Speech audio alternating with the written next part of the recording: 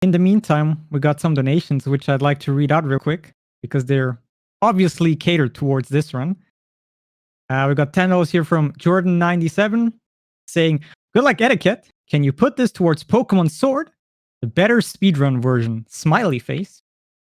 And we got $100 also from Jordan97 saying, "Wartab. Can I please put 50 towards the player name being Wartab, 10 towards Sobble being called Wartab, and 40 to the main being called Wartab?" We surely can do that. And yeah, with that, I give it over to Etiquette. Good luck on the run of Pokemon Sword.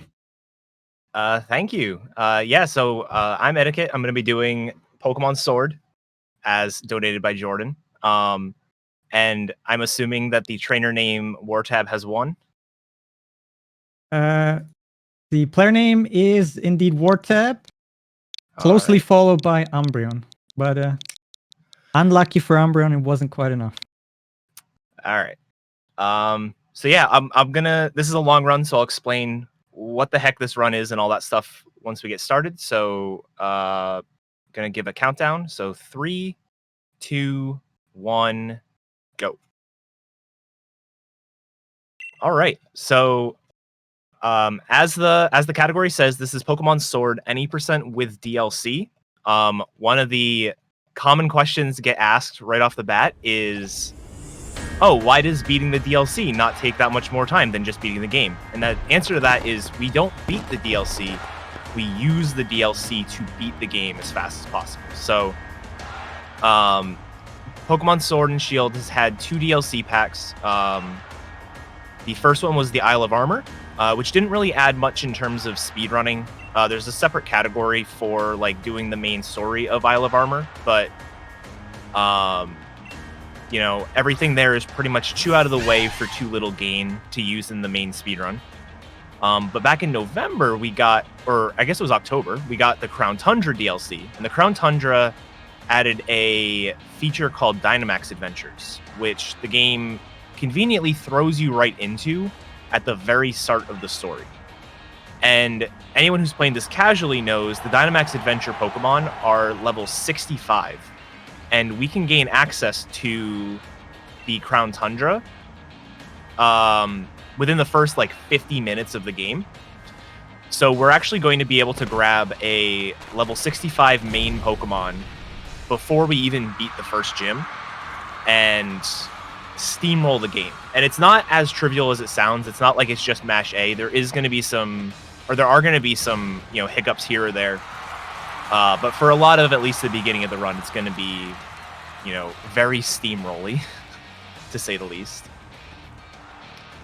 But yeah, another common question we get is that the Pokemon that we get from Dynamax Adventures is fairly random. There's a pool of about 200 Pokemon that the game can choose from. And we more or less just take whatever the game throws at us. We're always given the option of taking the legendary Pokemon at the end of the adventure. And the legendary for your first Dynamax adventure is always a Suicune. So that is always like the backup. If I get just trash Pokemon in my list, then I can just always, you know, go to the end and that'll be fine.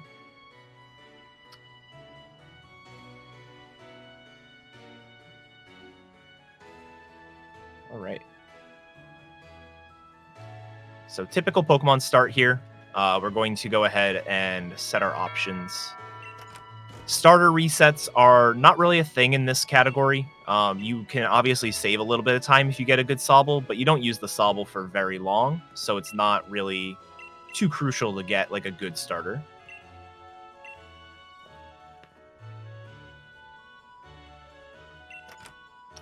All right.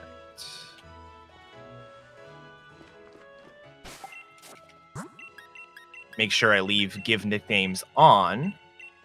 So we do have a few Pokemon we have to nickname on this.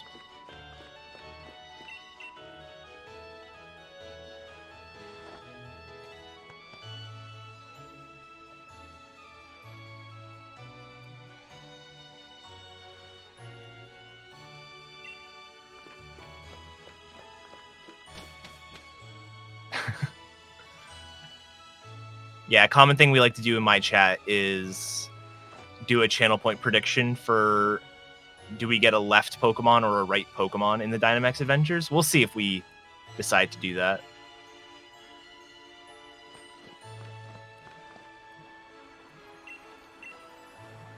It's always left. It's true.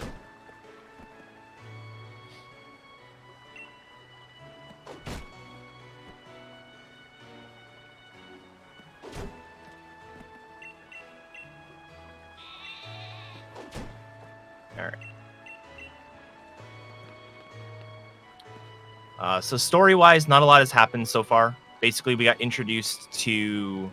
There's sort of like a Pokemon League of sorts. Not like the traditional Pokemon League, but more of like a, circuit of trainers that hold tournaments and the like.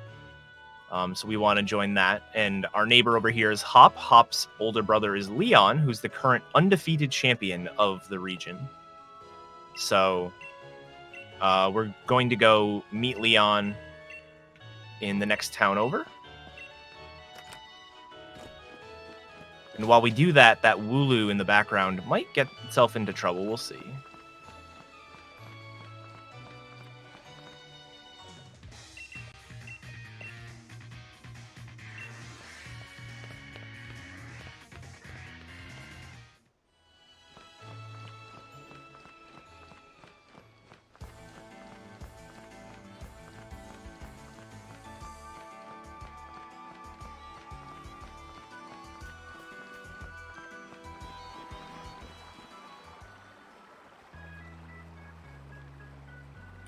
I guess another question that is commonly asked. So currently for both Sword and Shield, we're running on Sword, but again, this run can be done on Shield. The DLC category is now officially faster than the main any % category. Part of that has to do with the fact that the detour that we take is close to like a 15-minute detour, but having a level 65 Pokemon when you're facing level 10 Pokemon is such a bonus that we end up saving all that time back. But also because this is basically the de facto main category now. Nobody really runs any %, at least not in the way that we used to. So the DLC category is sort of like the new main thing. Also, I didn't realize we're coming up here on the Sobble nickname. If anything else has come in other than Wartab, please. I'm going to quickly check. Indeed, it has not. So it will remain Wartab. But we got in some donations for the main. All right. But that is still a little bit into the run. It might still change. But yeah, for Sobble, it's going to be Wartab. Awesome. Same as the player, which is kind of a nice nice little combination there. Thank you, Jordan.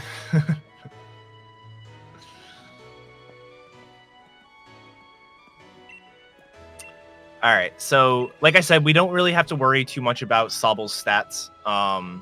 We would like good stats, but it's not a requirement for the run. So, like, we don't have to worry about resetting if we get bad stats, which is why I didn't save or anything. Even saving starter resets in this game are really long because I have to go from when I picked the Sobble all the way through this little cutscene and then into the first battle before I even get a chance to look at my stats. So it's nice for this category that doesn't really matter. The main stats that we care about are special attack first and foremost. Sobble's a special attacker, so having good special attack is really nice. And then speed is kind of nice. It's mostly like don't have really bad speed. Otherwise, the Hop's Scorbunny could like speed tie or outspeed you. So, but other than that, yeah, the stats don't really matter.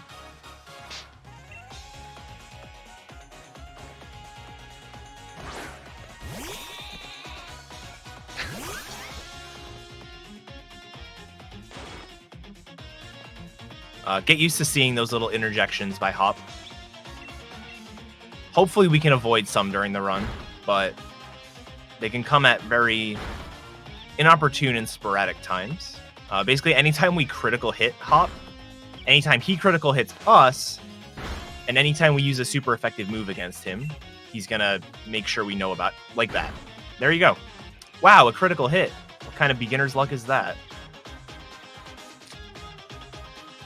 So here's our first glimpse at stats. Speed's pretty good. Special attack, not so much. I don't know if it's gonna waste me any turns, but like I don't know yet if it's gonna waste any turns. But this would actually not be a runnable Sobble on the main like Sobble route.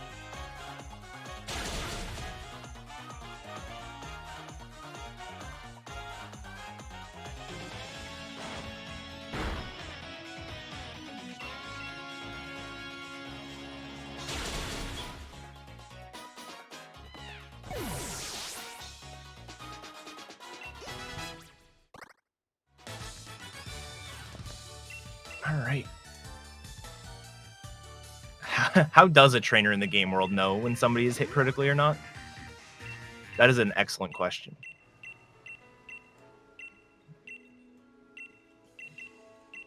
I know in some games the attack, when you get a critical hit, like the attack has a different sound. Maybe they're listening for a different sound.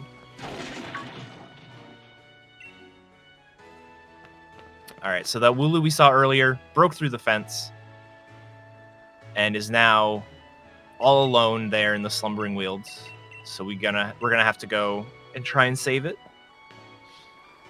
And this is our first look at wild encounters. So Sword and Shield sort of took a hybrid model of the previous couple games. So as you know, pretty much everybody knows, for the first 7 generations of Pokemon, encounters were always the same. You get wild encounters. Sometimes they were like rustling grass encounters or dust clouds and stuff like that. But for the most part, it's the same thing. You run into grass, get an encounter. In Pokemon Let's Go, they changed that up and made it more of an overworld encounter model. So Pokemon running around in the overworld, if you run into them, you get the encounter, but you can avoid them. And there really is no true like random encounter. This game sort of has both, and neither work amazingly, in my opinion. So what we're seeing here are the sort of random encounters. As you run into the grass, you'll see an exclamation point that appears. Most of the time, it doesn't work exactly like this. These are forced encounters. You'll always get these 3 encounters. But basically, you'll see the exclamation point in the grass, and then the grass will rustle a little bit. And if you're within the rustling grass after like a half a second, a full second after the exclamation point appears, then you get the encounter.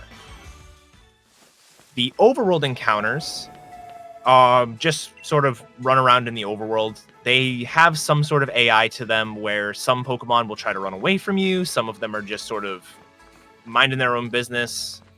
Some of them will come and try to attack you, which we will probably see later on Route 8. But for the most part, those are avoidable. And so I'm going to go ahead and set myself a challenge that every unintentional encounter I get, I will donate $5. And if it is a random encounter, so like not an overworld encounter, I will double that and do 10. And if by the end of the run it's not that much, I will just double it in anyways. I'm pretty bad at avoiding encounters, especially on a couple routes in the game, so that number actually could rack up a little bit.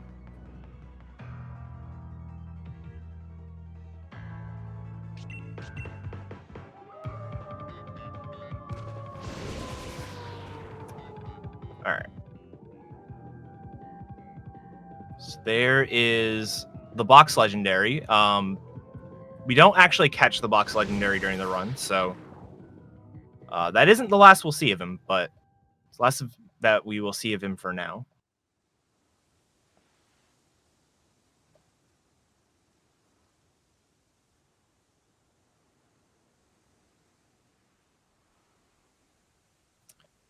And after that, we pass out. Leon comes to save us. We go, hey, we just saw this wolf thing. And Leon's like, don't be crazy. You didn't see anything. And then we leave. Like, that's literally what happens here. He's like, I'm pretty sure you didn't actually see anything. What are you talking about?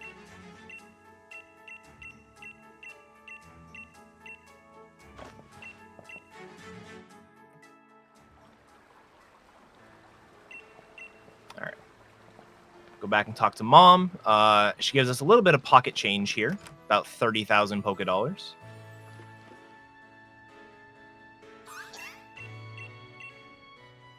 She literally calls it pocket money, and it's 30,000 Poké Dollars.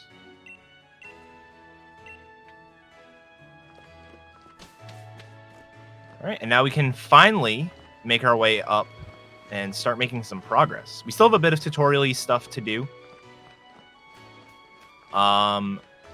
But yeah. So that nice convenient route that we walked earlier to Wedgehurst is now blocked, so we have to go through the grass. This is not a random encounter. I do want to catch something, and Wooloo is the best thing to catch. It's got really good experience yield.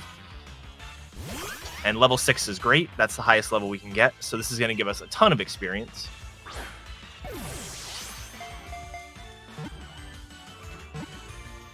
Cool. It's not a guaranteed catch, but there is some sort of enhanced catch rate here. Also, we don't have a nickname for this because it's not really used, but we're going to call it Wartab. Makes sense. All right, cool. So, like I said, we can catch pretty much anything on this route. We want to catch something. The little bit of experience that we get can be really nice for the next couple fights. And also, there is a catch tutorial when we get to the next route. But the game, really nicely, will allow you to skip the catch tutorial if you've already caught a Pokemon. That wasn't always the case in Pokemon games, so it's nice that they, decided to add that little bit of optimization there.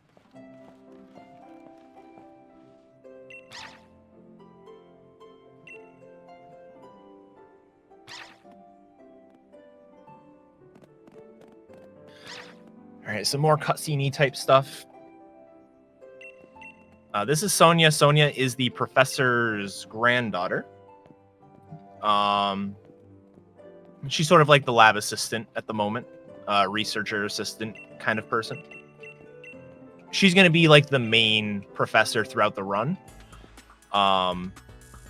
Professor Magnolia, the actual professor, is around for a bit, but usually we run into Sonia out and about, and she gives us useful pieces of information.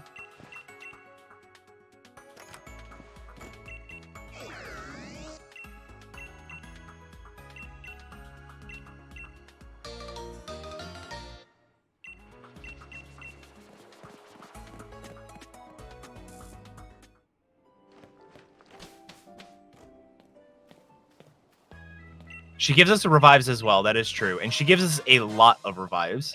It's like to the point where you don't have to ever worry about buying them for safety, because by the end of the run, you have something like 11 revives and 3 max revives.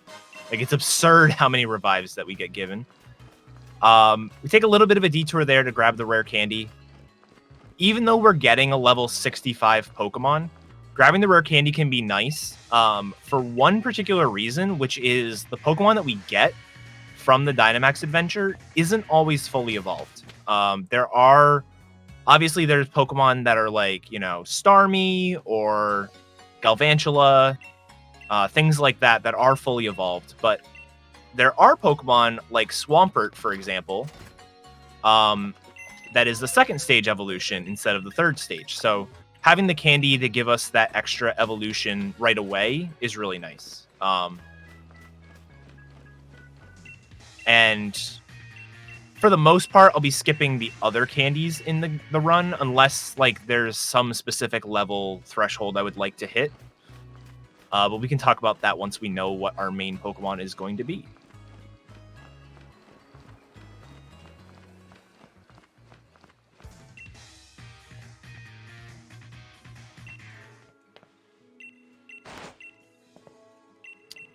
What are my favorite mains for this category? That's an excellent question. And we can definitely expand on it a bit more when we get there. The biggest thing that we're looking for in a new main Pokemon is going to be something that has good type coverage. If something like only has normal moves or like only water moves, it's not amazing.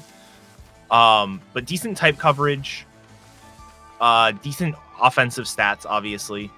And then the other thing that's sort of like a niche case because of the way the game works is a good spread move. So a move that hits multiple targets in battle.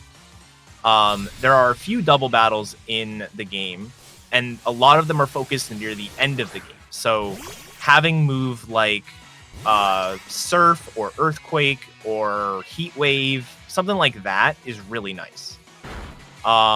With that being said, the main Pokemon I think that are like the best are going to be Crocodile, is very good. Starmie is really good. Tyrantrum, which is my current PB in Sword, is pretty good.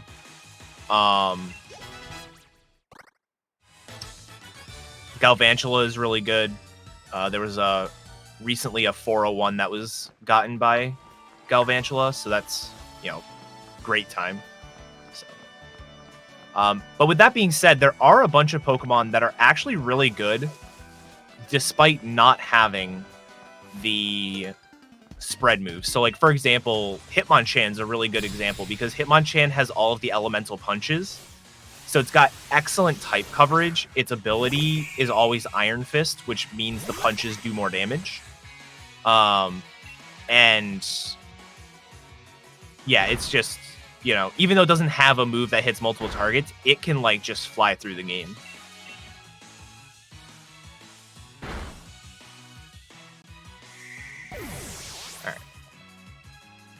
So this is one of the fights that can be a little bit slower if you have bad special attack. This will likely be a 4-hit. I didn't get knocked even close to Torrent, which is at 1/3 health. We're just going to suffer through this.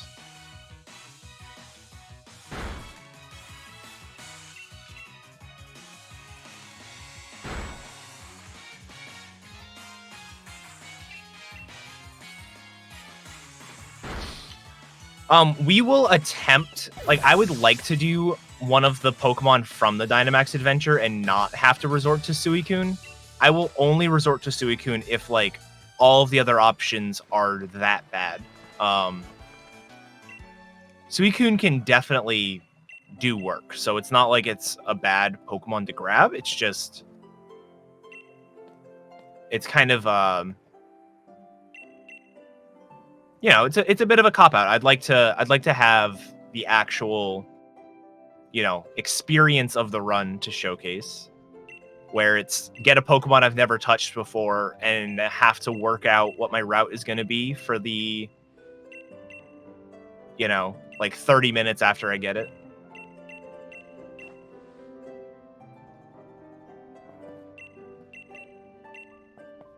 Let me know when you got a moment. Yeah, actually, this would be a perfect time. All right, super cool, because we got a few donations in here. Let's see. We start here. We got $70 by Audrey Azura saying, I heard we like Pokédex donations here. I cannot donate 700, but here's 70 for a 10th of Sylveon. And to name the main, Sylveon.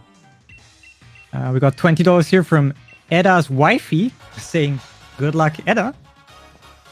Got $20 from TTZTTT, I think.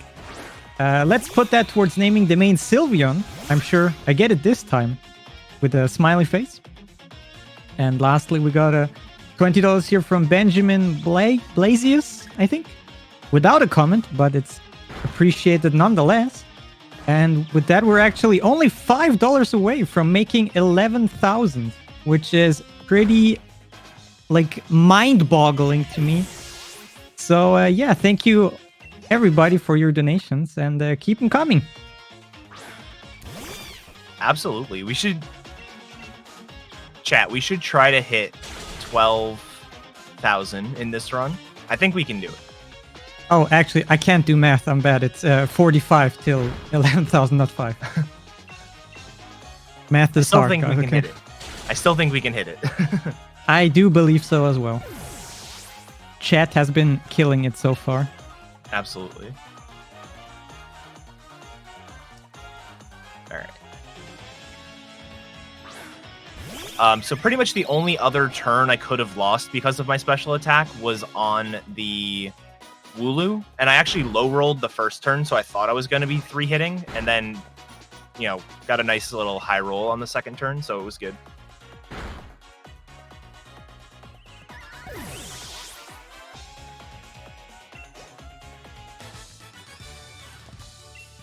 All right.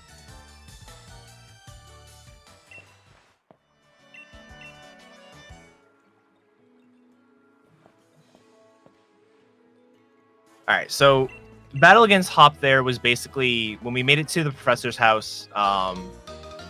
We mentioned how we wanted to be part of the gym challenge, and Leon said that, you know, in order to get into the gym challenge, you have to be endorsed by somebody already in it.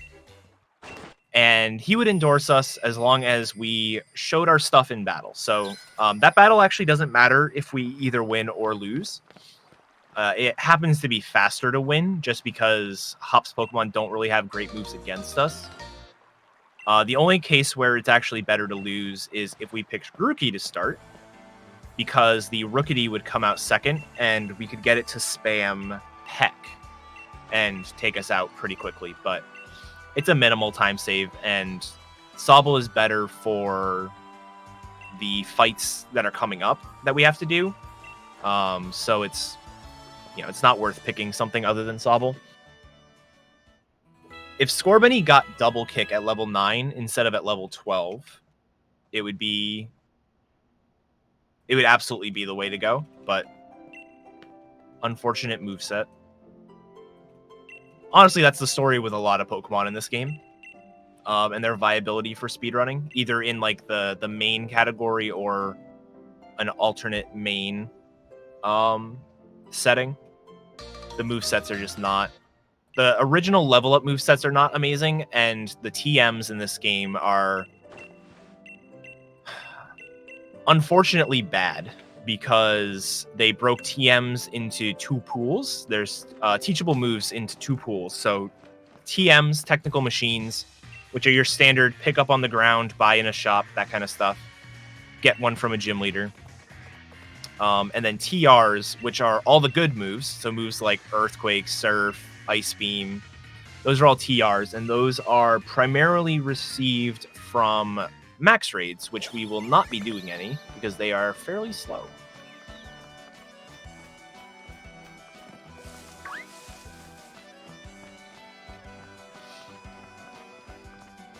Ooh.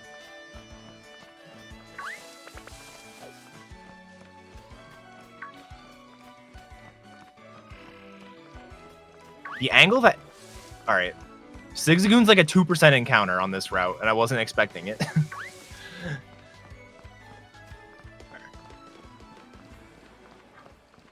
I was gonna say the angle that the Nickit was standing at on the grass there looked like a Krabby, and I was very confused why there was a Krabby on Route 2.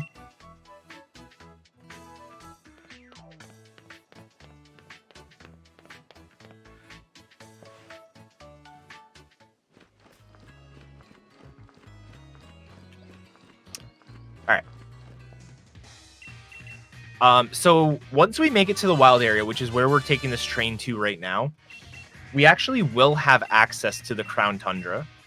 So we could, in theory, just immediately go back into the train station, take it back to Wedgehurst, go to the Crown Tundra. The problem is, well, there's sort of like 2 problems. The first problem is we don't have access to Fly yet. And Fly can be really nice because Dynamax Adventures are a bit out of the way.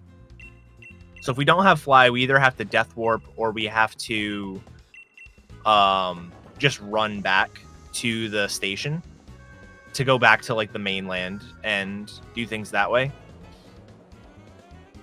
The other reason is in order to enter the DLC areas, you have to catch the Galarian Slowpoke that's basically mucking up the train station.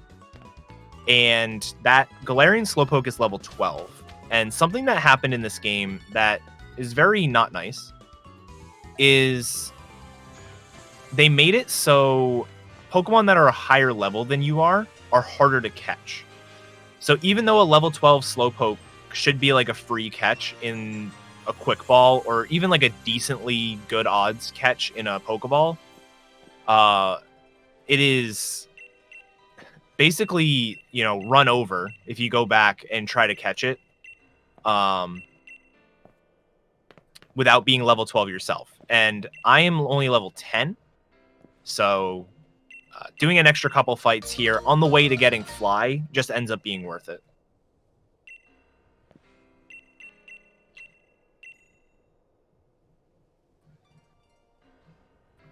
All right. One thing we did before the run started is we set our clock in such a way that it is now the second day that we've been playing the game. And the reason that is important is because the watt traders in the wild area, basically watts are a currency. I'm about to pick up 300 watts. The watt traders in the area are their inventory changes from day to day. And it's not like based on the actual date. So it doesn't matter that it is April 4th. It matters how many days that you've been playing Sword and Shield. And so by setting our clock to be really late on one day, we can make it so the Watt Trader has the second day's inventory. I was going to try and debate everybody and be like, oh no, I died. But then the game decided to not actually kill me. So it's not worth it. Sorry. Oh no, I died.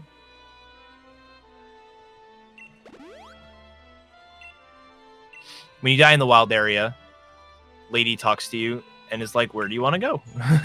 It's like, I want to go to Motostoke and buy Quick Balls. Quick Balls are very powerful. And there are a few things we have to catch in the run, so having access to them is really nice.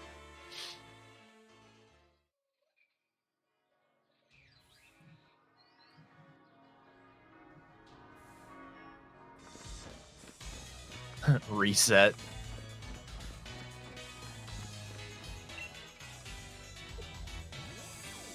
We lose the Nuzlocke a couple times, to be honest. We actually probably could do this speedrun with Nuzlocke rules. I think it would actually be possible.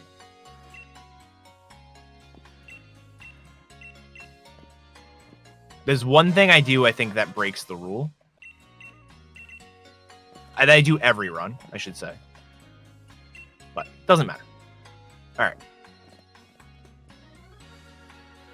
So more tutorial stuff. This is going to be like the big introduction to the gym challenge. So here in Motostoke, this is where one of the gyms is housed. And right up there is the stadium. So we're going to go up to the stadium and they're going to have the opening ceremony. But I believe we register today and have to spend the night in the hotel. And when we get to the hotel, we meet some lovely people.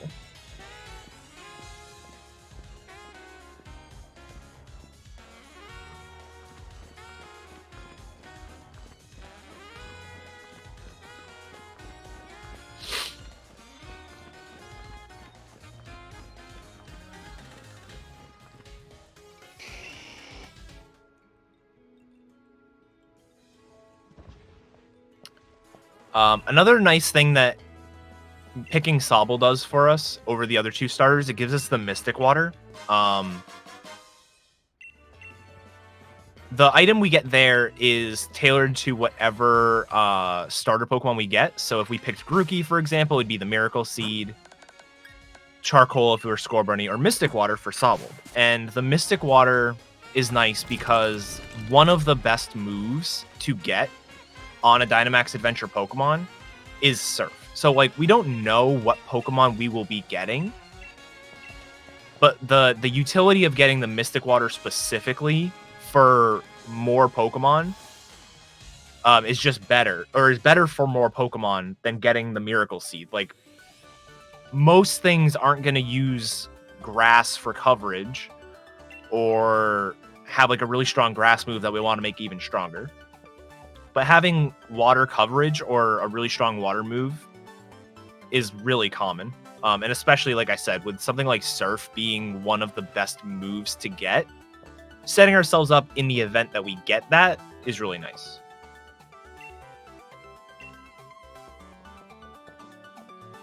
Realistically, the best thing that we could do would be actually to pick Scorbunny, purely because Scorbunny has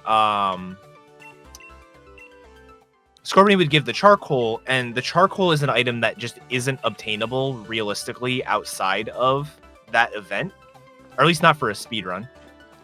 The Mystic Water and the Miracle Seed both aren't available either, but they have items that have the same effect that you can just buy in one of the next couple towns. So if you really wanted the Mystic Water and didn't have it, you could buy like the Sea Incense, for example, and it would do the same thing.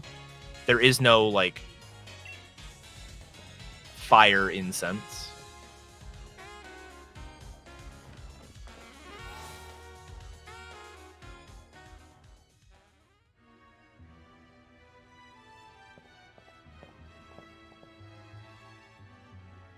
All right.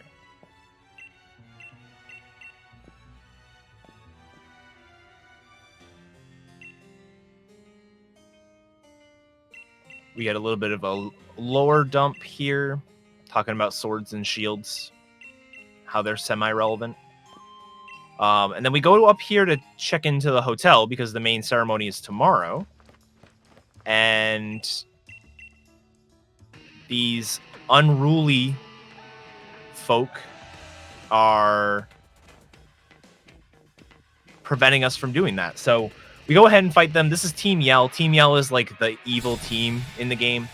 I put that in quotes because they're not really like trying to destroy the world. Their purpose is literally to prevent you from progressing. That is a very like game design answer as well as the actual story. So they are essentially a crazed fan base for one of the other gym challengers who we're going to meet in a minute. And they are literally trying to make her advance by preventing everybody else from progressing. So we will see them a lot throughout the run in roadblock fashion. But they are actually serving a purpose by doing that. It's kind of funny.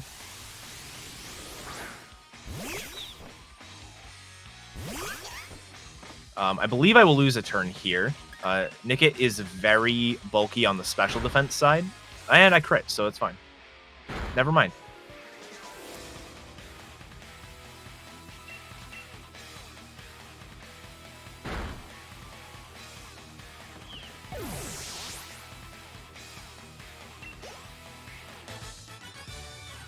And then probably the biggest time loss that you can have in the pre-DLC section of the run is this next fight. So this is our first double fight of the run. This is what is known as a true double. We do a few true doubles in the run.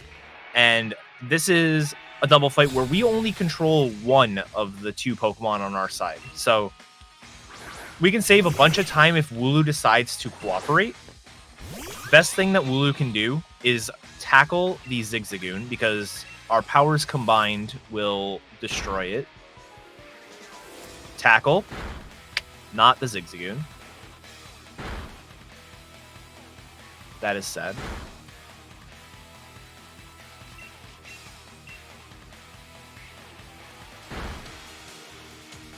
Alright, that's fine.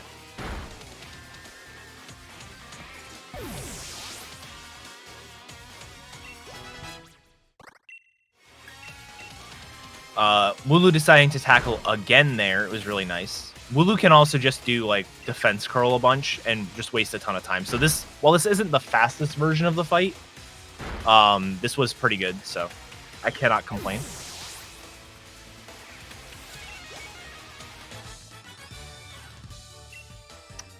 And yeah, that is the... Well, no, that's not true. I was going to say that's the last Pokemon, or last fight we do before we get our new main, but that is actually not true, so don't want to lie. Yeah, and to answer the question in chat, so we will likely know what our new main will be in about 10 minutes, but we won't actually name it for probably about 5 or 15. But yeah, around the 55 minute mark is what you're shooting for.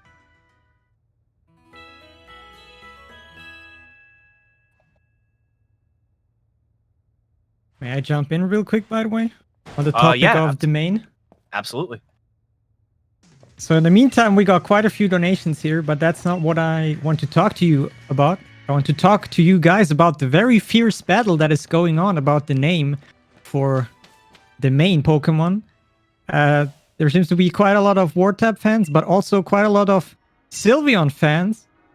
So the status as of right now in this moment is Sylveon is having $141 and Wartap is having $150. So currently only $9 difference. So it's still open for grabs for both of them, I'd say. And if you want to be especially cheeky, we have a third option here that was donated like before any of the previous two, which is Choco Moose with 25. And of course, you just have the option to just send in a fourth name. So yeah, get those donations in, guys. If for whoever of those two names or whatever name you want to have.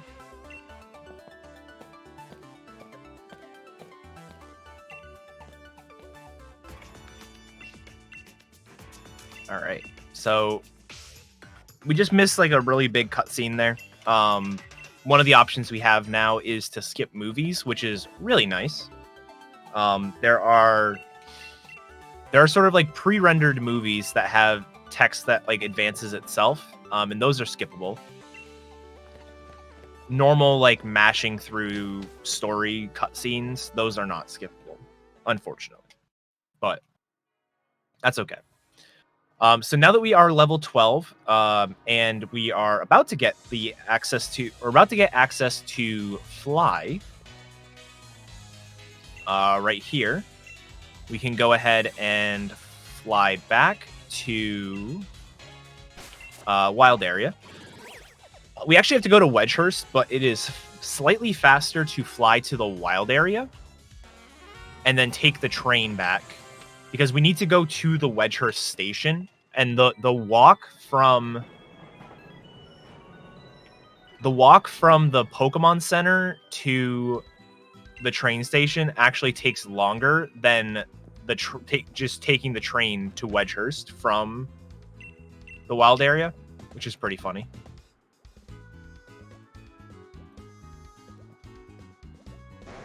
But yeah, so get introduced to Clara here. Clara is one of the DLC characters for the Isle of Armor. And we have to talk to and catch this Galarian Slowpoke. So that is one of the reasons why getting quick balls is really nice.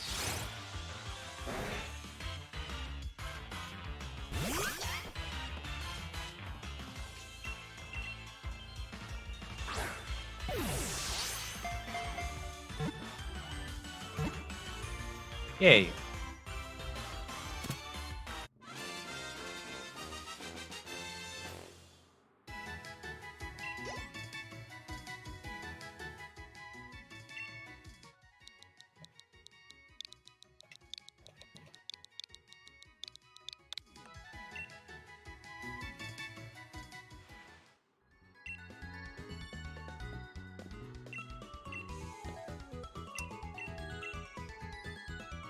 All right. So now we're done with that little cutscene there. I'm going to go ahead and actually go to the Crown Tundra.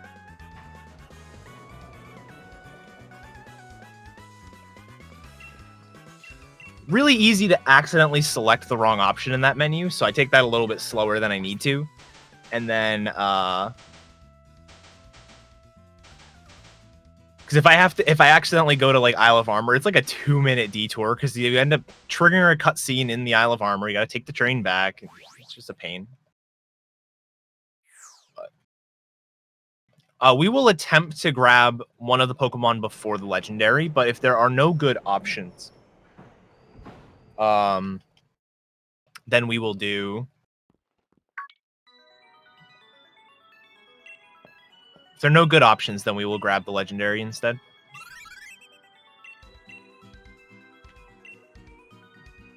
All right, so Wartab is gone. Goodbye.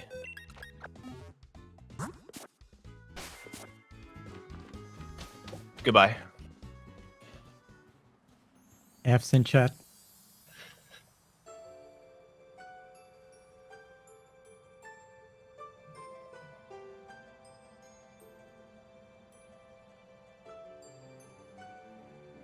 We have a channel point reward for that in my channel, and my chat knows that I always like accidentally leave it on the ground, and so somebody will be like, "Yeet the Sab," and I'm like, "I don't know where it is. I'm sorry." I made sure to have it planned.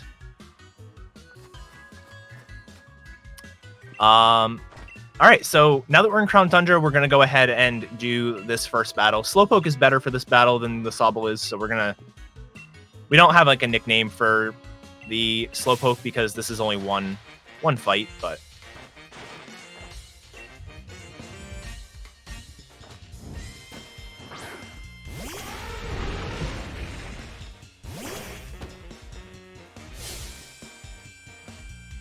oh no, wait. This Copperajah is level 70. How will I beat it? Oh no, I died. Alright, cool.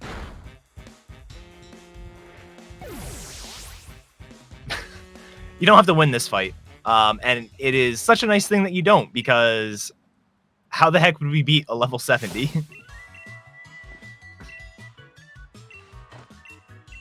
Also, Wartab. I always do it this way. If I need the Mystic Water, I do the item swap in the PC.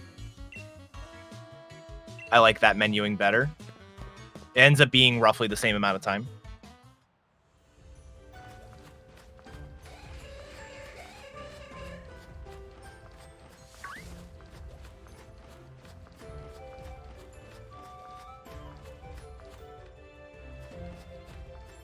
May I read a few donations? Because quite a lot by now. Oh yeah. Actually, let me really quick. So we're about to go into the Dynamax adventures.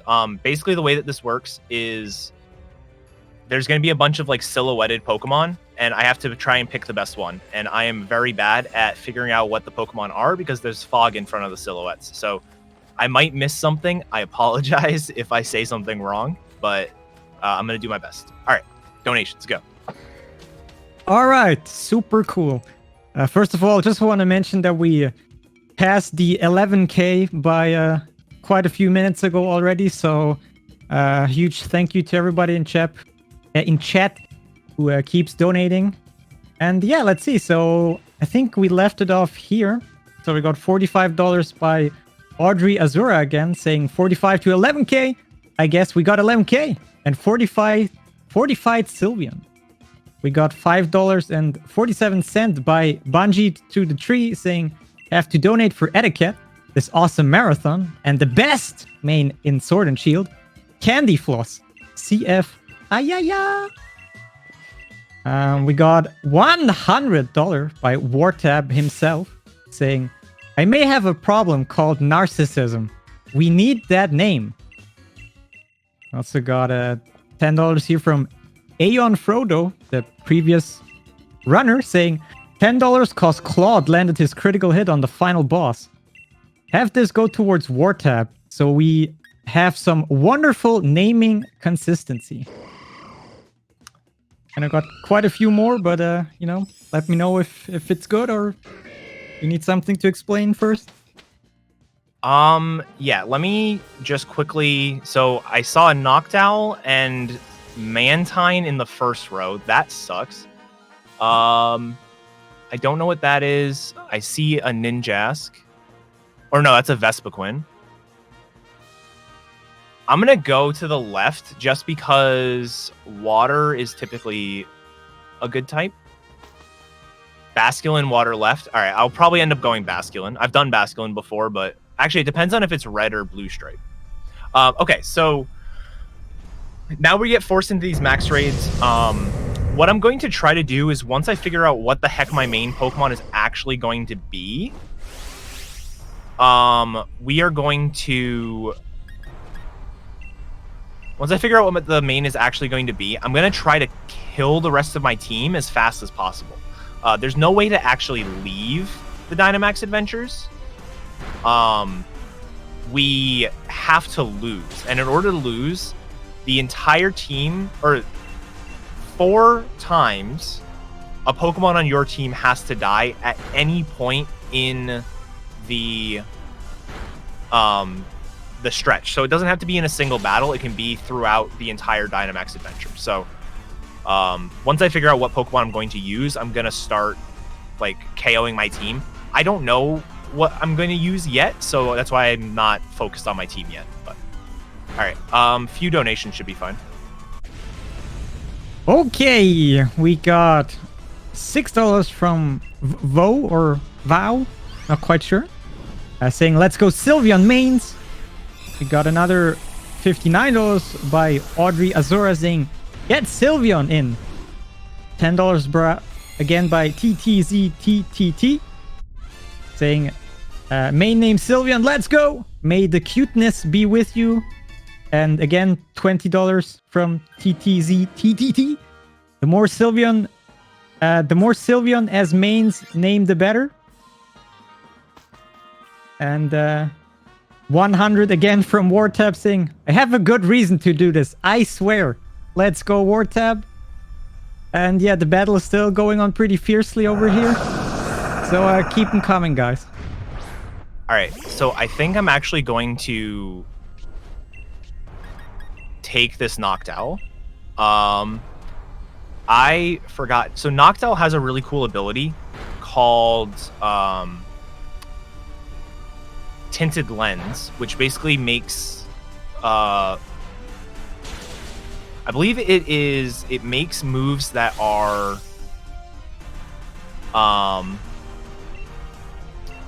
not very effective, like doubles their power. So it's actually not a bad Pokemon for this. So I believe I'm just going to take that Noctowl. I think that could be interesting. So I'm going to start basically KOing my team. I didn't do a good job of starting the KOing.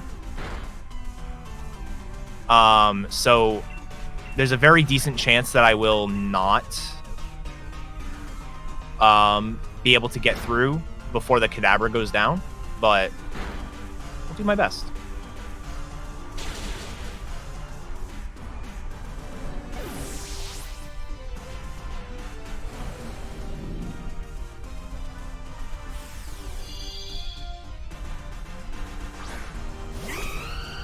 Smackdown, the Talonflame. Yeah, I didn't think I was going to be able to get through there. That's fine.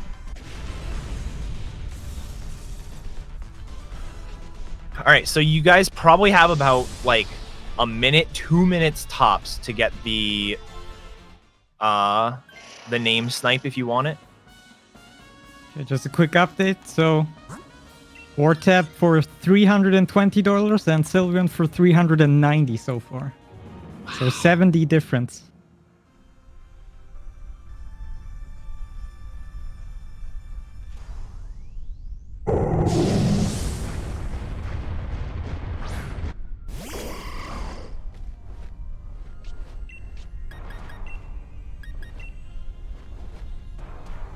Okay, that did like nothing.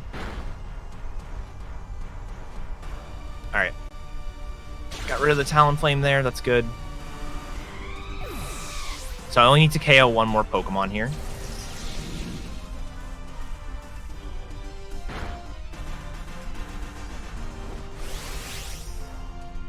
Noctowl. Actually, X-Scissor on the Kadabra would have been better.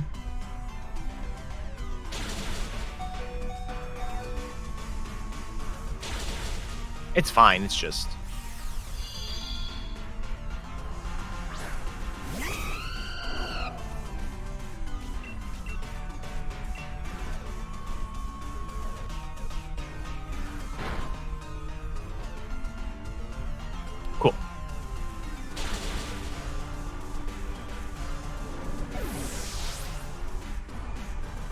So that was a bit slow getting out, but it's fine.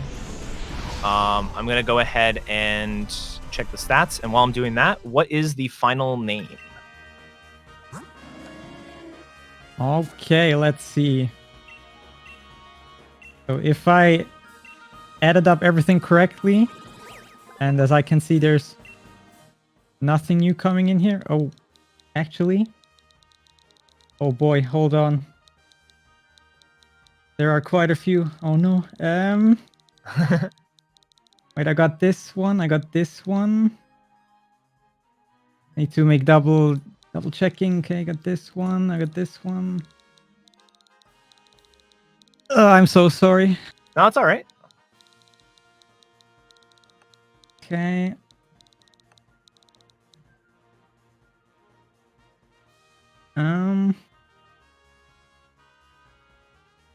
Not super sure, but I think it's going to be War Tab.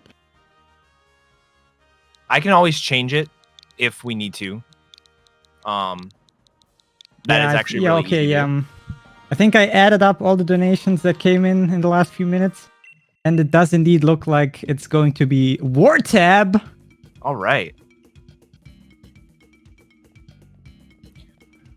All right, cool. So, yeah, so now we have our new main Pokemon. That's exciting, I guess. So the Pokemon that you get from Dynamax Adventures are typically going to have... They always have the same ability. I have not done Noctowl before, no. So they always have the same ability, and they always have the same moveset.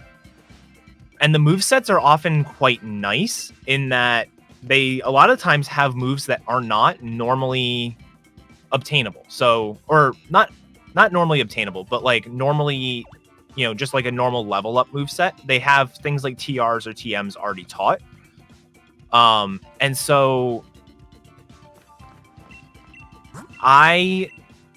you know, a lot of times you get a Pokemon and it's like, wow, this is actually really good. Like a great moveset off the bat.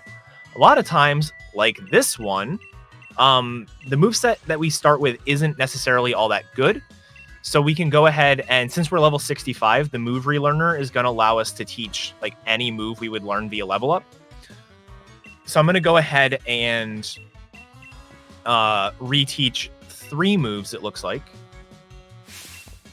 And these moves should definitely help out with the run. We're going to be keeping Echoed Voice. Echoed Voice is a really, really good move. It basically stacks in power every time you use it. So it can be a little hard to like route in, but it can be, you know, really useful, especially in the early game. Normal is, you know, it's a fine type. So it can hit pretty much everything in the early game for at least neutral, or obviously at least neutral. Wouldn't be anything more than neutral. And then I'm going to go ahead and use my rare candy here. And then I was supposed to do the other one. All right. And then fly back to Motostoke.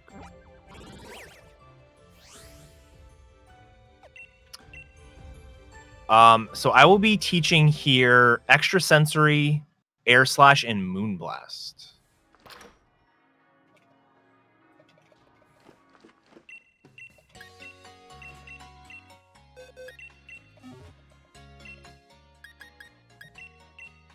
Reflect, Sky Attack, and Hypnosis are not going to be very useful for us. Sky Attack's a really good move if it wasn't a 2-turn move.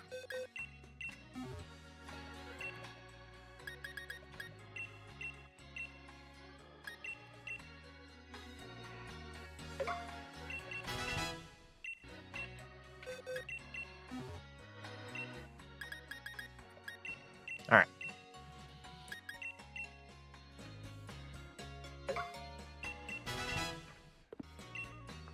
And then I'm going to grab this as well. Actually, probably would have made more sense for me to grab that later when I had the bike, but that's okay.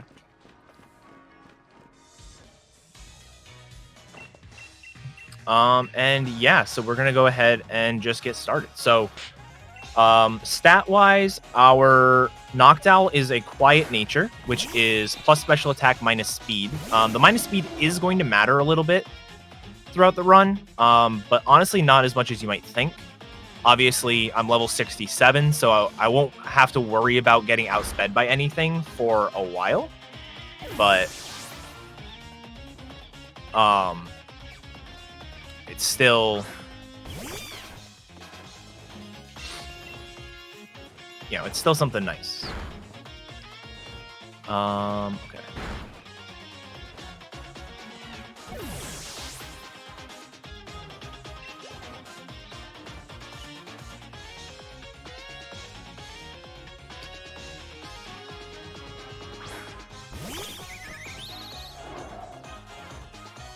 Yeah, PP doesn't really matter too much in Sword and Shield. So one of the things, it hasn't really come into play yet, so I haven't explained it, but I will, is every time we enter a new gym, we get a full heal. Like, our entire party gets healed up. And every time we exit a gym, that happens as well, with the exception of one gym. So... and that one gym where we don't get a free heal on the way in is the only place in the game where PP is like kind of an issue. But even then, it's usually not an issue. It's more of something to just like pay attention to as you're doing the run. I'm gonna wait here.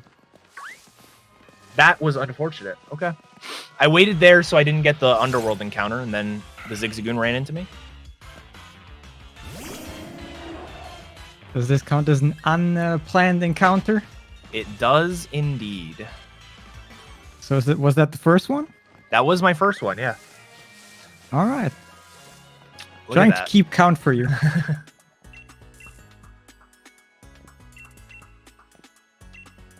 All right.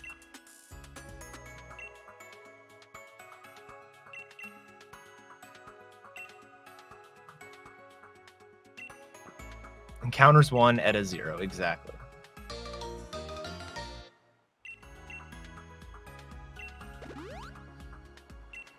All right.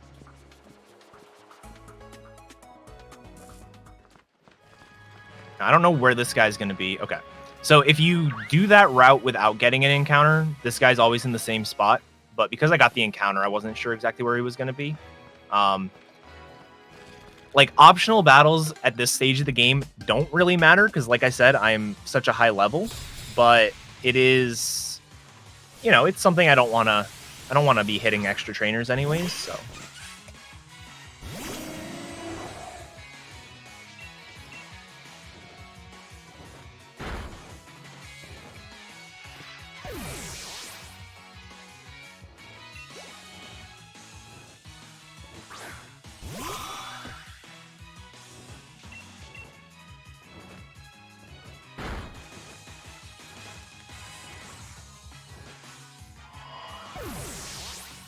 And actually, since we're done nicknaming Pokemon, next time I go into my menu, I'm gonna turn off the give nicknames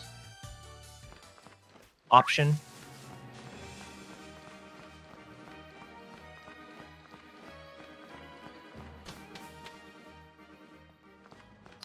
Just because there are a few more Pokemon we're catching, but none of them are really used in battle, so the nicknames didn't really matter for those. Ideally, we're catching 3 more Pokemons. And then a turn. Yeah, actually 4, technically.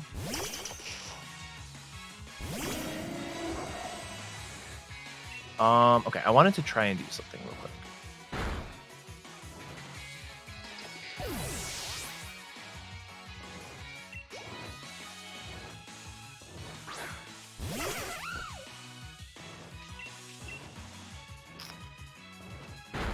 All right, so just sort of thinking ahead a little bit, because that's sort of what you have to do for this kind of a run. Some of us have like tools to help us with routing and whatnot, but we're basically, unless you get a Pokemon that you've either done before or somebody has like extensively routed, you're sort of going in like without any knowledge. You basically have to use your game knowledge and then the tools available to you to like formulate your route while you're doing the run, which is one of the reasons why this is like a really cool category in my opinion. Like there's a lot of different situations you can get yourself into. A lot of really cool Pokemon with really cool strategies. And so in the early game, probably from like when you get the main Pokemon until around the second badge, maybe the third badge, you start to like formulate what is my plan going to be for the late game.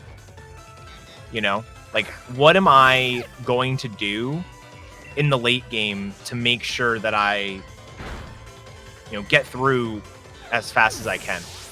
And so that's sort of what I'm doing over here on the side. I think one of the big things, so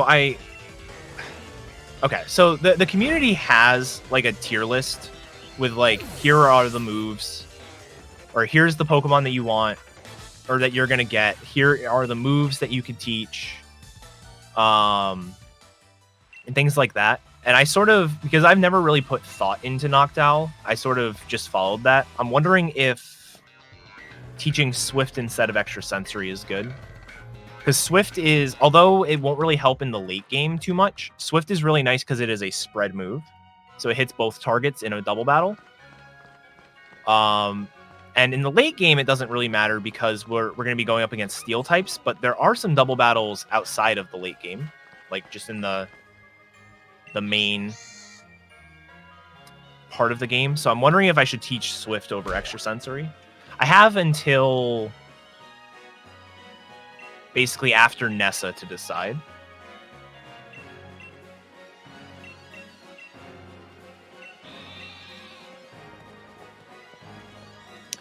Yeah, I am curious about it, Aspect, for sure.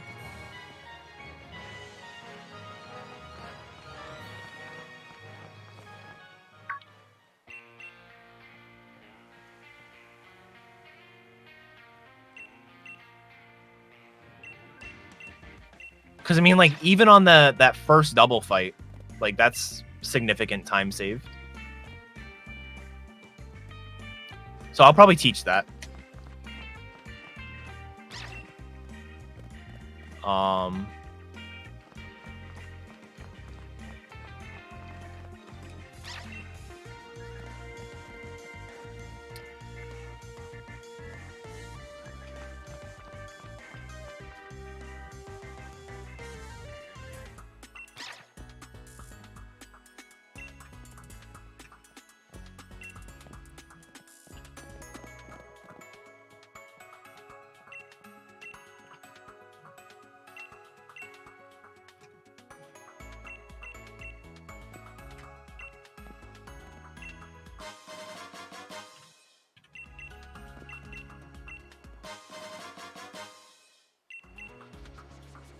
I'm just going to teach it now.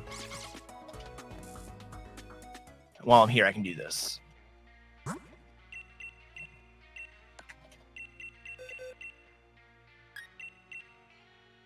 Would this be a good moment for me? Yeah, go for it. If I counted correctly, we still got 9 unread donations from the epic war that happened earlier. I'm going to read like a few of those. You can probably get through all of those. We're just going to go through the gym challenge here. It's a puzzle with Wooloos. It's not a big deal. All right, cool. Let's see. We stopped here. So we got $5 again by Vo saying hashtag free Wartap. Donation for Sylveon as the main Pokemon name. $20 by Anonymous saying this is towards naming the main Wartap. $55 by Audrey Azura. Let's get that Sylveon high up. TTZ TTT. $100. Let's name it Sylveon heart emoji. $50 by Wartab. No, it's Wartab.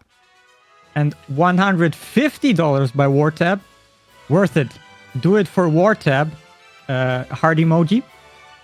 $60 by Audrey Azura again. Let's not feed into Wartab's ego more than necessary. $50 by Audrey Azura again. Last encouragement to Sylvia. We will win. And last donation here, $103 by Jordan97 saying, donating 103 for my favorite Pokemon, Wartab. Please put this towards Wartab. Smiley face. And by the way, guys, with all of your donations, we're... the current total is $11,903.47. So we're actually not that far away from actually getting 12K. So what do you guys think? Can we make 12K before the end of this run? Wow. And yeah, of course, thank you all so very, very much for all your very generous donations. We highly appreciate it. You guys are absolutely amazing.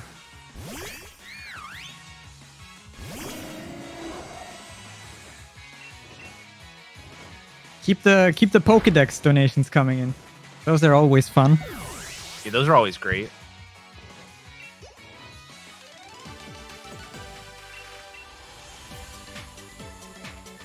All right.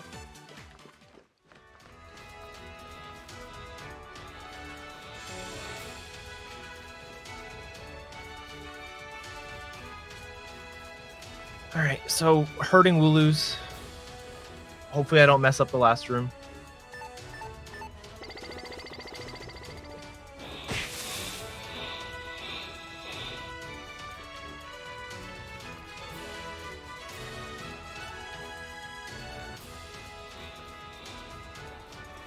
All right. Starting to break apart. There we go. All right. Going into Milo here, it's going to be our first gym leader. Milo is...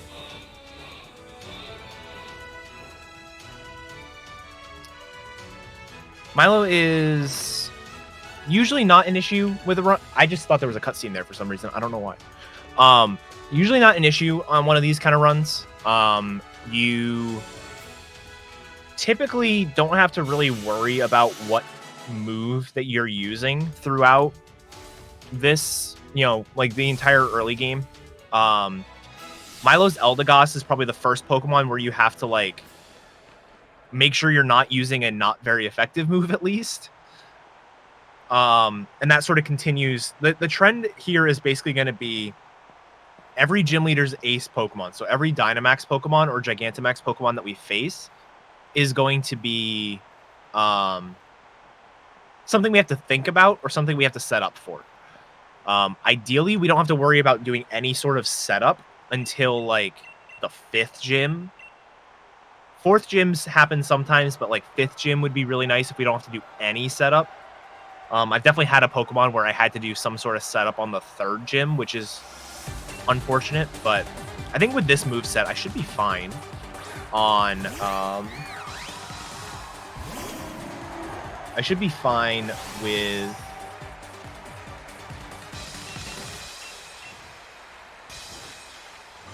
just sort of spamming Echoed Voice for a little bit. I do have to be careful. Coming up, there's going to be a ghost Pokemon I have to worry about, so...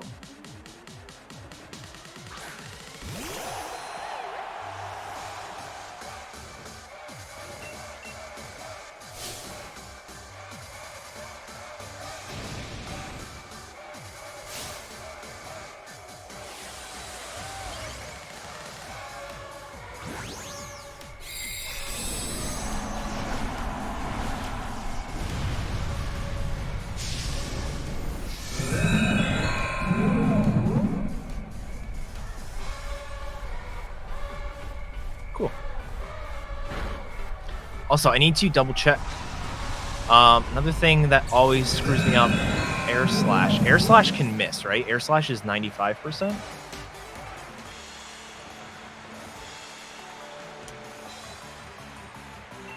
Let's see, Air Slash. It is, in fact, 95%. All right, cool.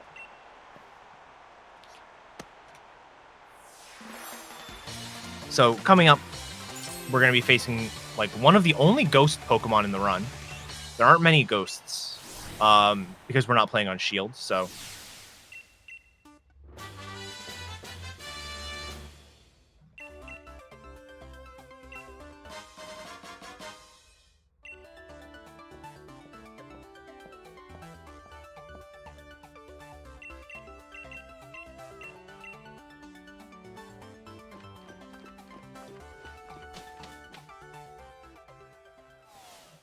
We go ahead and fly here to the same town we're in.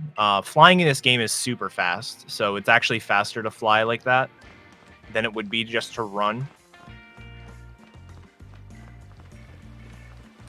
Bypass the double battle because we only have one Pokemon in our party. Shoutouts to Wobbuffet. And then go here. So this is the last little stretch where we don't have our bike yet. Bike is really nice in this game. There's like a boosting aspect to it as well, so it's definitely not the hardest bike in the Pokemon series by any means. But there are some neat little optimizations you can do regarding like boost timings and things like that. Like the zoom in exactly.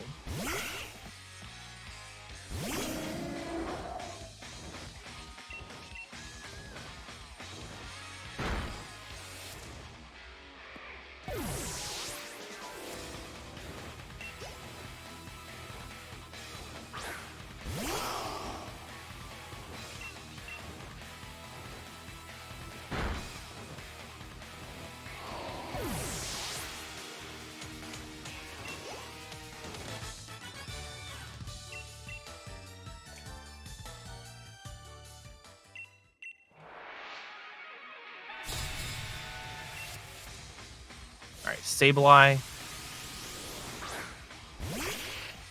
I think, if I'm not mistaken, is this the only ghost we face in the run?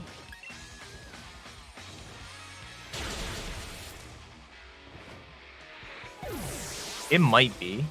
I can't think of another one.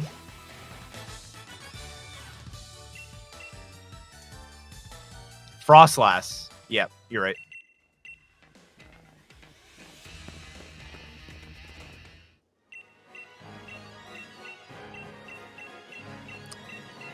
I did forget about that.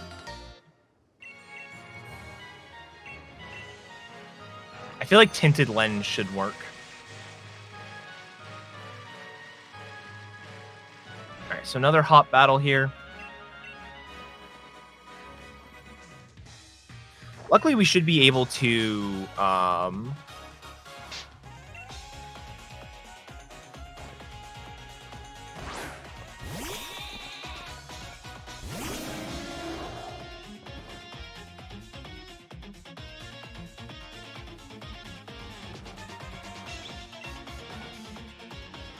we should be able to just spam Echoed Voice for, like, a while. There are some things I'm going to not use Echoed Voice on just because I don't want to worry about... like, the biggest optimizations you can do here, typically, is don't use a super effective move if you don't have to. Or don't use a not very effective move if you don't have to. Just because, like, all moves are going to take the same amount of time. It's just a matter of, like, do I get that extra text box? The, like, truly best thing you can do is actually have a move like Thrash or Outrage that auto-selects itself on the second turn. But that's such a situational thing. Not many Pokemon are going to have that.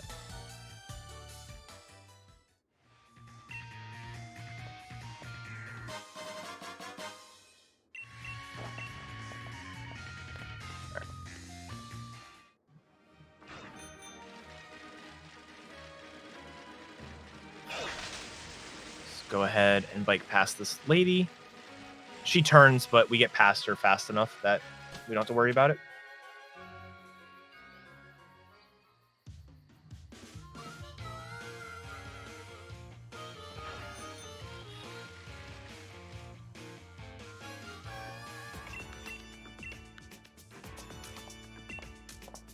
We got a bit of story stuff, so if there's any donations, now would be a good time. Yeah, sure. I would absolutely love to. We got 2 donations here.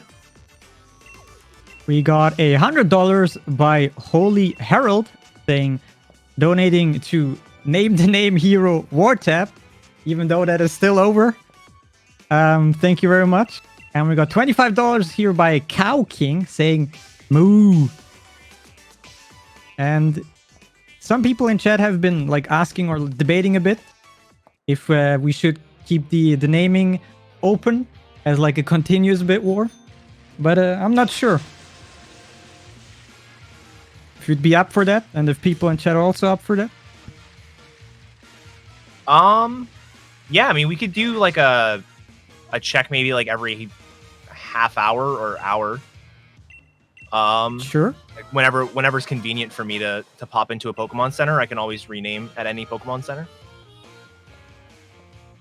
So yeah, if chat wants to do that, I'd be down. But need to let you know, chat, that that last donation there by Holy Herald, $100, brought Wartap up by quite a bit.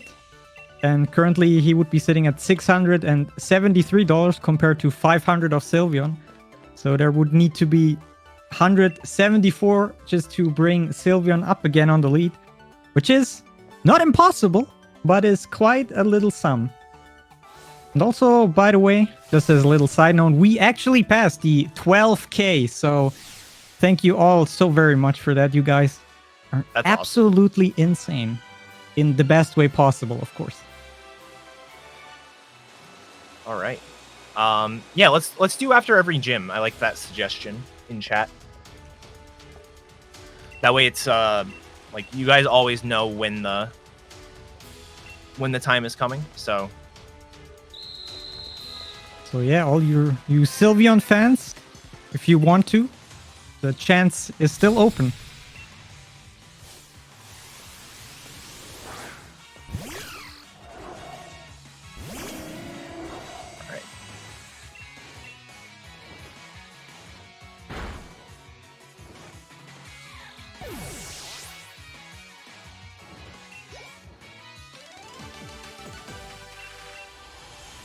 Alright, so this gym here has really complicated puzzle. Definitely super complicated.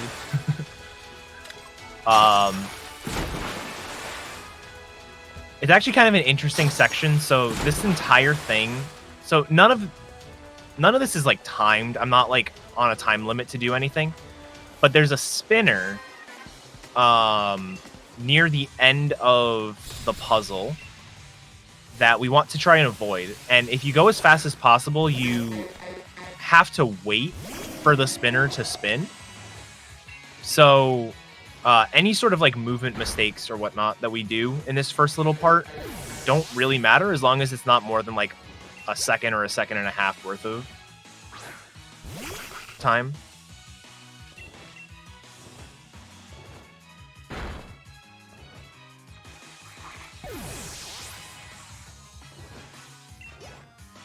That should be the only other gym trainer we have to fight.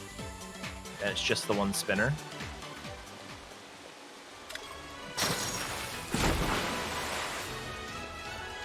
Spinners in this game in general are fairly easy to dodge. They're more or less on a timer. And they, as long as you have consistent movement, they're always in the same spot. So some spinners line up really nicely with our movement, like the one on Route 3 and the one that I just mentioned on Route 5. But other ones like this one, we do have to wait a little bit for.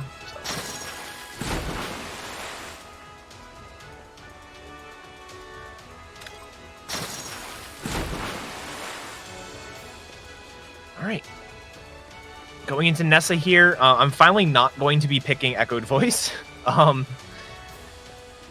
Echoed Voice actually would take out this entire fight, but it'd be not very effective on the Dreadnought, so instead I'm just going to spam Moonblast, because Moonblast will also take care of everything. Hi, my name is Celia. Moonblast is actually an extremely good move for this game. I'm also a cancer survivor. The majority of the beginning of Pokemon this that you year, I face felt two here new lumps on are, either side of my neck that wouldn't or go in the away, game, are going to and I be knew Dark type. something wasn't right. So having a Fairy Being a type medical move student, and a I strong opted to Fairy get a type surgical move biopsy at that as soon as I could. is really nice. All right, I will just spam Echoed Voice. You memers.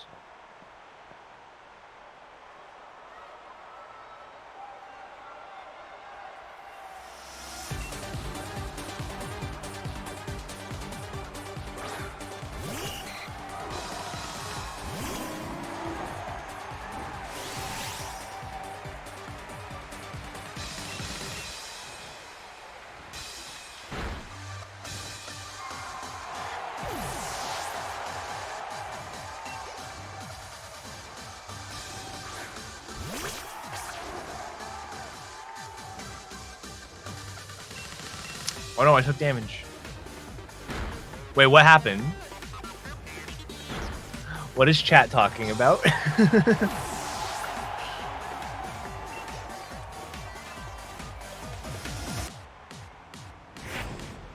Nothing happened at all? Okay. I believe you, Sandy.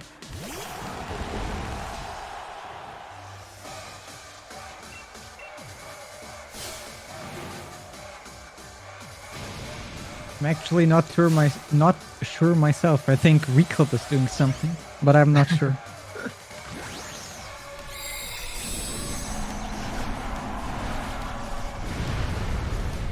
All right.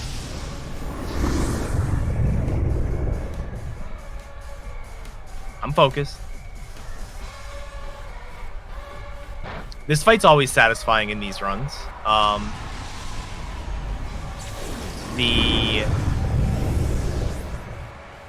Aside from Candy Floss, the other two main routes for Sword and Shield, they both have kind of very detail-oriented fights there regarding like managing your HP to get down to a certain level. In Sobble's case, it's to have Torrent. In the Arcadrill case, it's to have a high power for the move that is escaping me at the moment.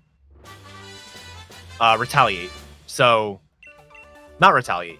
What is the move? Reversal. That's the move.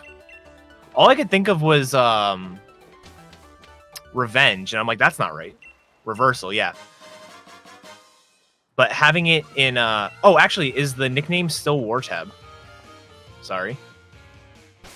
Yes, it is indeed. All right, cool. So far, no new Sylveon supporters came by and tried to snipe it. All right. We'll definitely keep an eye on that. Our next gym is in about 15 minutes. So, and then I actually have to do a bunch of stuff after the gym before I even get to a Pokemon Center. So you guys probably have like 17 minutes or so, close to 20. So you heard it. Any Sylveon fans in chat?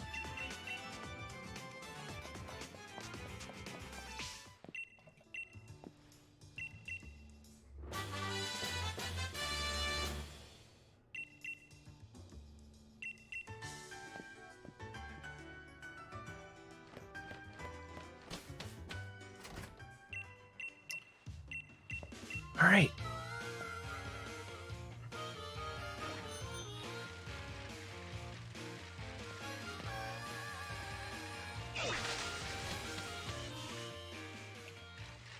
There we are. So run into Bead here again. Not much to say.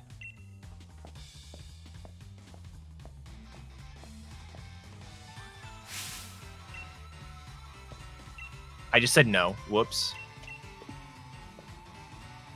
All right, that's an easy source of time loss. Mashing the wrong button.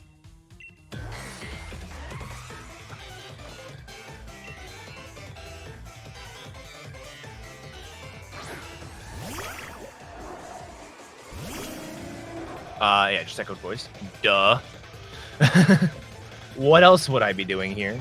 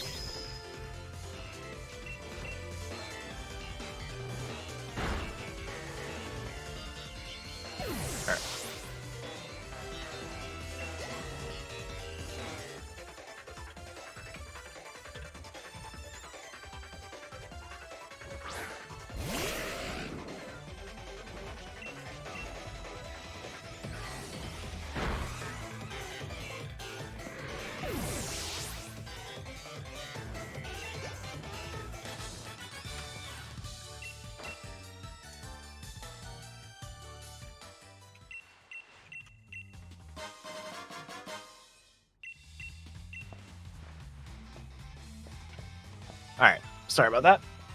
Gonna go ahead and go into here. So this is actually a fight. I don't have a move that is not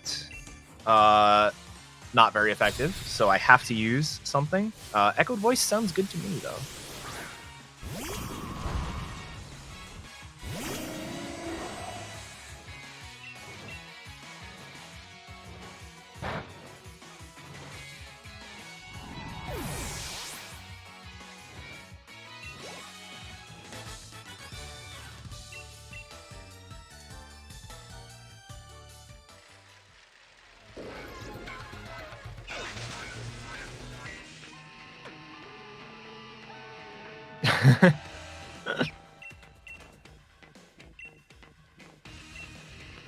All right, so this is another of those true double fights. This is basically the reason I wanted to learn Swift. I was specifically thinking of this fight, but it will be useful in later fights as well.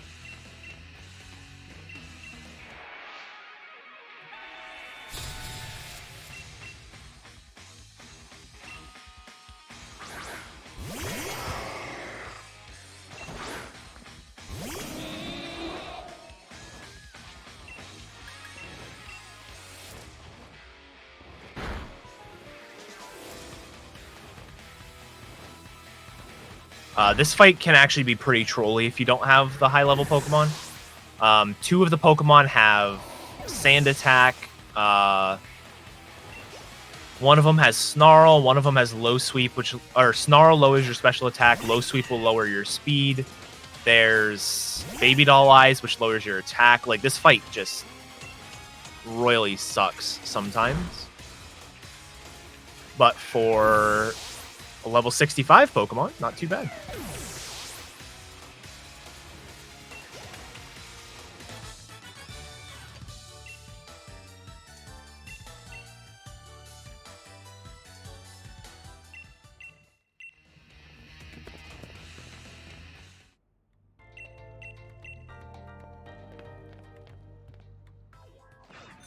All right.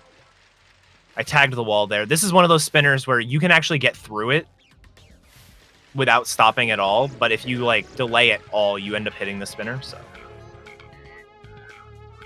I got stuck on the wall and I had to wait.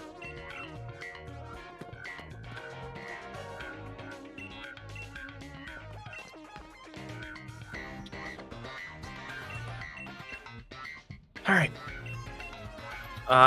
I'm going to go ahead and fly to Motostoke, back to Motostoke. That's where the third gym is going to be. And I'm also going to grab some X items. So I haven't bought any X items yet. And the main reason I didn't buy any X items is because normally we do it as soon as we get to Motostoke. But if you guys remember, that was before I entered the DLC. So I didn't know what Pokemon I was going to get. If I bought special attacks, like X specials, and I got a Crocodile, that would have been a waste of money. Or likewise, if I bought X attacks and got this Noctowl, that would have been a waste of money. So I always wait till right here. This is not too bad of a time to buy X items. And then just fly to the other center in Motostoke, because that is closer to where I need to go.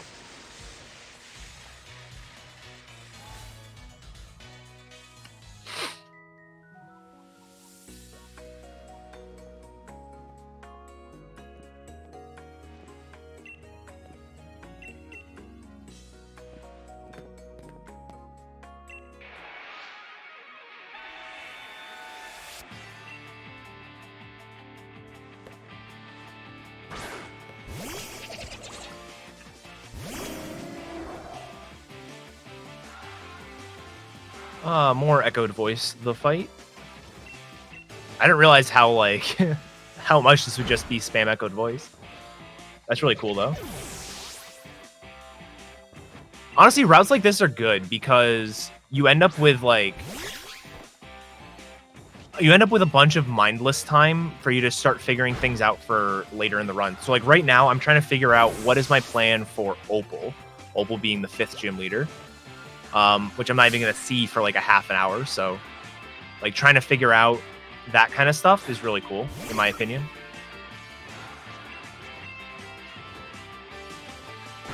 So yeah, like Opal, for example, I should be able to go setup list because Echoed Voice 160 should take out the Alchemy. Echoed Voice like adds a whole extra layer to this fight, or to this particular run, because of the way Echoed Voice works.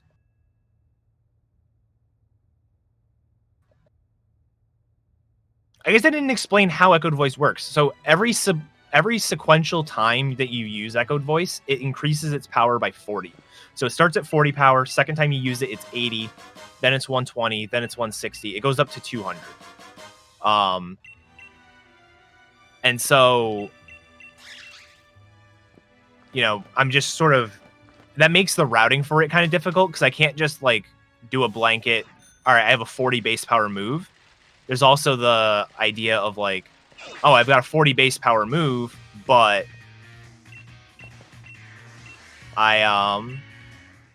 it'll increase. So like the second time I use it, it's 80, and just like keeps going from there.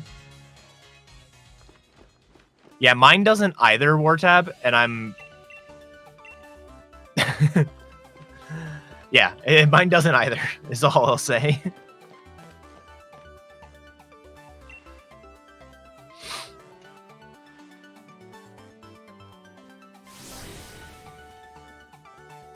All right, so third gym here, the puzzle for this gym is basically you need to get a certain amount of points, and you get points by either defeating or catching a wild Pokemon. And you get 2 points if you catch 3, or 1 point if you defeat the Pokemon. And you need 5 total points. So I'm going to catch 2 Litwicks and 1 Vulpix.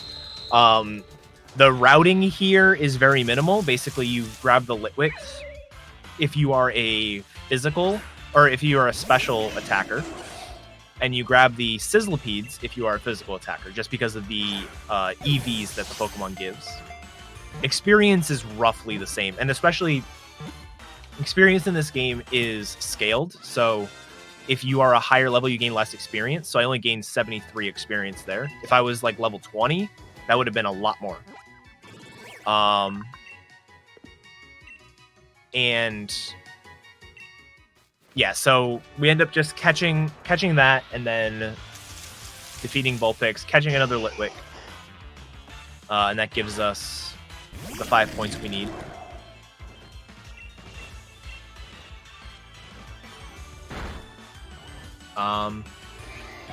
Yeah, while I'm finishing this up, I don't know if there's any donations or announcements of that sort. Would be good. Sure, I can talk for a second here. So I just want to remind everybody that who might tune into this run just a few minutes ago, that we are the Imerman Angels Charity Marathon. We're raising money for, as you might have guessed it, the Imerman Angels.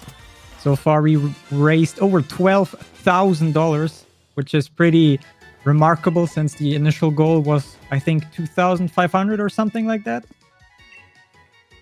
So that is absolutely amazing.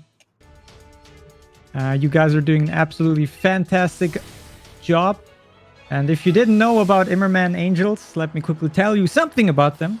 For example, did you know that Imerman Angel is a 501c3 organization that envisions a world where cancer is not a solitary experience and provides psychosocial support to cancer fighters, survivors, previvors, and caregivers. No one should have to face cancer alone, and Imerman Angels make sure that no one does. Their mission is to provide comfort and understanding for all cancer fighters, survivors, previvors, and caregivers through a personalized one-on-one connection with someone who has been there. So charity is pretty amazing. Like I said, we raised an absolutely astonishing amount so far. And of course, we would appreciate it highly if you guys would continue doing so. So yeah, thank you very much. Yeah, thank you guys all very much for the donations. A lot of work went into the marathon, and there's been so many great people helping out. So this is really special for a lot of us. And it's not over. So today is the last day, but there are still quite a few really good runs coming up today. So definitely make sure, if you guys have a clear schedule, spend some time here. If you can't donate, even the support of just being around is honestly enough. So yeah. All right, so this is Kabu. Kabu is basically going to be a pushover here because of Echoed Voice. Even if I didn't have Echoed Voice, Air Slash would absolutely take out the Scent of Scorch here, so it's not that big of a deal.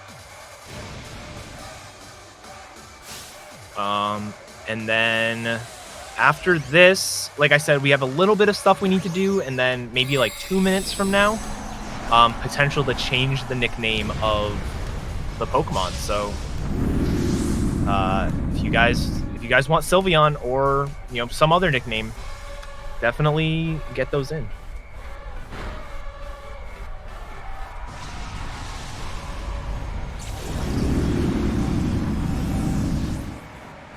We also wouldn't say no to your, the traditional Pokédex donations. Those are fun as well.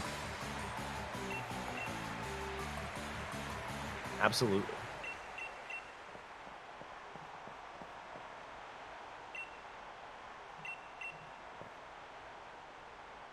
All right.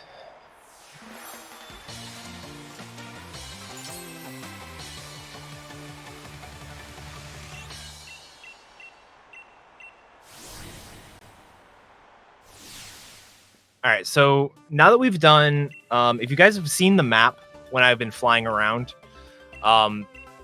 we basically made a full circle. So Galar is sort of broken up into 2 different sections, kind of 3, but it's not very important. Actually, kind of 4, but 2 main sections. Southern Galar has the 3 towns that we've just been to, along with their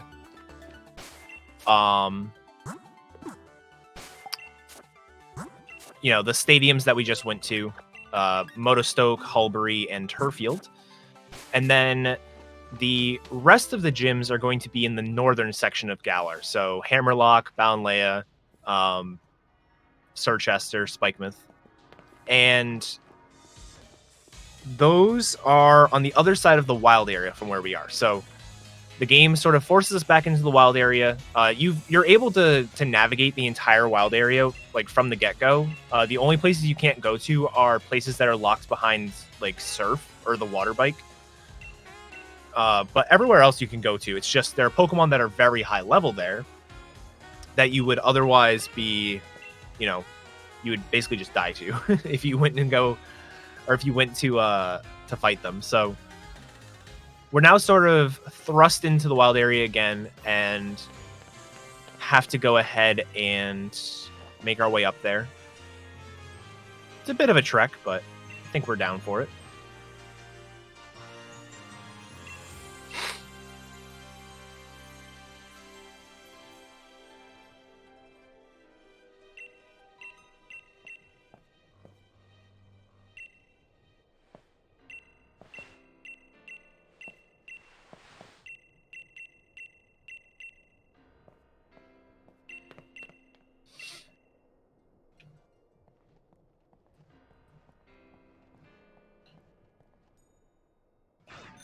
Oh.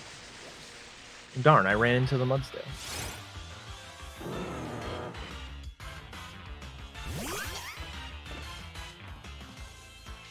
Oh, damn it.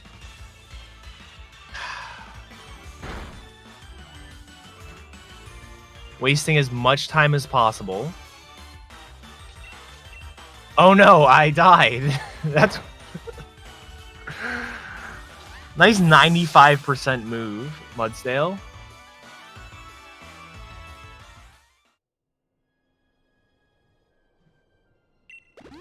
All right, we did it. Unironically, that is actually a hard menu to remember. If you just sort of mash A there, you end up going back to Motostoke, which is where you just were. but we want to go to Hammerlock. It honestly is like a minute and a half detour. Like, it's a really long time to actually get here. Maybe it's like a minute. I might be exaggerating, but it's still very long. So the Death Warp is totally worth it.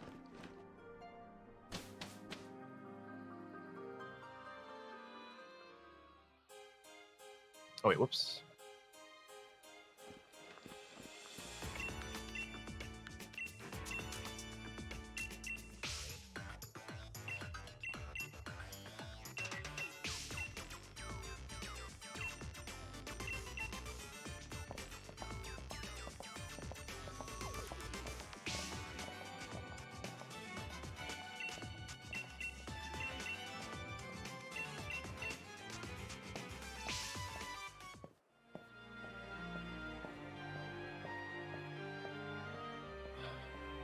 All right. You all have until basically the end of this conversation and the next conversation before we can potentially change the nickname again. It seems pretty much unchanged so far. So 500 for Sylveon and 673 for Wartab.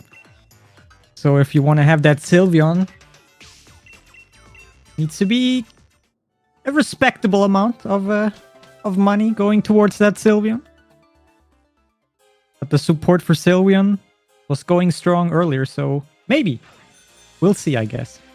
All right.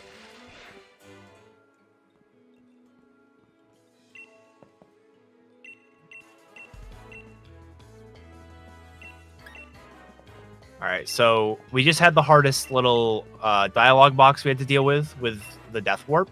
Now is the hardest bit of menuing to remember. I need to put the Noctowl back into my party. There we go. We did it. Amazing. All right, so Wartab's still in the lead until at least the next gym.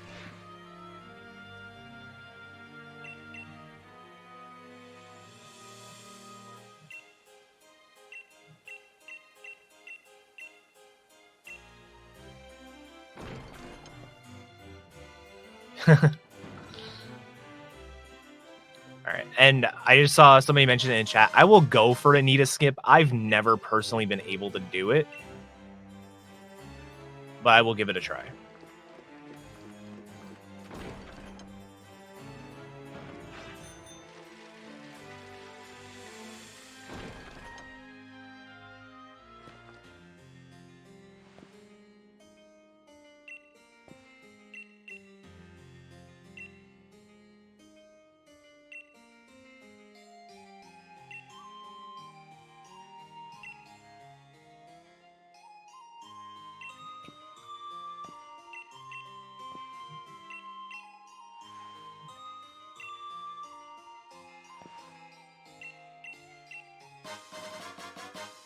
All right, I will try. Anita skip is not optimal in terms of bike boosting. In fact, it would have been better, knowing I was going for it, it would have been better for me not to boost there like I normally do. But the nice thing about Anita skip here, so there's a trainer coming up that is normally not skippable. However, through God knows what, you can like bike boost through her vision. And so it isn't really useful, or it's certainly useful always because like you skip the fight. Like it's just a straight up fight that you skip. But it's kind of awkward to do in like a normal any percent run just because like your experience matters. In this category, the experience like doesn't matter almost. I mean, it does. Like it'll change probably a couple of things, very minimal things, but it's totally worth going for. So I've set myself up for it sort of by having a bike boost.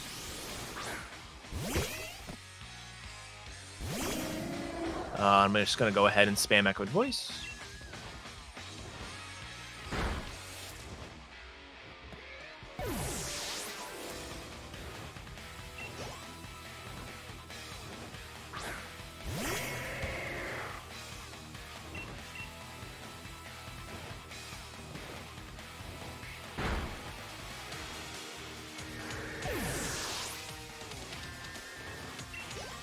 It was left, yes.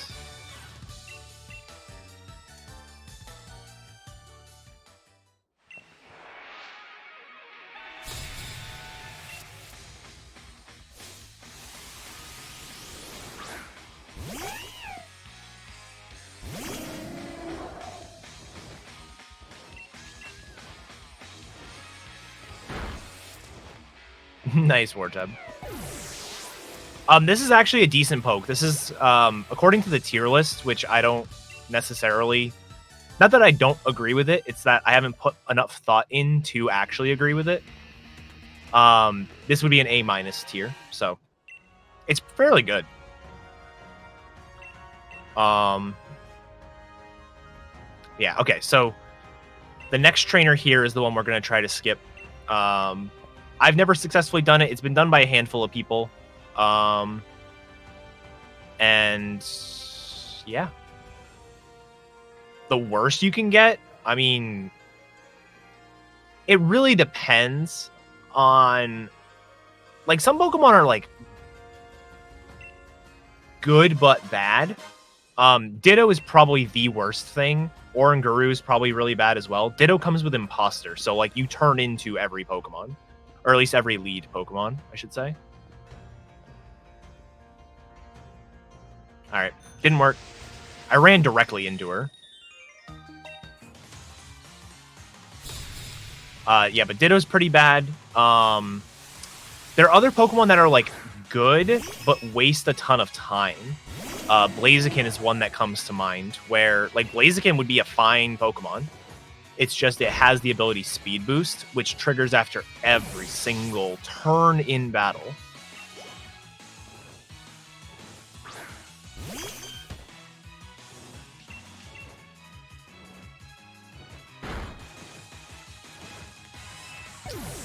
All right, Route 6 is another route that is very easy to run into something by accident.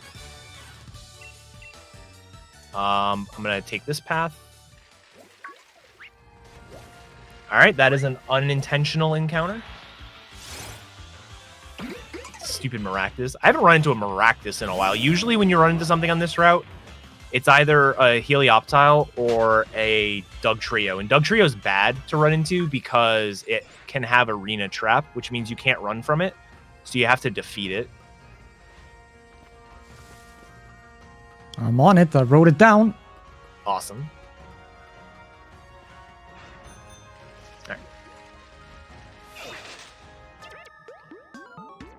All right, so Artist Duncan. Actually a scary fight in like every other, like every non-DLC route. This can be a annoying fight. The Sudowoodo on the next Pokemon is Sudowoodo, and it has Sturdy, which means it'll always get a move off unless you have like a double kick or something. And it also has Rock Slide, which isn't gonna hurt me too bad. It's gonna be super effective, but it's gonna do like maybe a fifth. But depending on what you're running, that can actually be a very dangerous fight.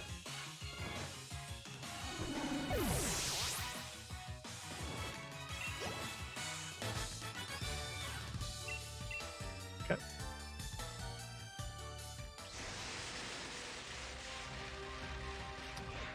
If I'm running a physical attacker, I will grab those X specials that are off to the left, but because I have the X specials, I don't need to. And the reason for that is at the very, very, very end of the run, when we catch Eternatus, we have the option of either using Eternatus on the final battle or using the Pokemon we've been using the entire run.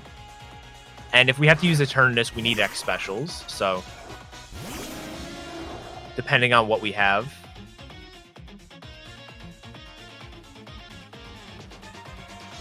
More Echoed Voice.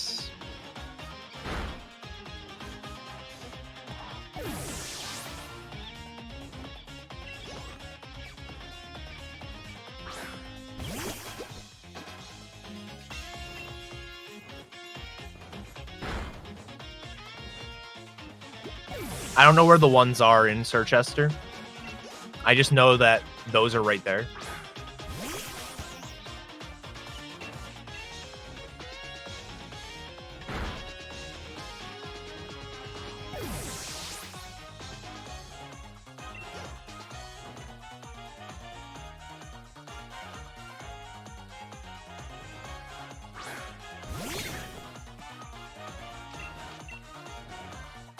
Probably about the same amount of time then. If they're in the top left corner at the gym.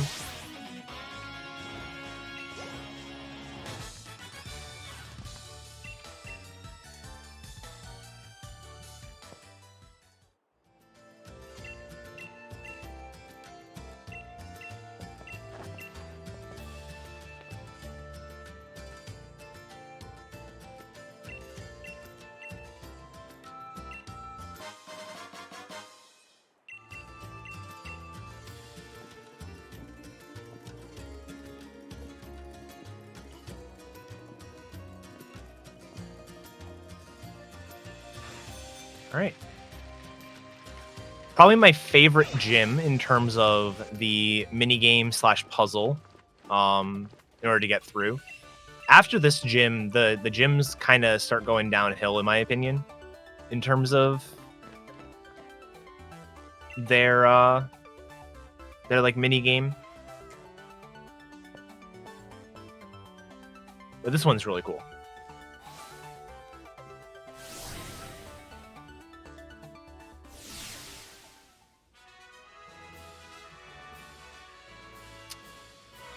Teacups.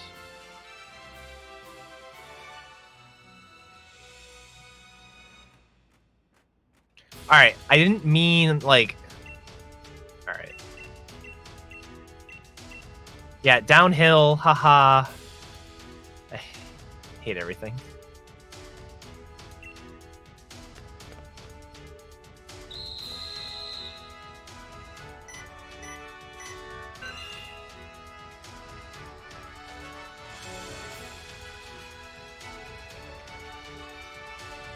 All right, that wasn't awful. Another little bit of optimization. If you finish the puzzle, like any given puzzle with the door facing down, your character takes less time to get out of it. So it, it saves like a little bit of time. So it's worth going for.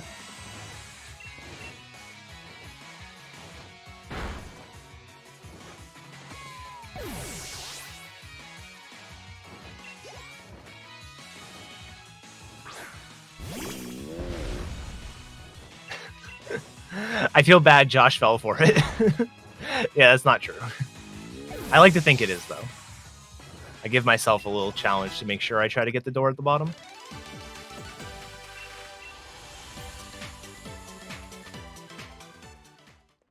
It should be true.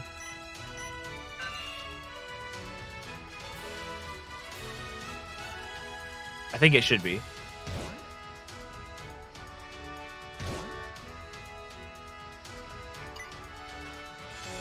Darn. Look at that. Perfect. How many detects will Farfetch give me? 0. Watch.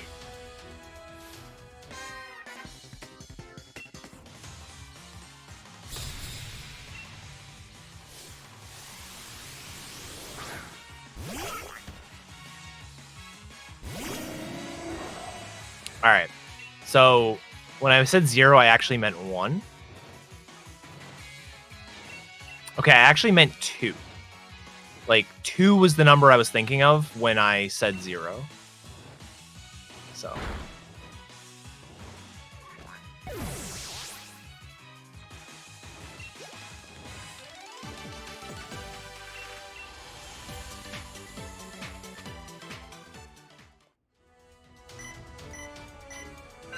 Whoops. All right, we're not talking about that one. The third puzzle's the easiest, and it's the one lately that I've been messing up a ton.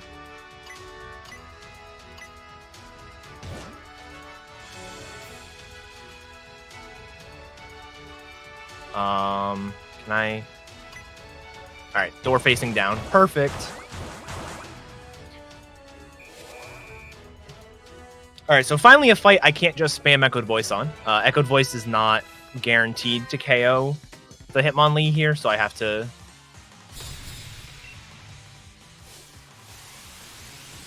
use, like, just using Swift is fine. Just Echoed Voice doesn't KO.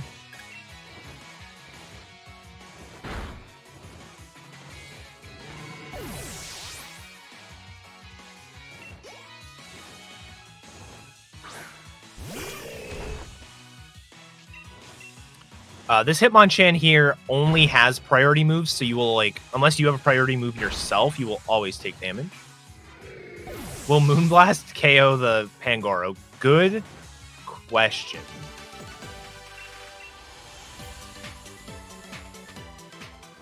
Not according to my calcs, Timmy. At least it's not 100%. It may be a range.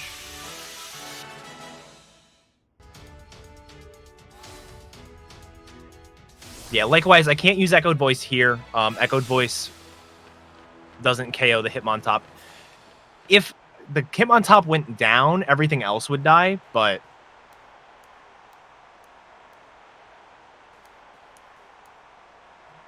But yeah.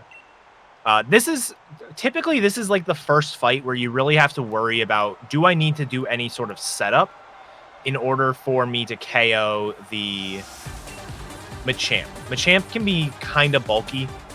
And so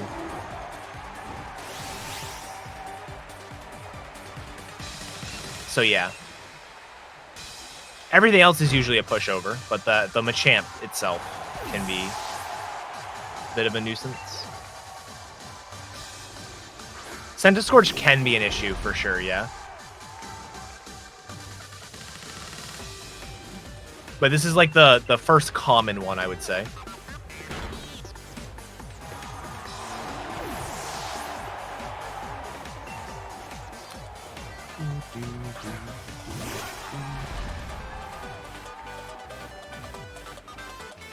Nice detect.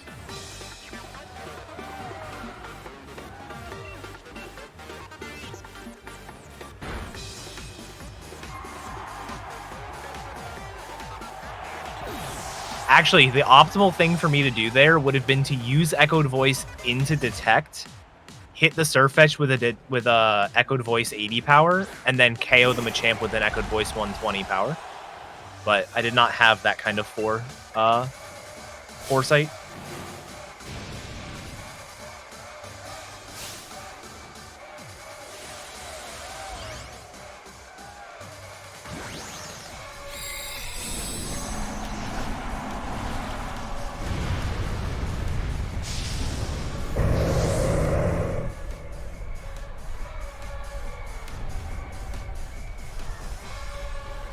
Oh!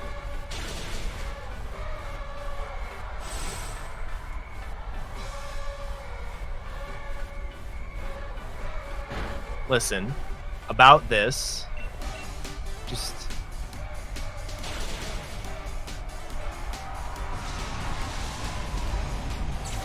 I didn't see anything happen.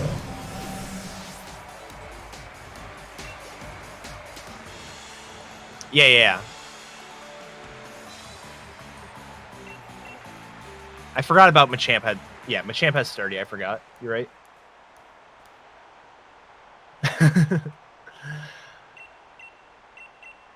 All right.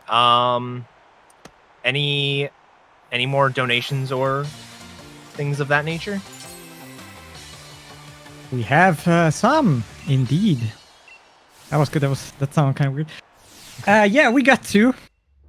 First of all, we got $1.81 from Zonaris with the comment, okay, not gonna lie, it's a bit awkward reading my own donation. But I'll start us off with some Pokédex donations. 181 for Ampharos, my favorite Pokemon. It's cute, it's fluffy, but also strong. What more do you need in a Pokemon? Cheers! And we also got $5 from RPG Liz, without any comment, but thank you nonetheless for the generous donations.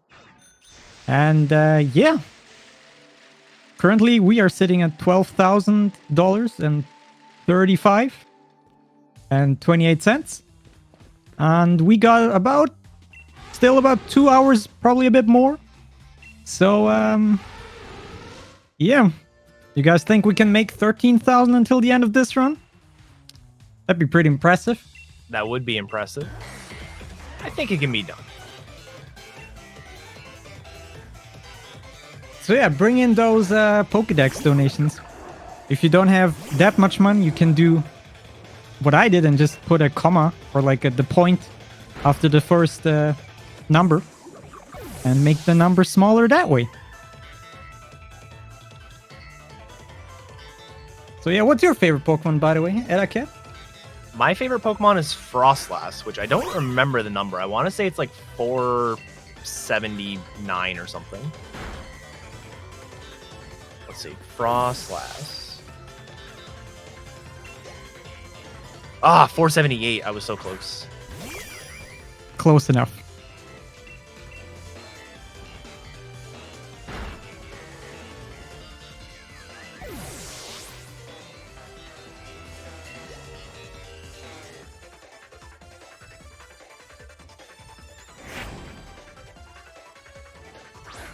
Yeah, I definitely think we can hit 13 in this run.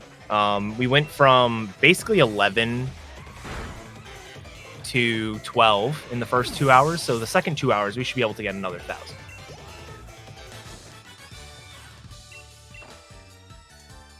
I think, anyways. All right, so we just fought Beat again, trying to take out this historic wall. We sort of get a glimpse here of the overall or overarching story here. Bede was, or believed, he was doing the chairman a favor, but turns out the chairman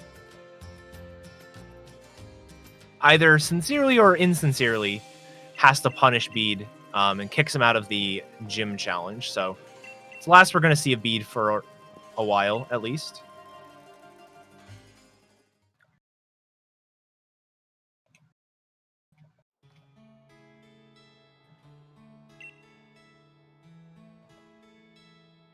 Turns out behind the wall is another statue.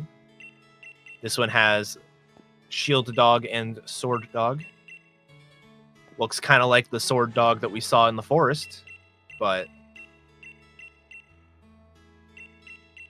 I don't know. Leon didn't believe us, so that's all right. Sonya gives us more revives. I think we're up to like 5 now. Also, I forgot to mention it, but in terms of the sword versus shield, we had that little bit of a bid war where sword ended up winning. So the first difference we would have just seen, it would have been in that last gym. We would have been facing a ghost gym instead of a fighting gym. In general, sword is going to be faster. If all else is equal, there is an extra Pokemon that you have to fight in shield. So it makes sense that it is, or ends up being slower. But there are other factors involved as well.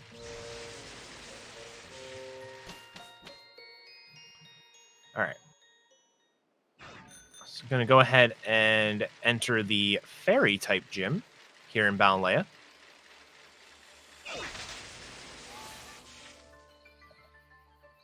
And like I said, this gym is where I start to not really like the gym puzzles. This gym puzzle is basically not even a puzzle. It's basically 3 forced fights. And throughout the fights, you get asked questions. Sort of like the quiz in like Blaine's gym, for example, from Gen 1. And the difference here is instead of it being like, here's a fight that you can avoid by answering the question correctly, you're already in the fight. And when you get asked the question, you can answer correctly for a stat boost, or you can answer incorrectly for a stat getting dropped. Our level is so high that the stat drops don't matter, at least for the 2 fights that it can happen. They do on the actual Opal fight. So on the actual Opal fight, we will want to answer correctly, but we don't have to worry about it for these other fights. The first fight's actually impossible to answer incorrectly, believe it or not.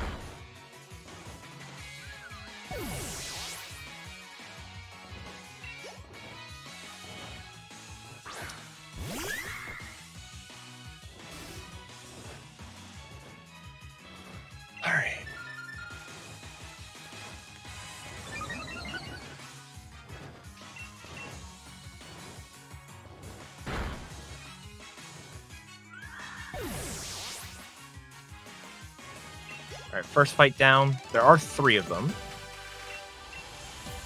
The nice thing, though, even though, like I said, we answer the questions wrong, the stat that gets dropped is always the same. So on that last fight, our attack goes up. It doesn't matter. We were going to one-shot everything anyways.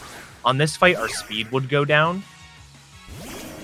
If we answer incorrectly, the second Pokemon here has, like, incredibly bad speed. Like this Noctowl here, even if the speed were as low as possible, even if I was at -6 speed stages, I would still outspeed this thing. It is that slow.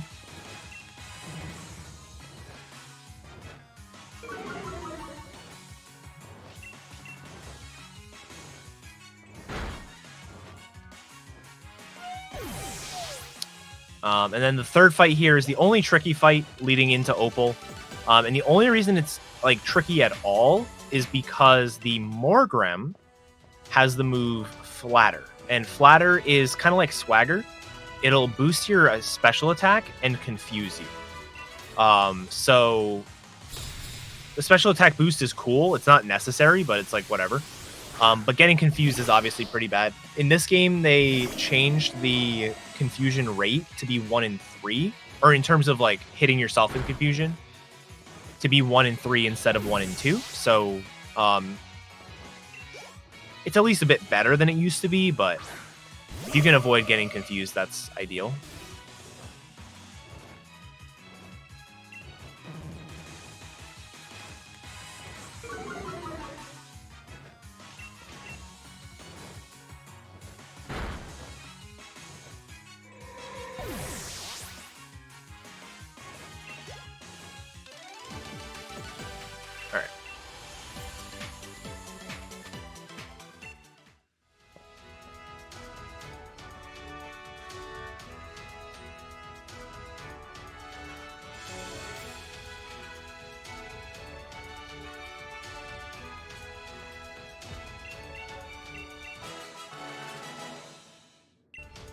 Alright, so I do actually have to use an X item on this fight.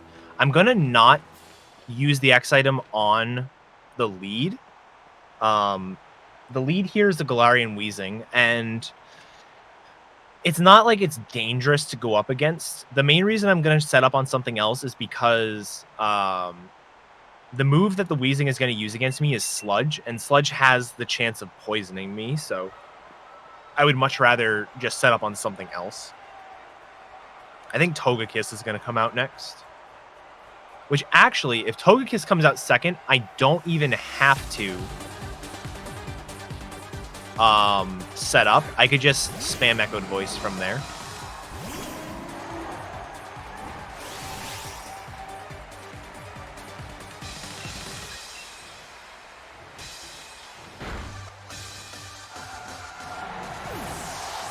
I'll do that for fun. But yeah, this one I definitely have to. I have to answer this correctly. In this fight, the answering correctly or incorrectly is 2 stages instead of only 1. And yeah, we definitely need to make sure that we answer that one right. Otherwise, we get outsped by basically everything else. At least the Alchemy and the Togekiss. So this gets me up to Echoed Voice 160 for the Alchemy. This fight, if you can avoid using any X items, or any wasted turns, I should say, is really nice because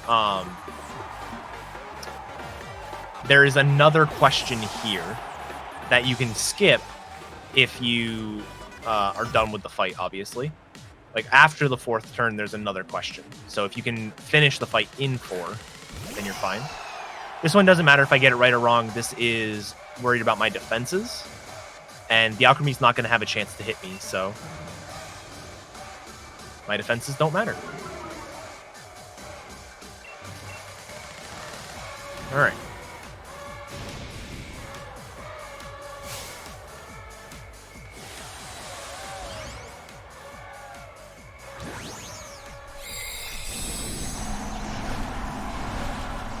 There is also one after the 8th turn, yeah. But if you're hitting the 8th turn in one of these runs, that's impressive.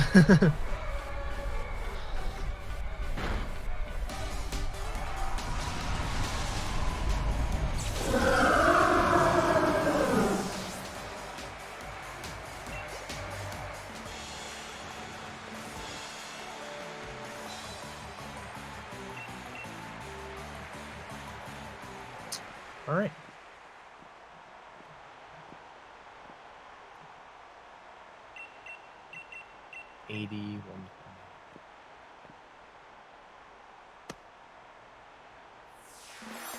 All right, let me look up something real quick.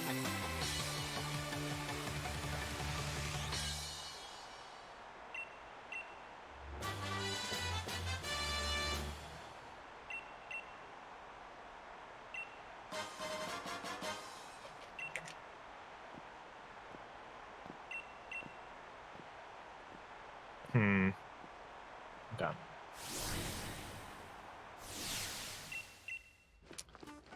All right.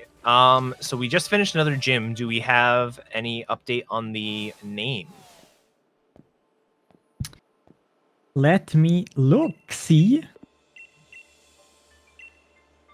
Seems like it does indeed still remain the same. Okay. We got a few other donations. Sure, go for it. Cool.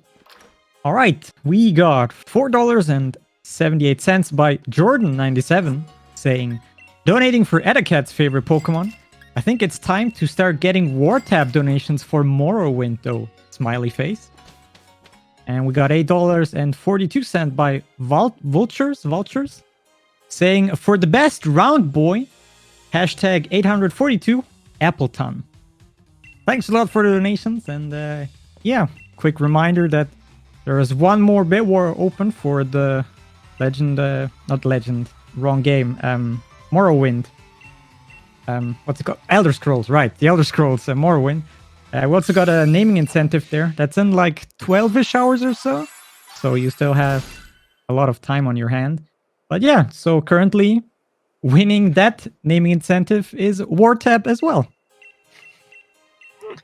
So yeah, thanks a lot, guys. All right.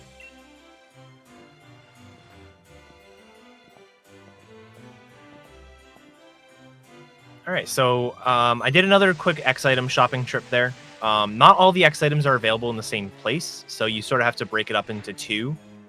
This one is easier to skip. Like the first one is almost impossible to skip. You pretty much always need some sort of X specials or X attacks.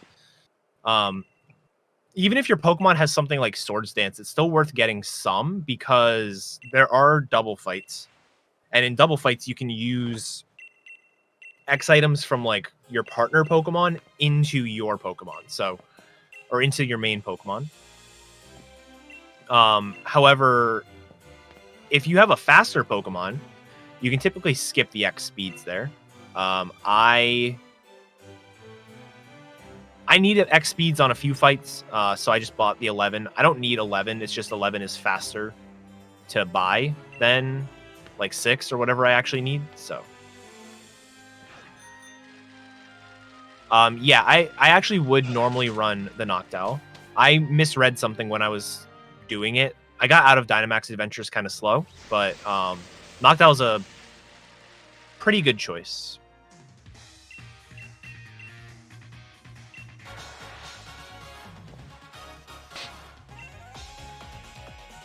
This fight's kind of unfortunate. I actually won't be able to take out everything with Echoed Voice. Obviously, I can't take out this Trevenant, but everything else is going to be kind of tough as well. I should have used Moonblast there. That was a mistake. I completely forgot this was a hot fight.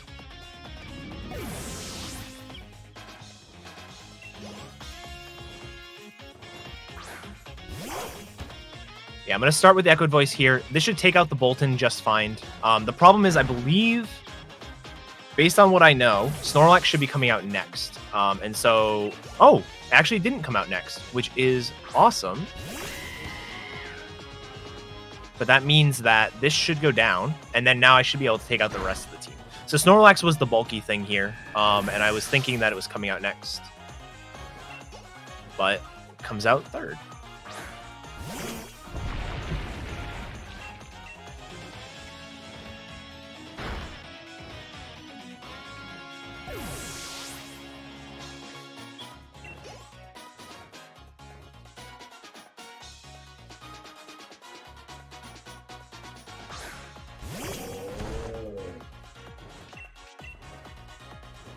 Yeah, cool.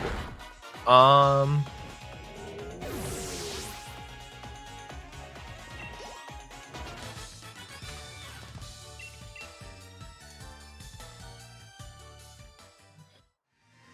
right.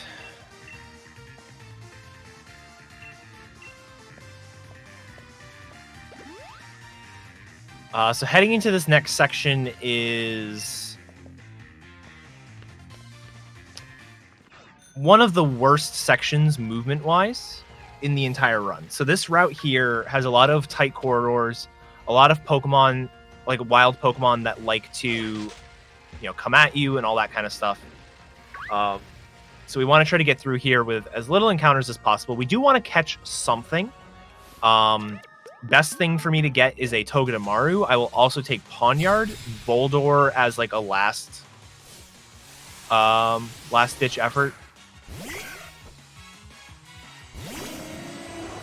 But yeah, if I get through this route with 0 encounters, I will actually be very happy.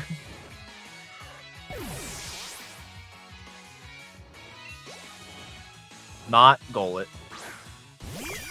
Golett's fine.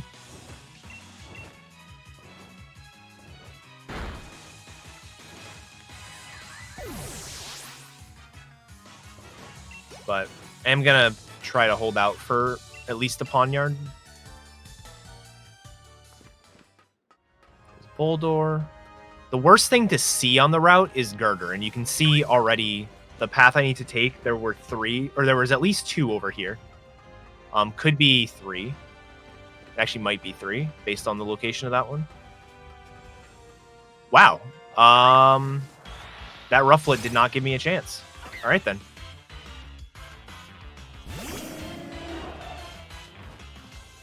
So that's 1.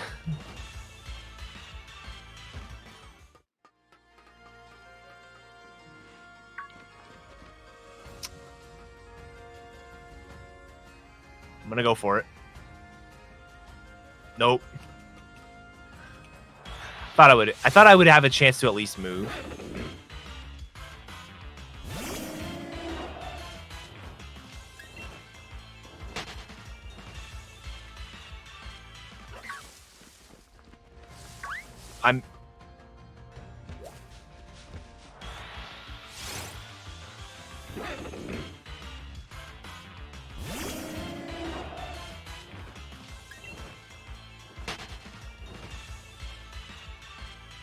Look at that, no encounters.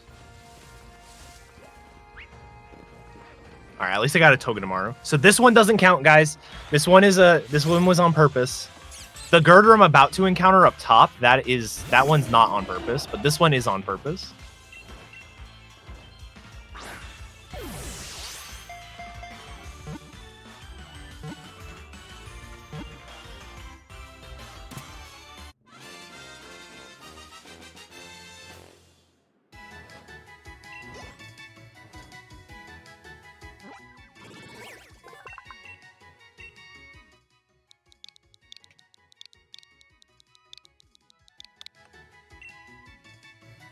No way! I made it past him! That's... Alright, that's 4 on this route, which is 6 overall.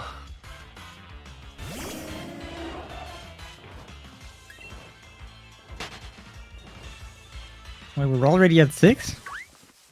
Yeah, this route kind of ruined me. 6 as overall. in encounters, undesirable encounters, right? Yep. All right.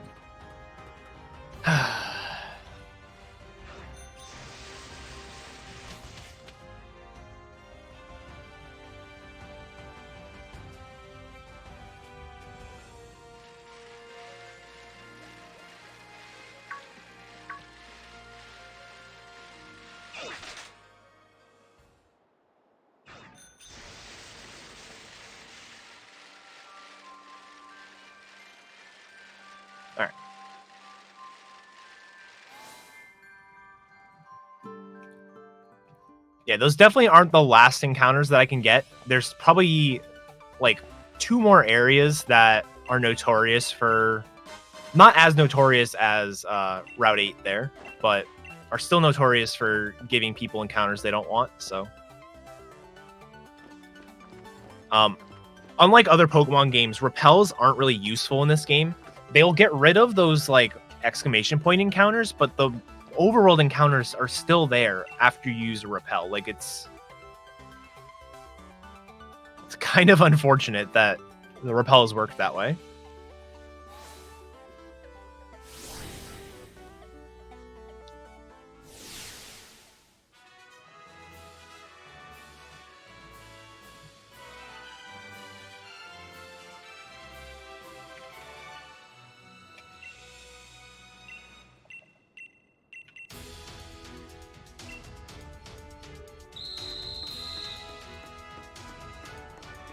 All right, so I don't think I did it.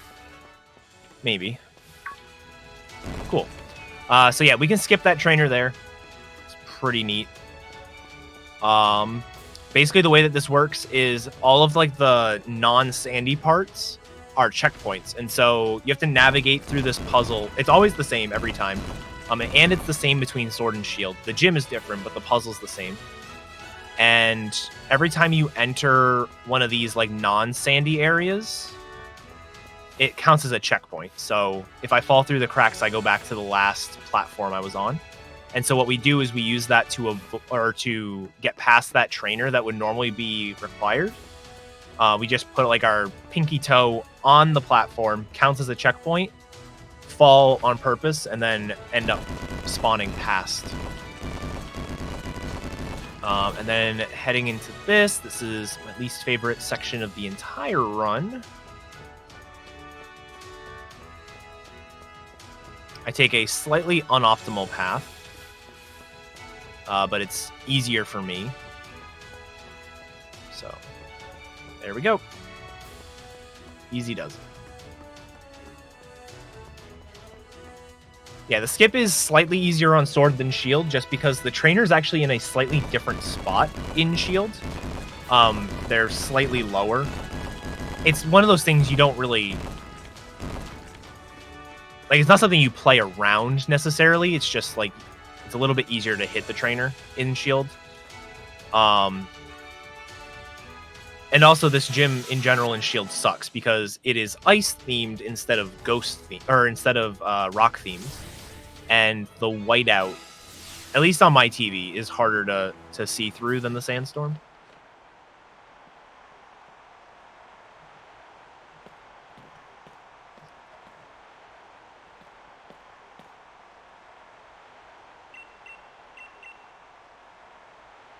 All right.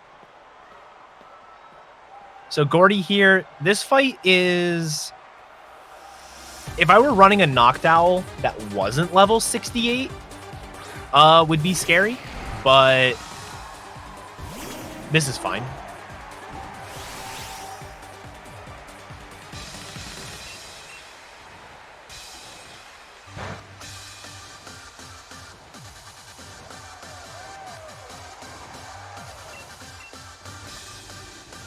I actually did more than I thought it was going to, and it dropped my defense. This actually might be scary. Hold on. We'll be fine. We're level 69 now. Everything is nice.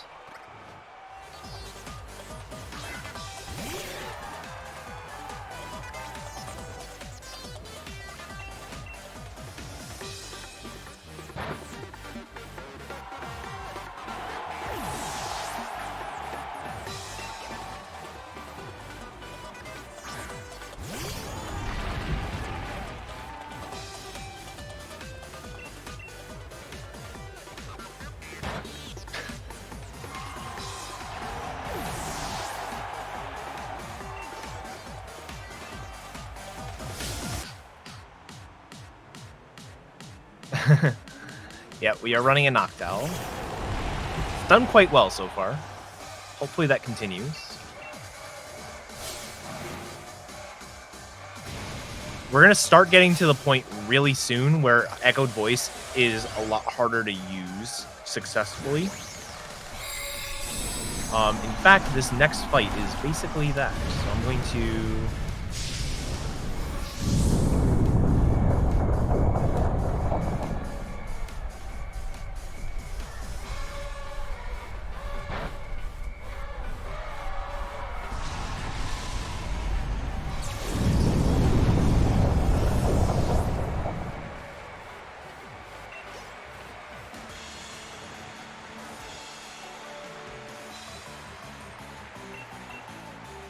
Cool. Only lost a minute because of those encounters.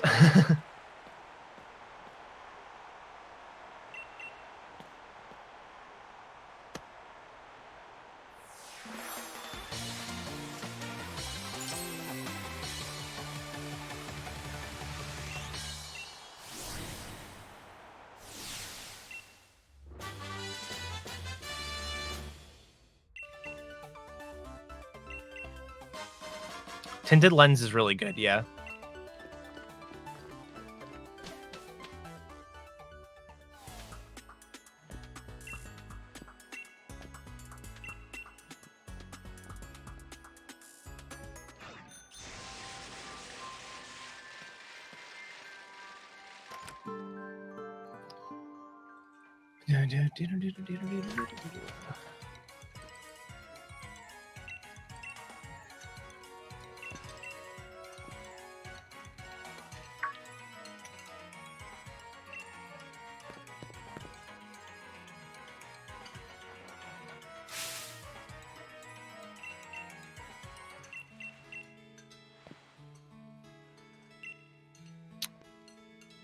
Trying to decide what I want to do in the next fight. So Echoed Voice doesn't...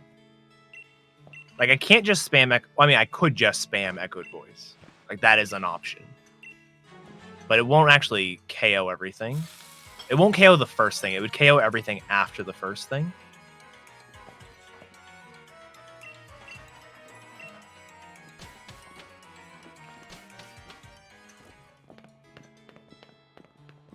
So it's either... I think what I'll probably do is use my first X special of the run.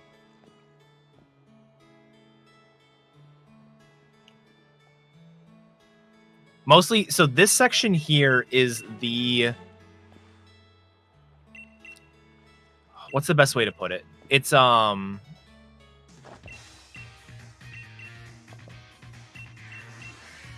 only section of the game where PP is like a factor. We have to go from here all the way until we beat Piers without taking a Pokemon Center or replenishing our move, like, power, or our power points. So, in lieu of just spamming Echoed Voice here, which would work, in the same amount of turns, I'm going to use an X special just so I can save that one turn.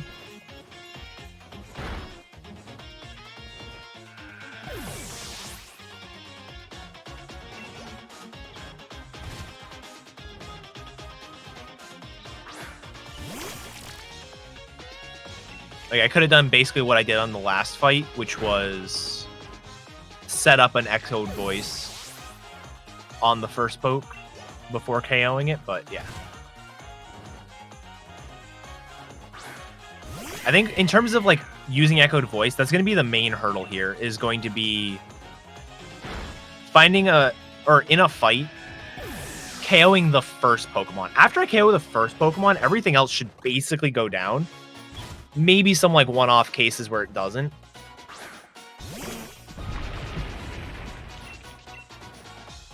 Like, Snorlaxes can be bulky. Anything that's like a Steel type or a Rock type could be tough. But it's finding something that dies to that first move.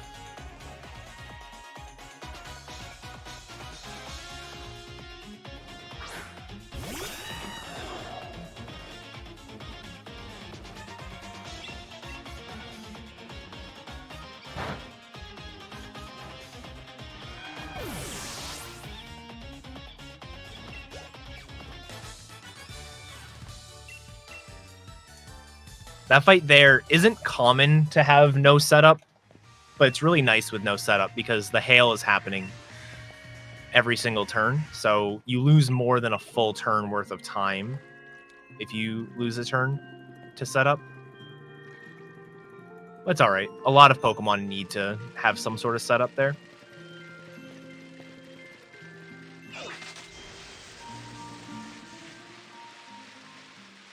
All right, so hug the top wall here to avoid the girl.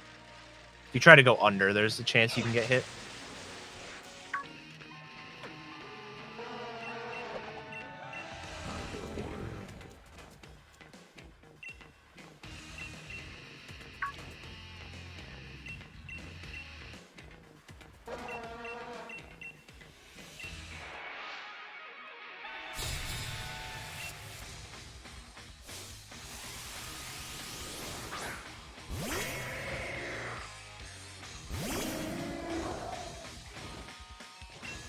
Oh, actually, what I should try to figure out is how does this fight work?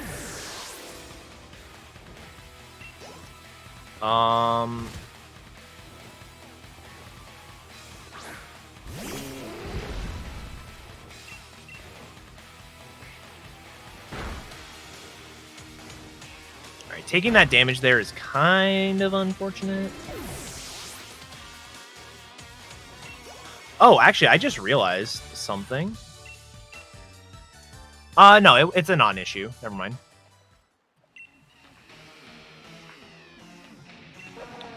I haven't thought about choice specs. I don't know if I want them. Choice specs I don't like getting in general. So the choice items in this game are not too bad to get. Like both the choice band and choice specs take less than a minute to get. The problem with them is they are... Wow, that was a good dodge. That was not.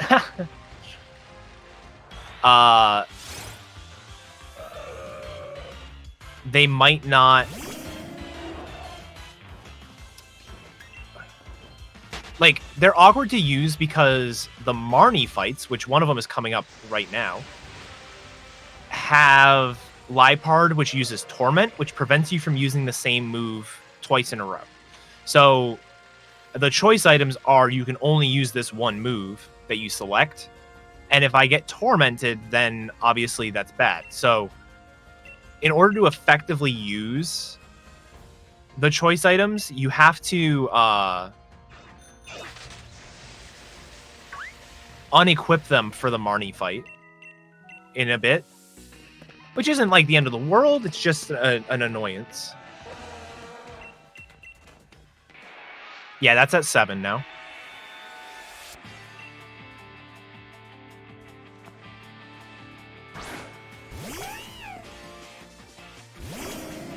But given how, like, busted Echoed Voice is specifically, I might... So this is the Torment. So now I have to alternate my moves, essentially. But given how busted Echoed Voice is, I might go for the specs.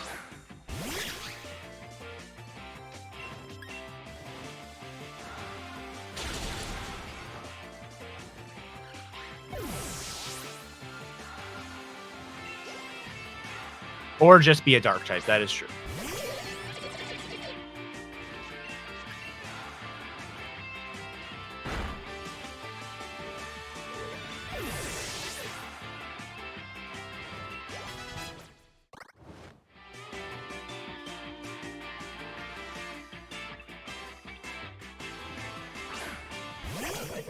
I wonder if this Scrafty dies to Moonblast.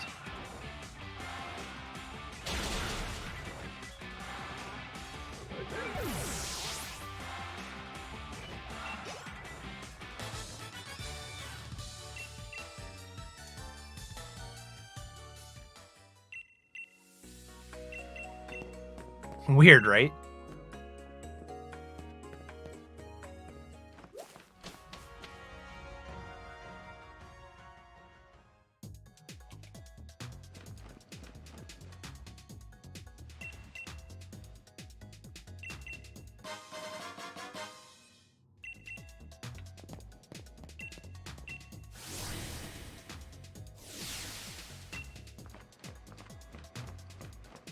Might be a range. Yeah, you're right. All right. I think I am going to get the choice specs. Because why not?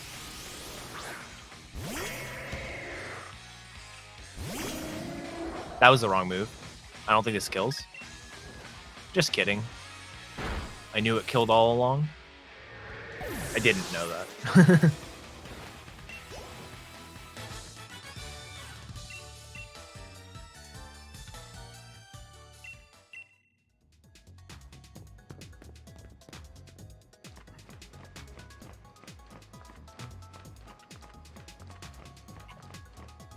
All right, this one I have to Moonblast.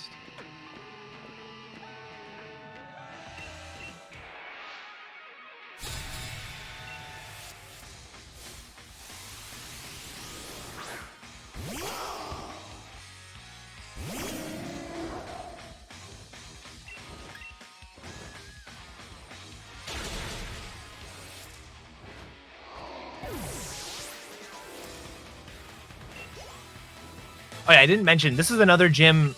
This one doesn't really have that much of a puzzle. It's kind of like a cool, like, homage to, like, side-scrolling beat-em-up style games. You know, it's got the, like, transition screen, random fights you have to do, that kind of stuff. But it's not really like a puzzle or a challenge. You know, it's just, here's 5 fights. Go fight them.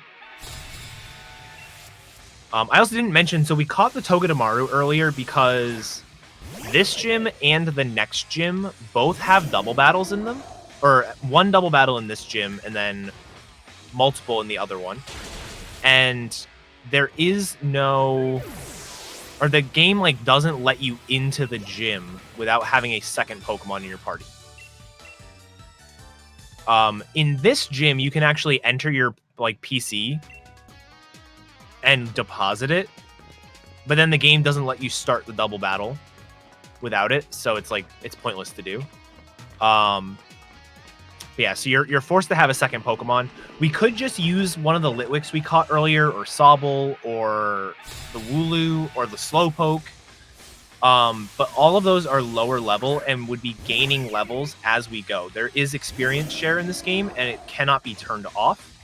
So you will gain a lot of levels. And because of the way the experience scaling works, a Sobble that's level 12 would probably be like level 30 by the time you're done with it. Like, it would gain that many levels.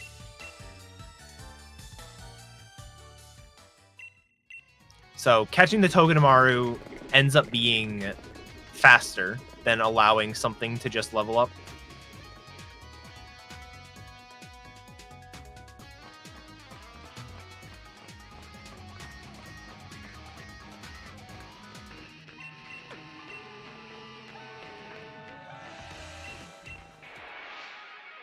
Yeah, I could use War Tab or maybe War Tab. Perhaps War Tab.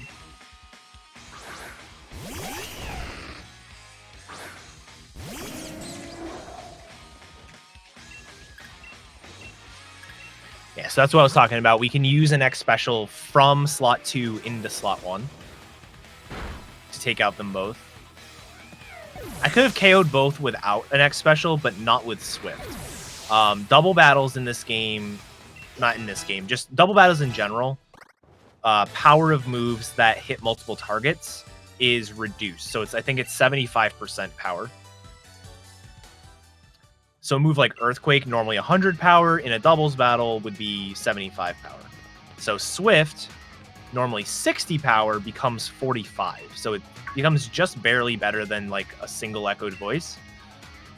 And that would actually kill the Liepard, but not the Drapion there. So...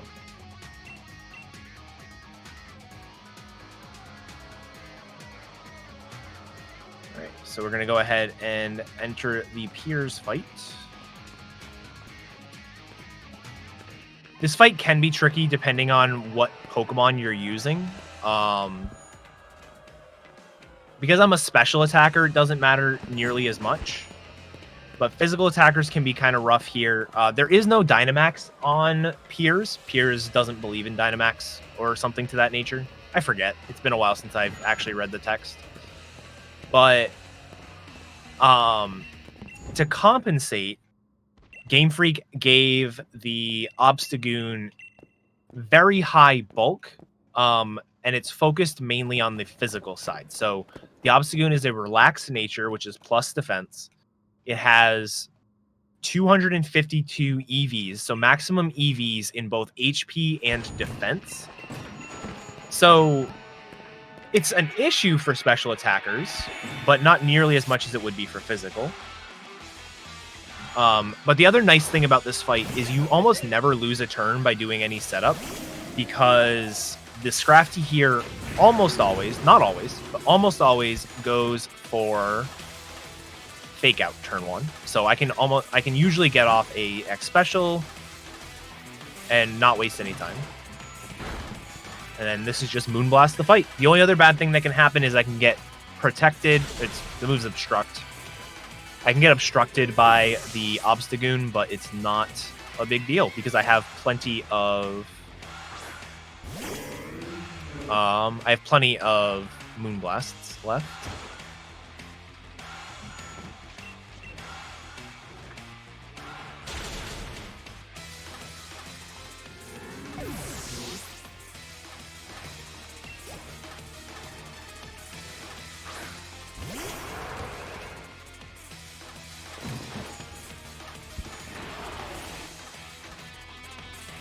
Like that. That's fine.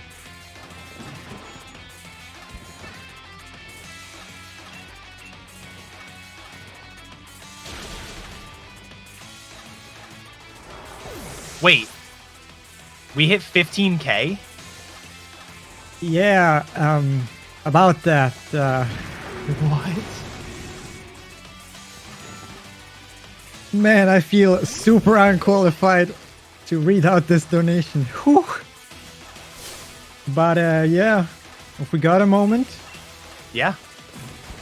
So yeah, we received a $2,951.52 donation, which brings us exactly at 15,000, donated by Fumetsu Hito, and saying, for a good cause. So, wow. Thank you very, very, very much for this insane donation. Wow. This is pretty impressive. Damn. Thank you very much. I think I speak for all of us if I say thank you from the bottom of our hearts. All of us collectively. That is absolutely amazing and quite a lot of money. Wow. I mean, like, our original goal, like, admittedly, we probably went a little bit low on our original goal just because we didn't know what to expect. But, like, the original goal of 2,500, like, we're at 6 times that amount right now. Like, that's absolutely incredible.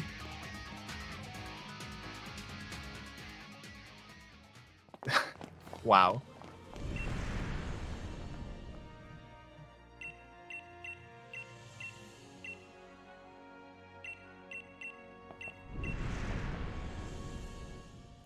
I don't even know what to say. All right, so we just beat the 7th gym leader. Normally in Pokemon games, this is where we get like a big plot dump. We go catch the box legendary, all that stuff. This game kind of changed that formula a little bit. This game, you don't really get your big story plot dump, catch the legendary moment until just about the end of the game. So this entire time there's been stuff that is happening. We've kind of glossed over it a little bit, but basically there have been a bunch of like explosions happening in the background that everyone's been like, hey, don't worry about it. I also forgot to do this. Nice Delmice up there. It's a 1% encounter. I forgot I wanted to grab the choice specs. This is a heck of a detour, but the choice specs are really good. Basically what it does is it will give our special attacks 150% power. But the caveat is you can only use the one move. So the first move you pick is the move you have to be using. So in the case where I get tormented, that's obviously pretty bad. But for most fights, this is going to be really nice. And if I can couple this successfully with echoed voice, this will be really good. So one needs to get out of my way.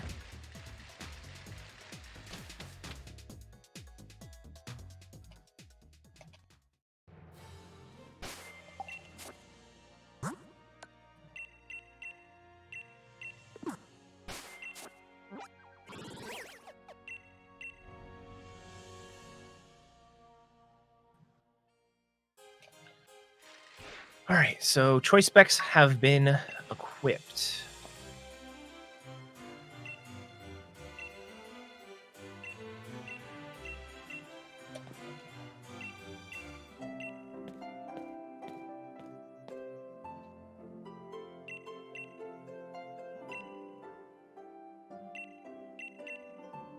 But yeah, anyway, so there have been a bunch of explosions in the background. The game has basically told us, don't worry, the adults will take care of this. Spoiler, they don't.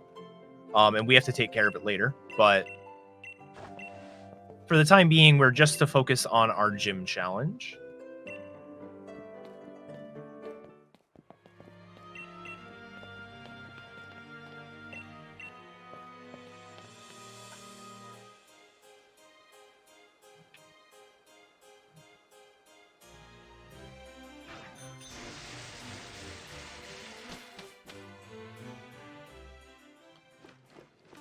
And then get ready for the 8th gym here, and perhaps the longest loading screen in, at least in this game.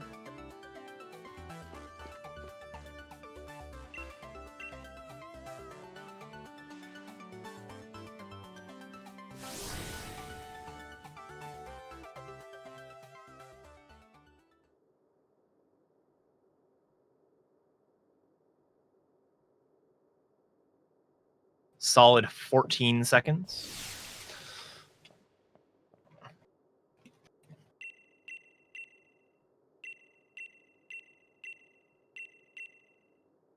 The funny thing is, this is a room that we enter earlier in the game, and it doesn't take this long. So I don't know what it could be doing, but yeah. So this gym is the Dragon Gym. It's also sort of like a doubles gym in a way, and also a weather gym. So part of the reason why Togedemaru is so nice is I can use Zing Zap here on the Pelipper to take it out. Pelipper is... I could have just done X Special Swift, but saving an X Special here and getting rid of the Pelipper is really nice. Yeah, technically all of the trainers have a dragon. It's just, not as prominent as other gyms.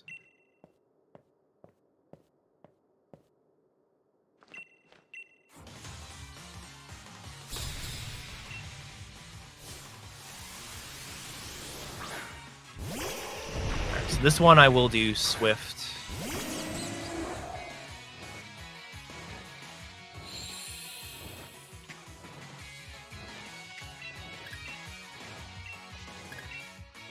Cool.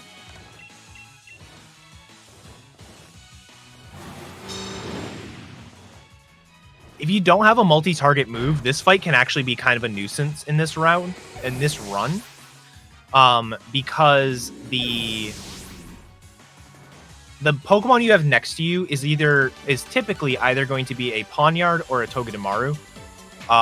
Both of them are Steel types, and both the Turtonator and the Ninetales like to obliterate it with a fire move. So That coupled with the fact that there's sun means you oftentimes have to revive after that fight if you don't have a spread move. Because you can't do these fights by yourself. You have to have 2 Pokemon.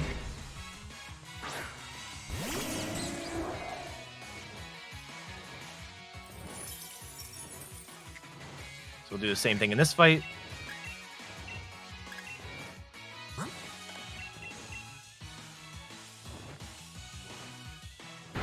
Very cool.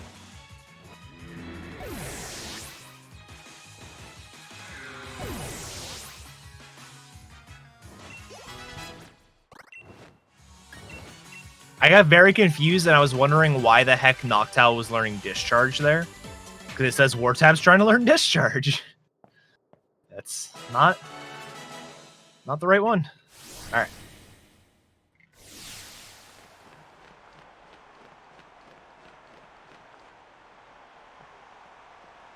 This is another fight that would be pretty difficult if we were running a Noctowl that wasn't from Dynamax Adventures.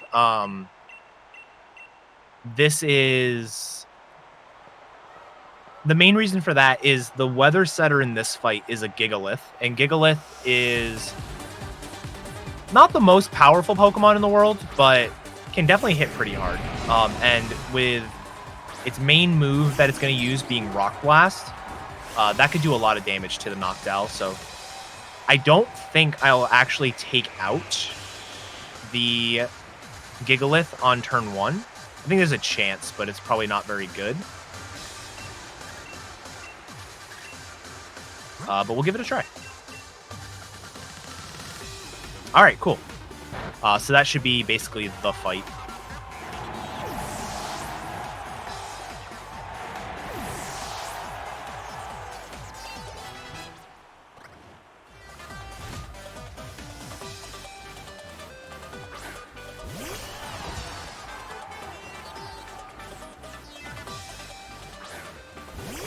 I don't know if I need to use another X special. Duraludon's special defense is not very good, but I'm just going to do it for safety.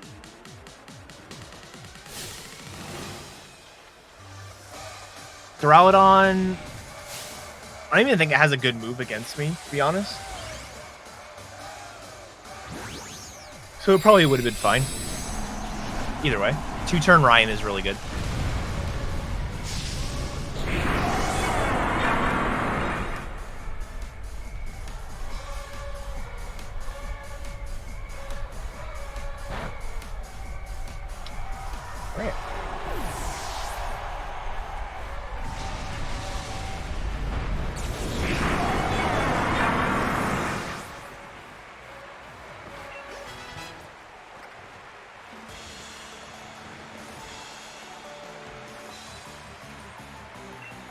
Very cool, very cool. Oh yeah, I can imagine, Timmy. Without Swift, that fight is probably rough. It's probably a lot of Moon Blasts. Getting hit by Rock Blast, getting hit by Thunder Punch.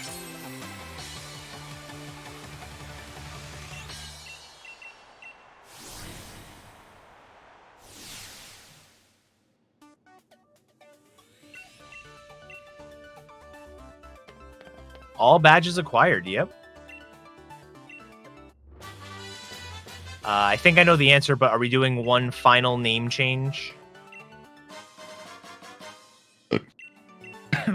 Sorry. I was drinking something. Yeah, quickly, friendly reminder, everybody, stay hydrated. Especially during a 4-hour run. Yes, we stay with the names as they are. Would have been kind of funny if that last donation would have went to something new. Yeah. But nothing was specifically mentioned, so it is going to be Wartab until the end, as it seems. All right.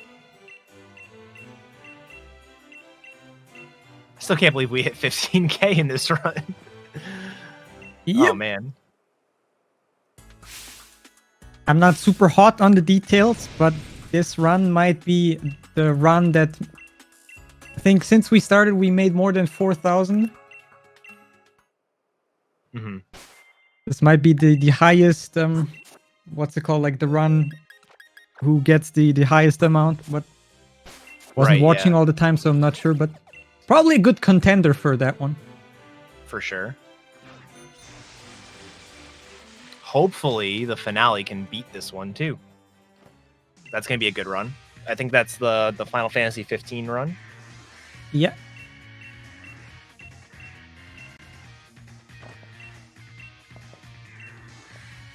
All right. All right, so now that we have all the badges, we are going to move our way into sort of like the victory road of this game. There isn't like a true victory road like you have in other Pokemon games, but this sort of serves that purpose here.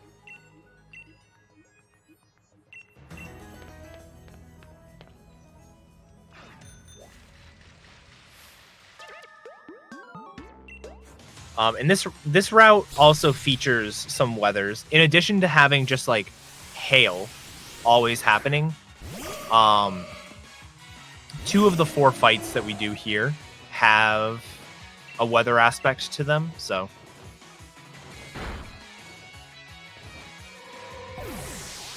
it's another thing to be cognizant of. It's actually potentially going to cause an issue. Not like an issue, but one of the quirks of Sandstorm specifically is that rock types in Sandstorm have a special defense boost. So where we might have been able to take out the Gigalith with like a Moonblast or something, we actually may not be able to because of the Sandstorm.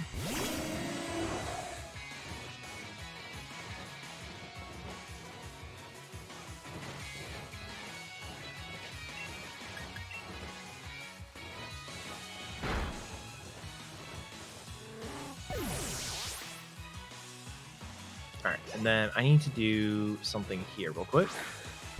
Air slash. Oh, I forgot I have choice specs on. Whoops! Well, that's not going to kill. Don't hypnosis me. Whatever. This will give me a chance to figure this out.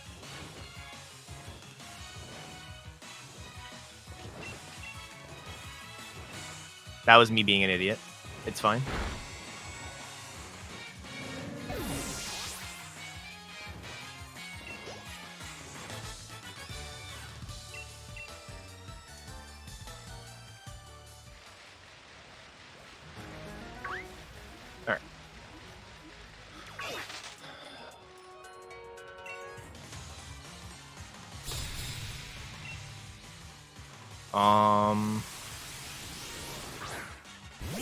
I need to account for unequipping the choice specs coming up.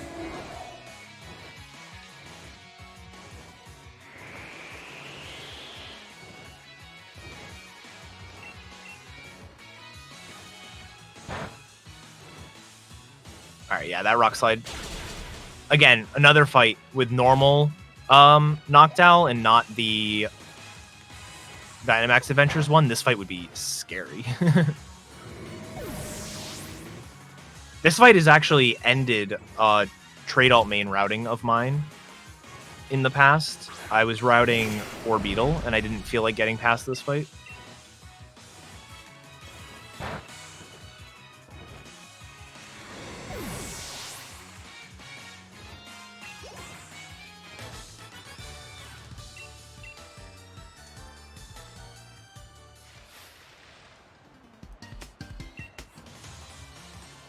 Alright. So last fight here on the way to Winden.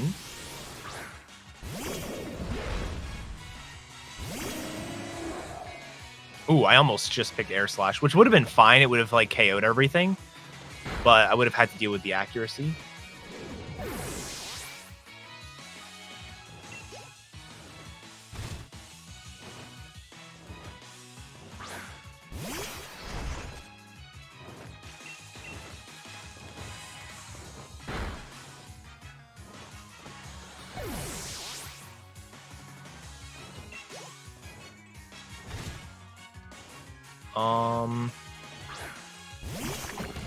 Okay, let me go ahead and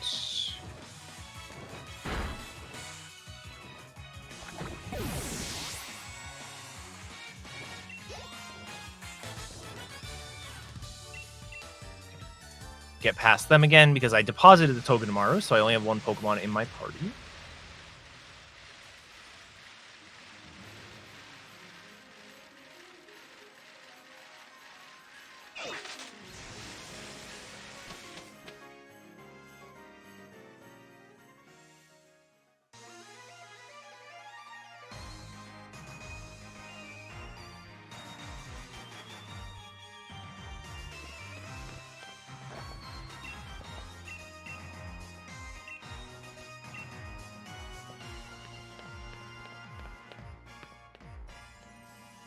All right. Actually, wait. I have to unequip the.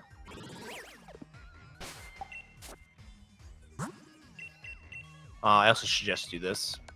I don't actually think I need to heal for this next fight, but for safety, always worth doing for safety.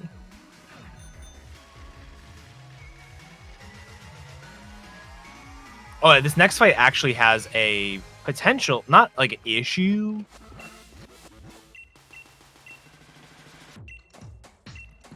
But there's a chance I go to -1 special attack right off the bat.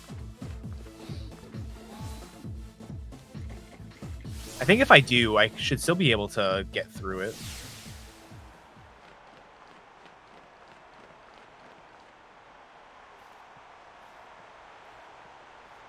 I don't know. We'll see.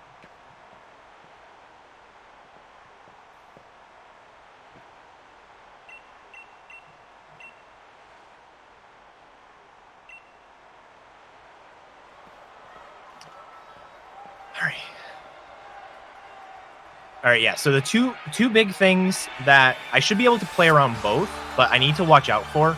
I'm going to KO the Liepard turn 1, but Liepard both has Prankster, which gives it priority for status moves, and is just straight up faster than I am. So if I get Prankster, or if I get Torment, then I have to deal with that. If I get Snarl, which I just did, I'm going to have to deal with that, and I can just use an X special here.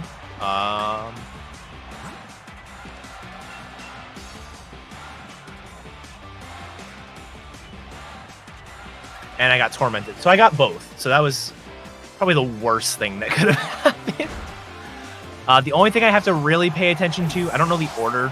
It doesn't really matter. I just have to make sure that I have a Moonblast or Grimmsnarl. I should be able to Swift the Toxicroak and Air Slash the Scrapper. Okay.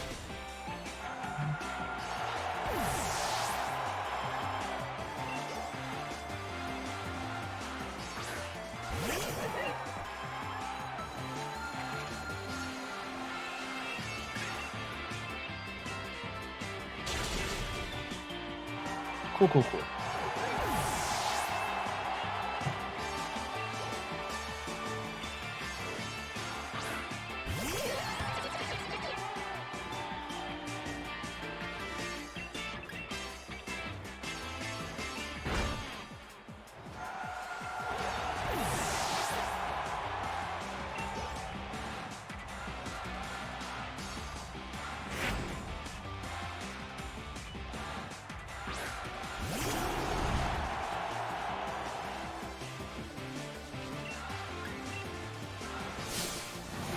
Actually, I wonder something.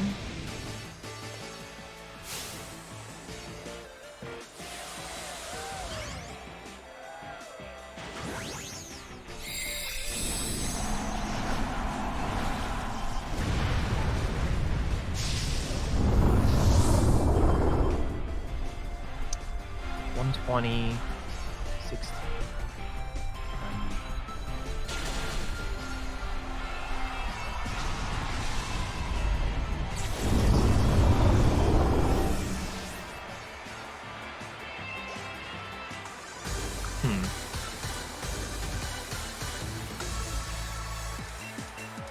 I'm confused.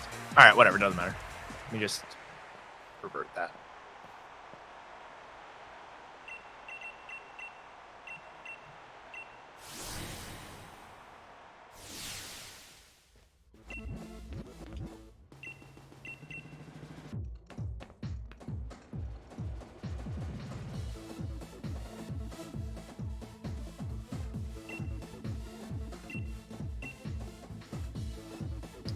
All right, so final battle here against Hop. This fight can actually be kind of annoying, depending on how it goes. I need to X speed once. Cinderace at the end of the fight is going to be faster than I am. And I also, in setting up on the double, I'm going to use an X special as well. But the main reason setting up on double kind of sucks is double likes to spam Body Slam. Body Slam is a move that is 30%, like 100% to paralyze. So it can be kind of annoying. But I have full heals. I've got full restores, so I should be able to get through it.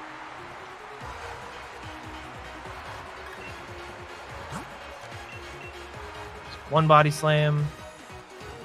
No paralysis. Cotton Guard. Perfect. Don't care about Cotton Guard because I am special.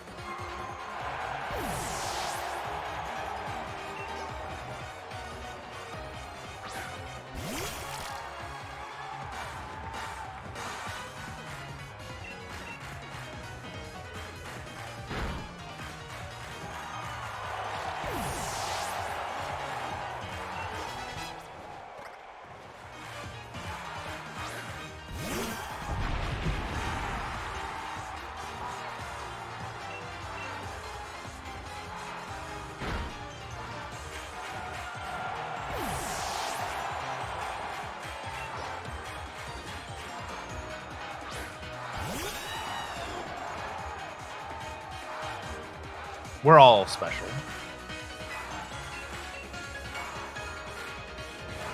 All right. Just trying to look ahead to see if there's anything I'm not expecting coming up.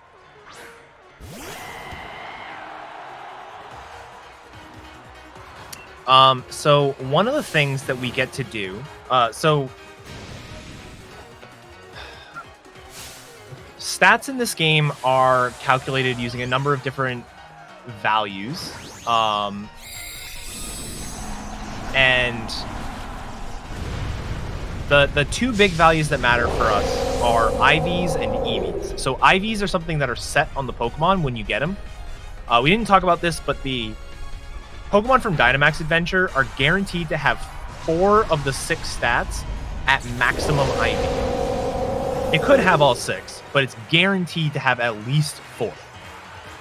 So the Pokemon you get is really good. EVs are something that you gain over time, and you gain EVs by defeating Pokemon. Each Pokemon yields a certain amount of EVs when you defeat it. And those EVs are sort of a way for you to naturally grow. That's why, like, there's a I don't know, saying isn't the right word, and myth isn't the right word either, because it's true. But there was a thing back in the early games that was like, you know, raising a Pokemon will give you, or a Pokemon will be better if you level it up versus pump it full of rare candies. And that is basically the reason. EVs, stat experience in the old games, are gained as you defeat Pokemon. One thing you can do is you can give your Pokemon vitamins. So things like proteins or iron, carbos, things like that. And those vitamins will give you EVs. And it actually gives you 10 EVs in a particular stat.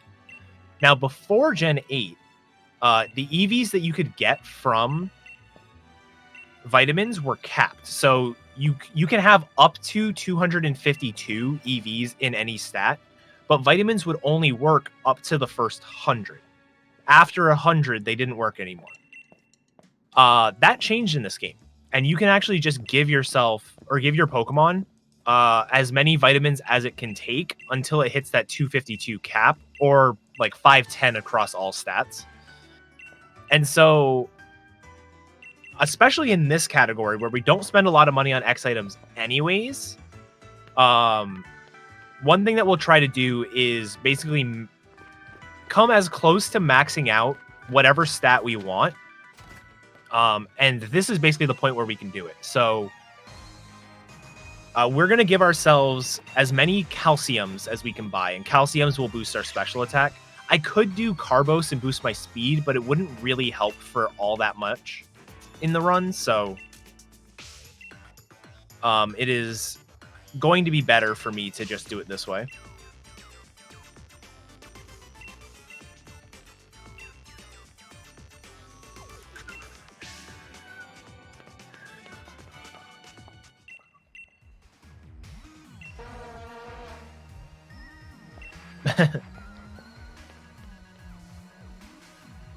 But after this first fight I do here, we'll go buy some.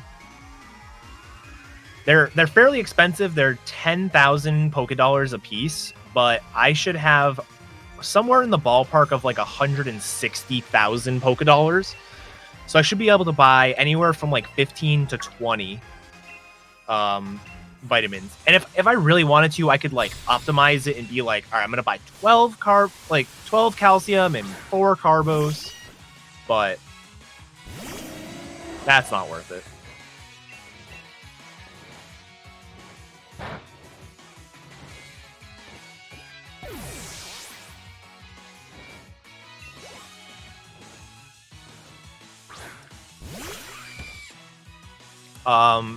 So story-wise, what's happening right now? So we just did the semifinals of the Galar League tournament.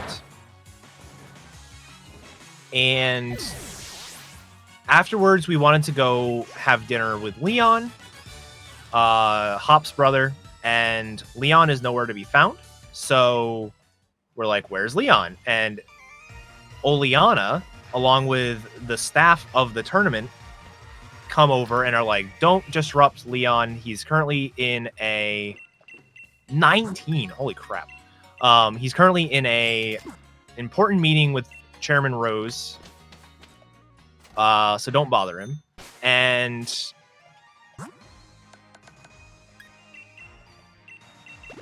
of course, us being the irresponsible kids that we are, we're going to go crash that party. So they are having a party, or they're having a meeting over in the Rose Tower.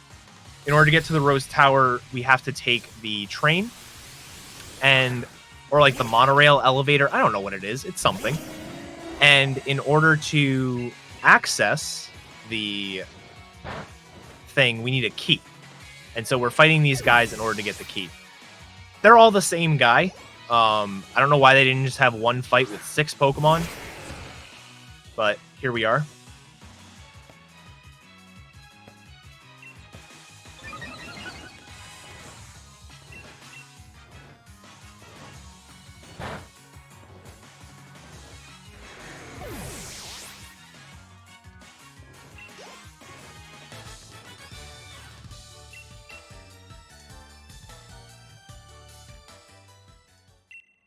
Oh, get on the bike.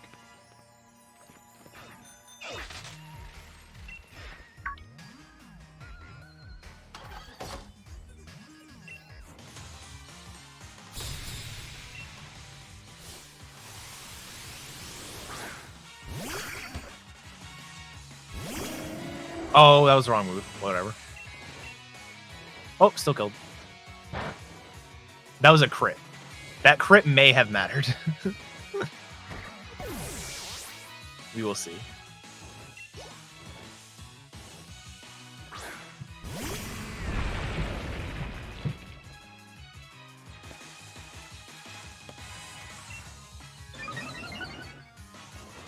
The next fight I'm trying to figure out what the heck I want to do on is Oleana, actually.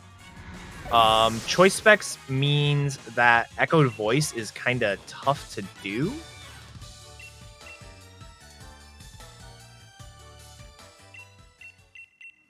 And Moonblast is difficult to use as well because Moonblast will be...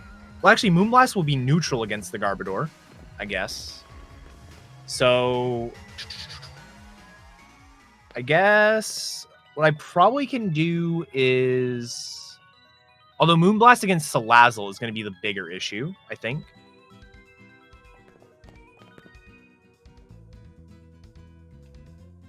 An X special should take care of it. All right, yeah, I think I should be able to X speed, X special, and take everything out with Moonblast. I think. Because what? Echoed Voice would be...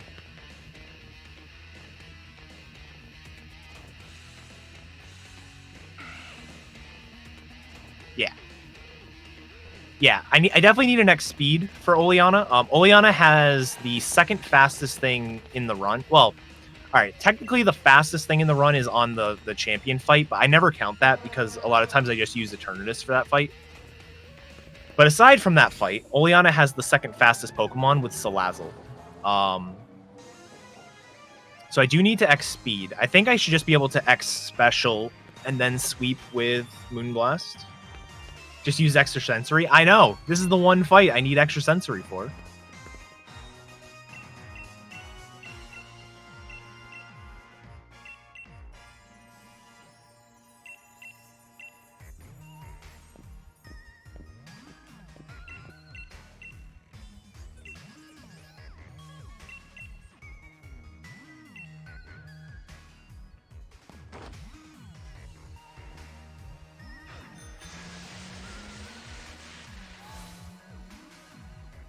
All right.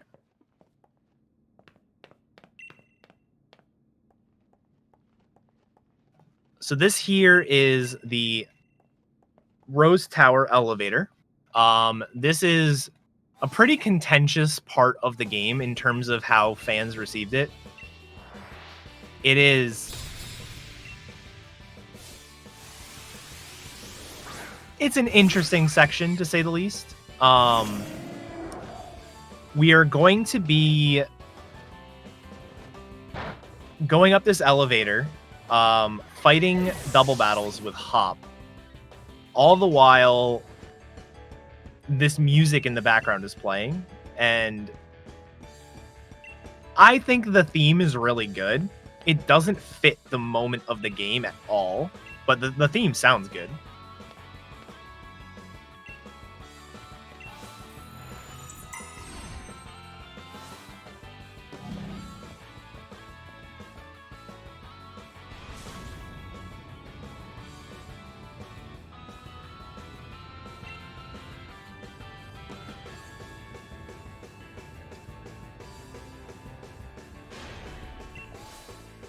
Yeah, they made a bop and didn't know where to put it precisely.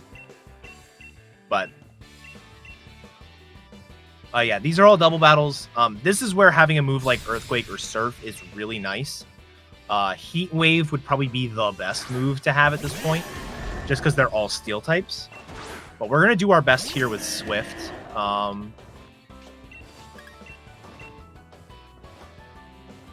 All right, it was a crit on the Bronzong. I'm like, this should kill the Q-Famp, but not the Bronzong. What the heck? So Bronzong can be really annoying. It has Levitate, so even something like Earthquake sucks against it.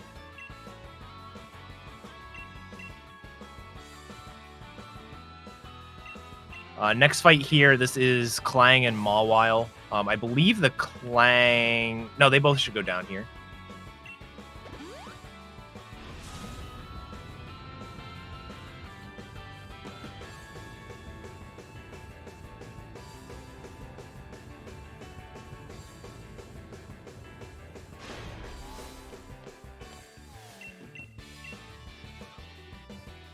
Yeah, this is really a make it or break it kind of section of the game. I've definitely been here like on pace with sub 405 run and lost like 2 minutes just because if you don't have stuff that can beat the Pokemon, like you're facing two Pokemon, if you don't have something that can KO both of them in the same turn, or even something that can KO one of them, the double is no help. Like, Hop sends out probably the worst Pokemon on his entire team to handle steel types.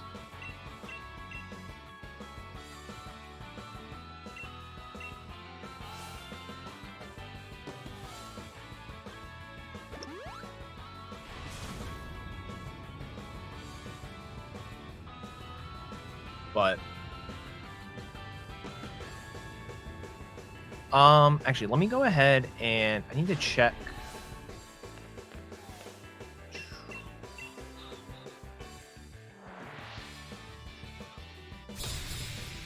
I think I know how Oleon's gonna go. Okay. So I don't expect this to kill either of them, to be quite honest. All right, if anything, I was expecting the Steelix to live, but okay. Kill. Yes. I don't know if I've ever been through here with no wasted turns. I mean, that was like a half a wasted turn, but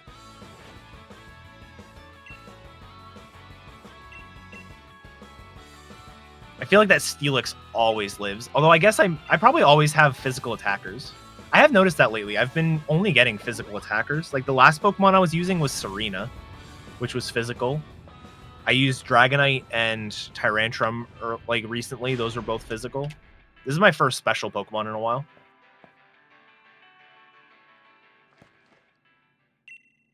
In fact, if this comes in under like a 4, I don't want to speculate. I think I'm on decent pace right now. Definitely not PB pace, but I think I'm on pretty decent pace. You want to know what your time is? Sure. Why not? Currently, we're on 3 hours, 28 minutes and some seconds.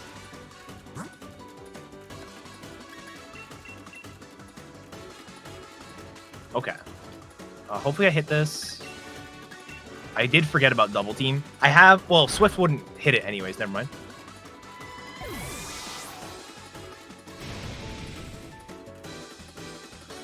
All right. So Oleana here is sort of like the last-ditch effort to try and prevent us from interrupting this very important meeting with Chairman Rose and Leon. So she's going to do everything in her power to stop it, including using Aqua Ring against us. Oh no, Aqua Ring.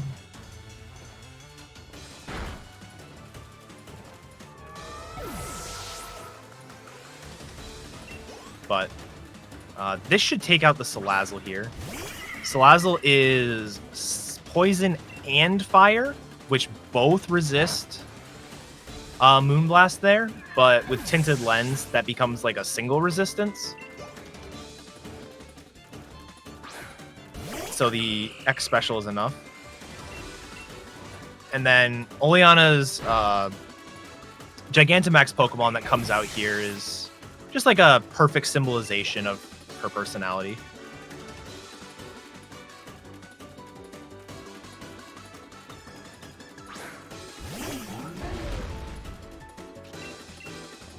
Memeing aside, I actually really like this Gigantamax form. It's such a good one. As a Pokemon, like, its special G-Max move isn't very good, but this is such a cool design.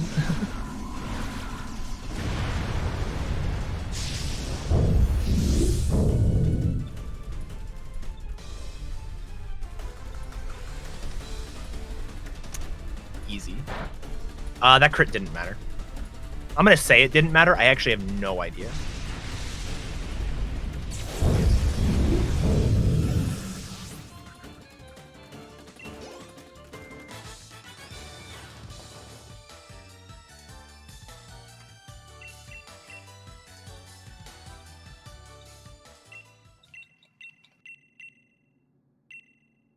All right.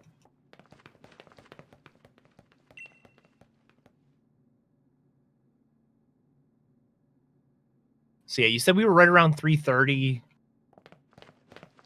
Yes. All right. So from that split to the end is usually around 40 minutes. So we actually should be pretty decently underestimate. This run is kind of yeah. This run was hard to come up with an estimate for this run because like I mean, since learning what to do and what to expect in the category, I haven't really had a time worse than like 4:15. But you never know what Pokemon you're going to get. And like you can always fall back to the Suicune, but I really wanted to try and make any Pokemon other than Suicune work. So I was like, I'll go 425. That should be pretty safe. Apparently really safe, but Noctow's also pretty good. So I mean, there would have been a chance that I got like a Crocodile and come in at 405 or something. So, but I think somewhere in the 410 range is probably realistic for this run right now, which is pretty cool. But yeah, we're about to start the tournament. This is sort of like the Elite Four of the game. There are going to be a few battles here. They don't do it in Elite Four style. This is more of like a bracket, like a tournament bracket style. But the first fight here is going to be against Bede, our friend from earlier. And it should be pretty much a pushover. So I don't know if there's any new donations or anything like that to go over. Wow, that's great timing. I was just about to ask if I can have some time here. Yeah, we do indeed got some. We got $15 by Curlon saying, I like big round numbers, but palindromes are better, which brought us to 15,015. And here we got another $36 from Curlon saying, math is hard, point, which I can agree. And yeah, just as a quick reminder, you're watching the Imerman Angels Charity Marathon, benefiting Imerman Angels. And as you can see on the bottom right, we have raised more than $15,000 so far, which is absolutely amazing. But as it is with charities, you can never donate enough to charities. So yeah, please keep donating. Every single cent goes directly towards Imerman Angels. And we would highly appreciate it. It would be absolutely fantastic, everybody. So thank you already. All right. Yeah, so like I was talking about earlier, our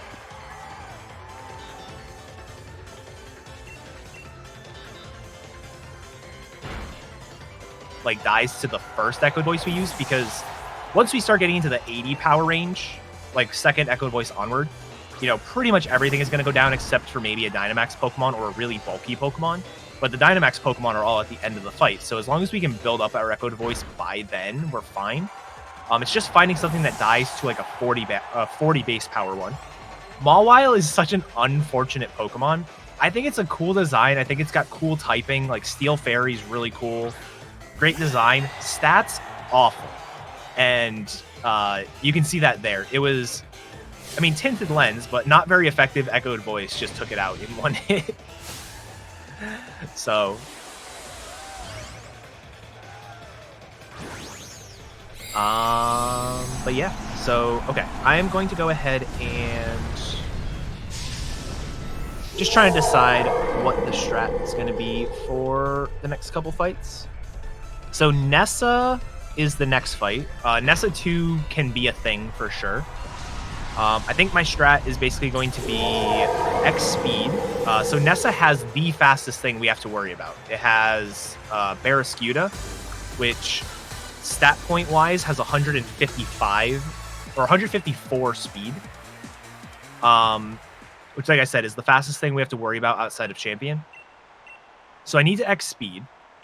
The lead is Golisopod, and Golisopod has an ability called Emergency Exit, which basically means that when they get under half health, they're forced out of battle, and then the next Pokemon comes in. So I don't know what Golisopod's going to do against me. I think ideally what I do here is X Speed, X Special, and then sweep with Echoed Voice. But I just don't know what is... Yeah, like what it's going to do.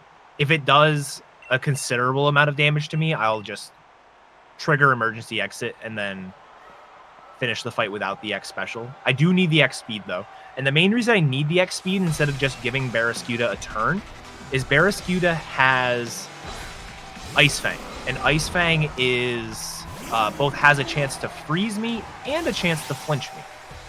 Both of which would be less than ideal. So definitely want to outspeed. Let's see what Gliscopod does. It Swords Dances. Okay, we're just going to be okay with that, I guess. Liquidation. That did over half, but now it's dead.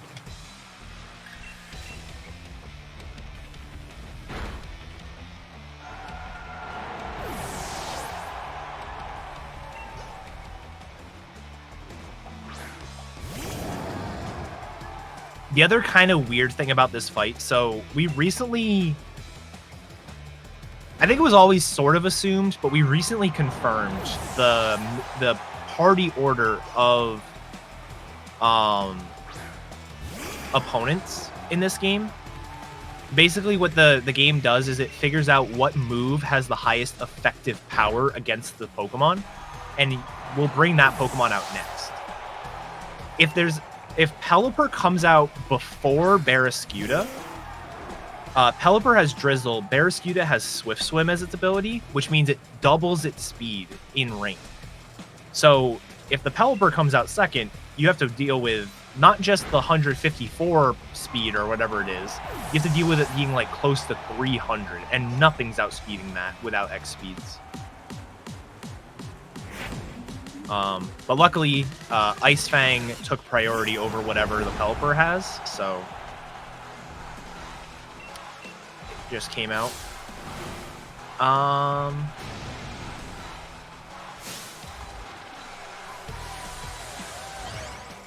Alright, so pretty much done with this fight. Next fight is going to be against B, the fighting gym leader.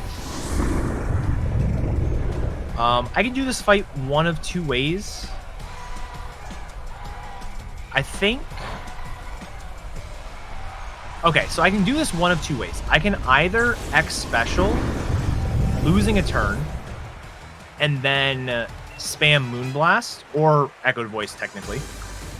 Or I can just set up nothing and spam Air Slash. And by spamming Air Slash, I can KO everything. Problem is, Air Slash has a 5% chance to miss. I think, since I'm doing fairly well, but I'm not on PB pace, I'll just spam Air Slash, because if I happen to die, I can just go back in and do it the other way. But doing an X itemless fight is always fun, so I want to give it a try.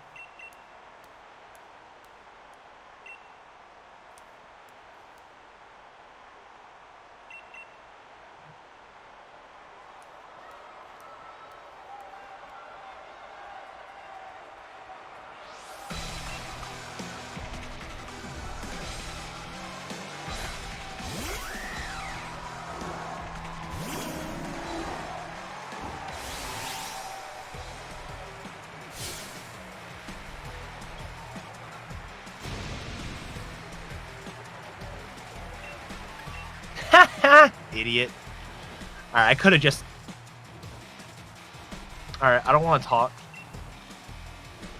And I should have just used Echoed Voice there instead.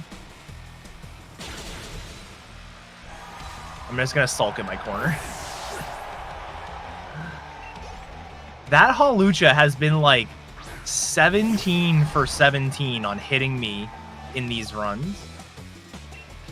And it finally misses, and then I miss it back.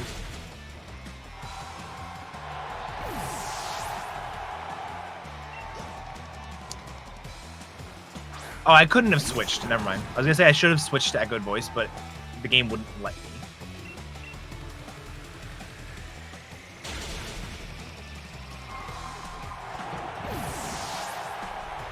Whatever. This fight shouldn't be dangerous. Shouldn't be. Keyword.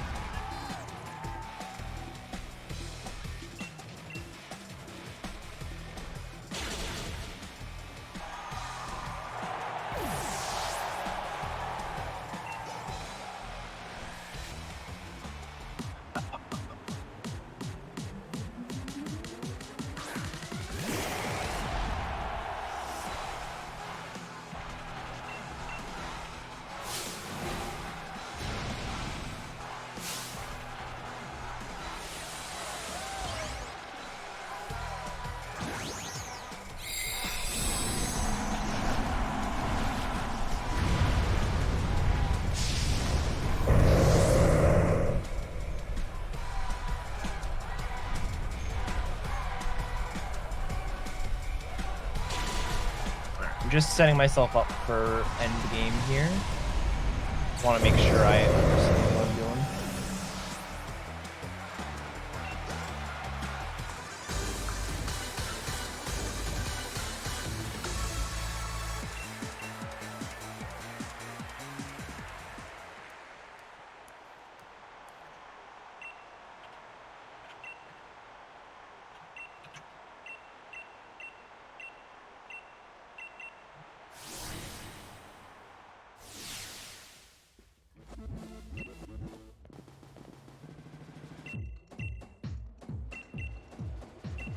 So now we go fight Ryan. Ryan is not a double battle this time, but is still fairly weather focused. So that's kind of a cool theme, at least. And like earlier, the entire team is dragon except for the one...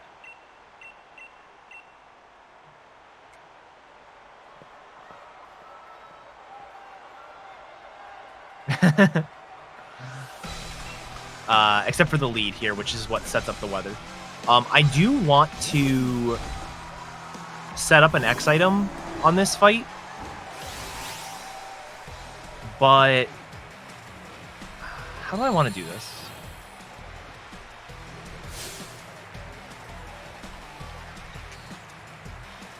I don't want to set up on the Torkoal. Torkoal has Yawn, which can be annoying.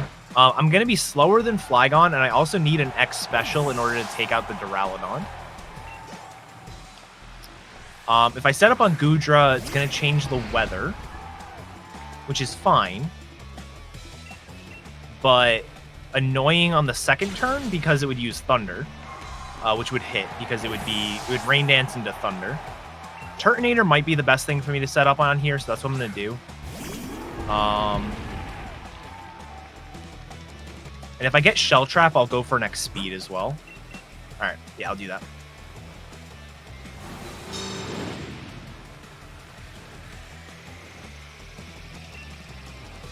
X speed isn't strictly necessary.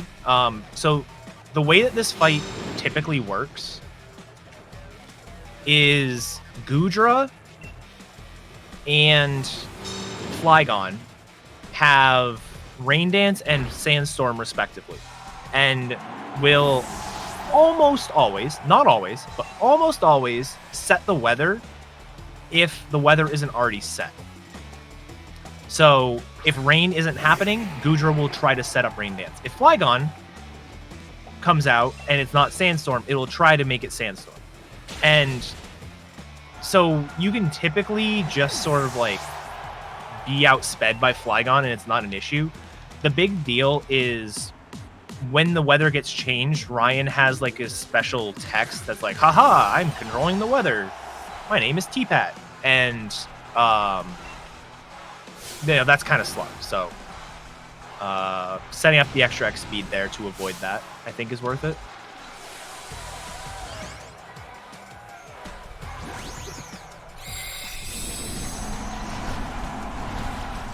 Love you, T-Pat.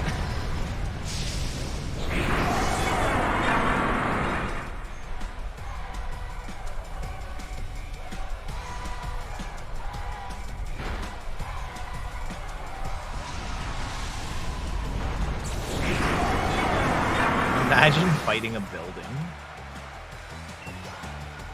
The G-Max move kind of sucks, but G-Max Duraludon, I like how it's a lot of the G-Max forms have like, I don't know. Cause I'm thinking of like, there's the birthday cake, there's the building.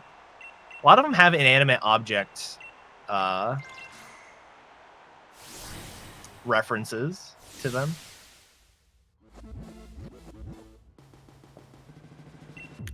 All right, so we beat Ryan there.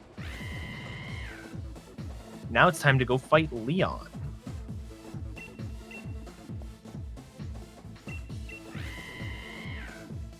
All right, I'm going to spoil this because I want to talk about this.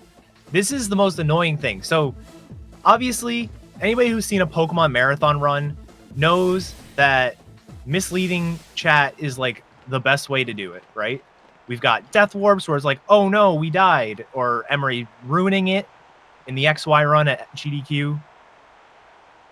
Or like, you know, we can be like, oh, this is the final fight. Oh no, Chairman Rose was the evil guy all along. How could we? And that would work perfectly in this game, except for the fact that the reveal is in a movie that gets skipped. So you can't even try to like debate chat because all of a sudden we just run out of the building. There's no like context behind it. Sorry, Emre. That was better than faking the death warp.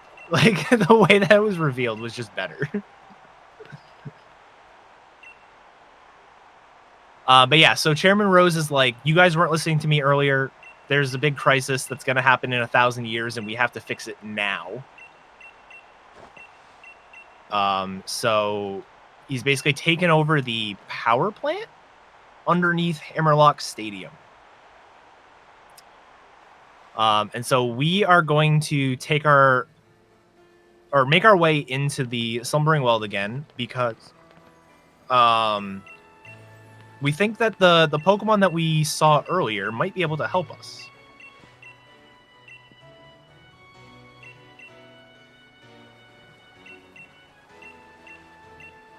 So we're going to make our way through the world here. This is the last time that I can really run into encounters. Hopefully...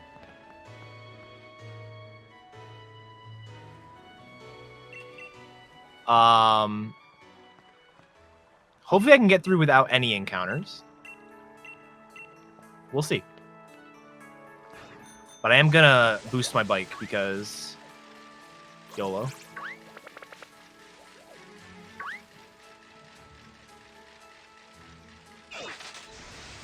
See, you guys say the estimate thing, but you could always just play it up to like, oh, you know, Pokemon runs overestimate all the time. I was just playing it safe. Also, I got no encounters, which is pretty awesome, actually. So 7 will be my final number. I'll make sure to donate after the event, or after my run, I should say. All right, so now we see the dogs for real. And then they disappear conveniently right when Sonia shows up. You two, what are you doing?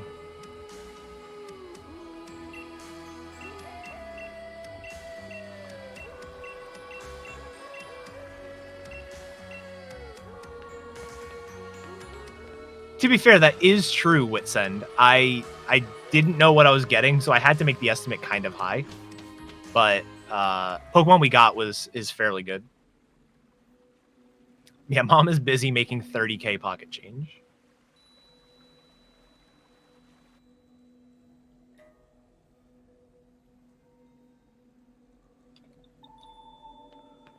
All right, so the dogs are nowhere to be found, but we see this rusted sword and rusted shield chilling on the ground.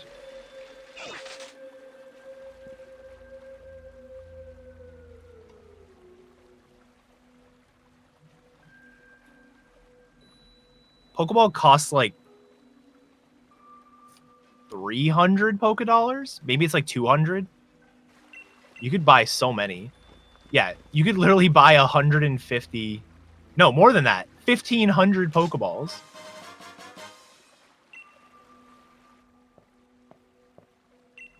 It's absurd.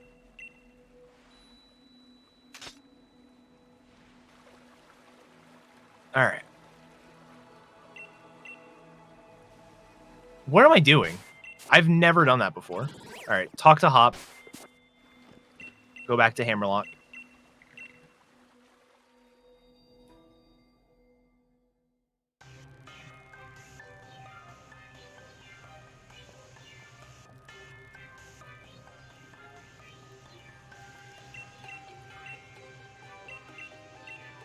$150. I can't math. Dude, math is hard. As we confirmed during this run like 4 times by now.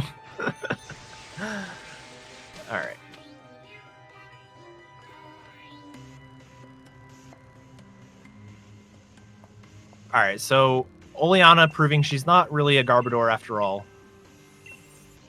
Tells us we have to go save Chairman Rose. Although her biggest thing is not the fact that like he's trying to destroy everything. It's the fact that he's trying to destroy everything and he's underground, so he might get crushed. Like she's like, someone has to go save him.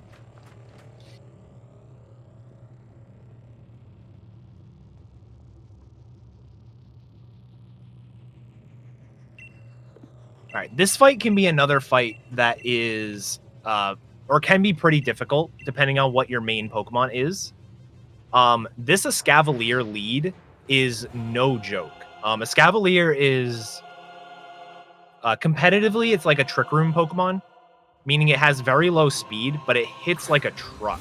This thing has Swords Dance, Drill Run, which is a ground move, Iron Head, and Mega Horn.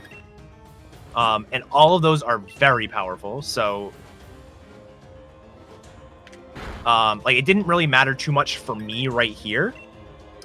But depending on your main, this could be bad. If you have something that's like 4 times weak to bug, like Malamar or Exeggutor, or even something that's 2 times weak, something like Starmie, this fight sucks. But that wasn't supposed to outspeed me. Maybe my speed is worse than I thought.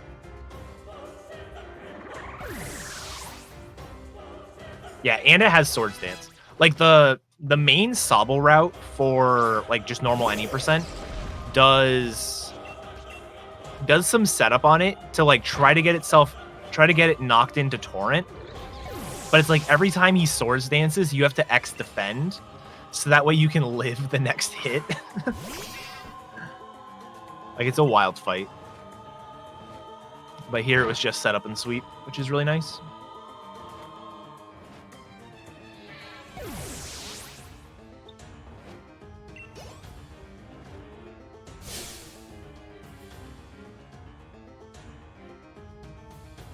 Alright.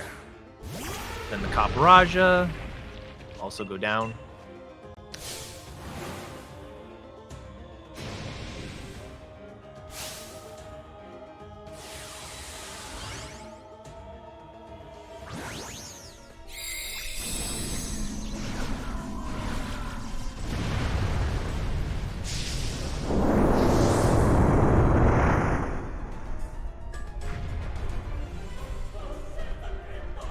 Very cool.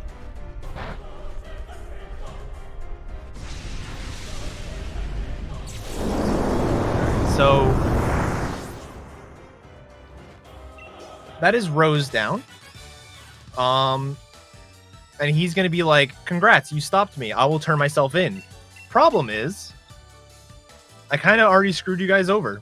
And I released the Pokemon Eternatus into the world, and he's gonna destroy everything. So go stop him. So he's basically sorry, not sorry. Yeah, basically. I'm gonna go ahead and heal here.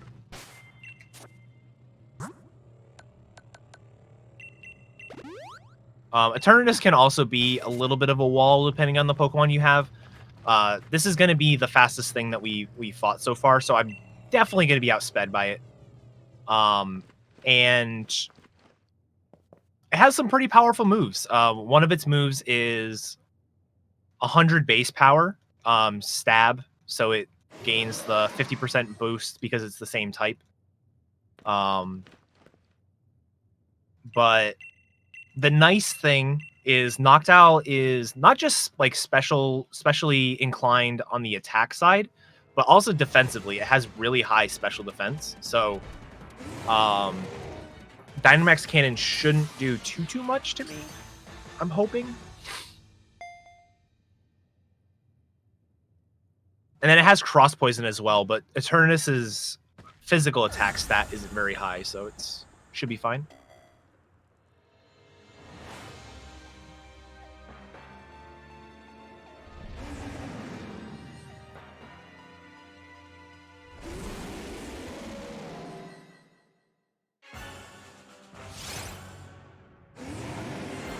I guess Echoed Voice is the best thing for me to do.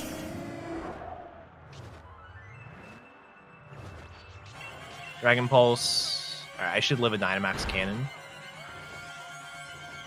This is barely gonna live, isn't it?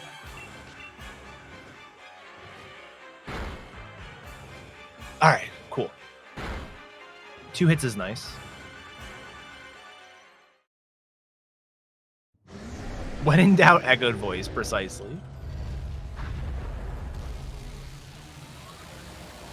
Strictly, like, damage dealing, I think Air Slash would have been better. But it still wouldn't have killed in 1 hit, so it would have done probably about 80%.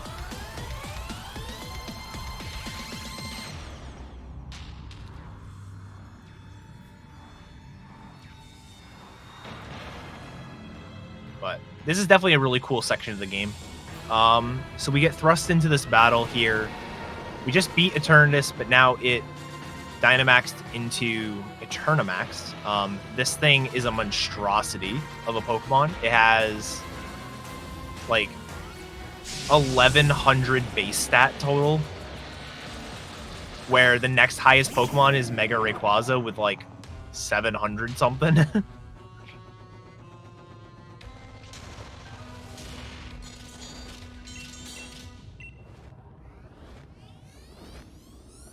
Master Hand DX, exactly.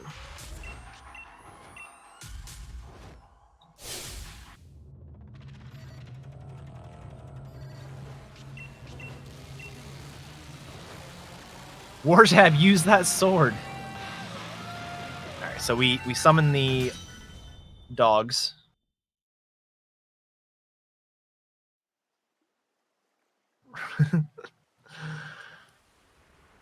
The nice thing is like that, like somebody mentioned in chat, the 11, I think it's 1125 base stat total is almost entirely focused into defenses.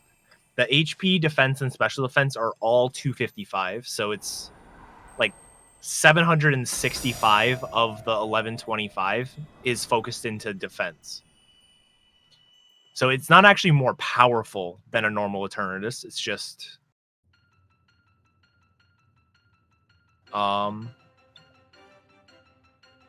it's just bulky. This is the best theme in the game.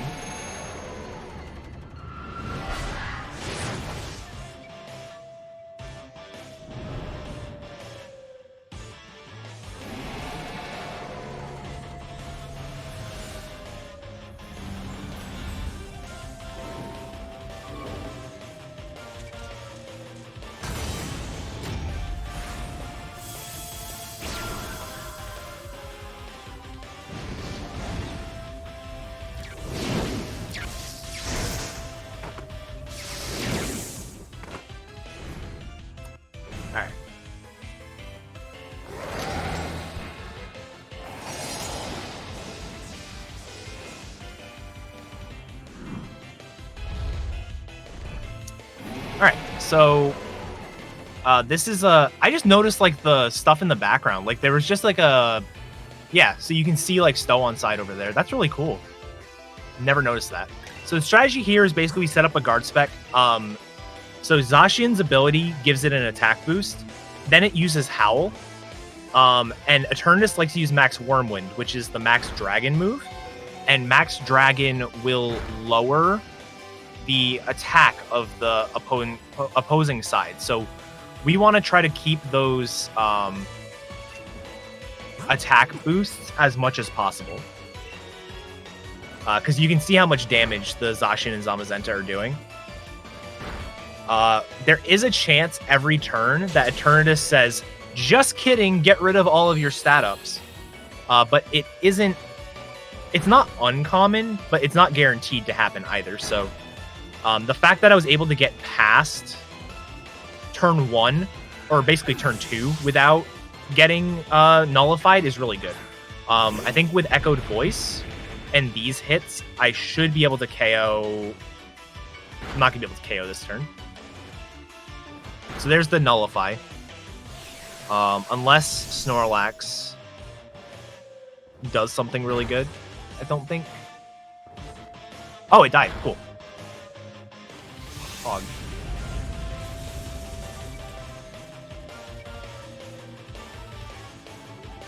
All right, so now we catch it.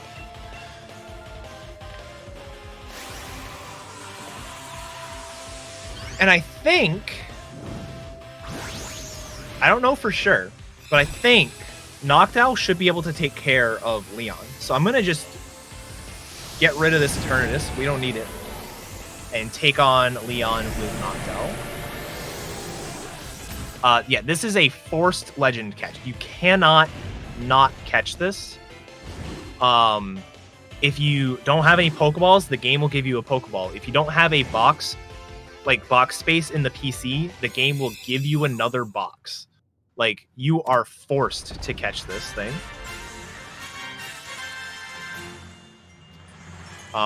It's definitely not the first time it's happened that it's forced. Like Emre says, Rayquaza is forced in Omega Ruby Alpha Sapphire. It's not in the main game, but it's in the post game. I'm sure there are other ones too.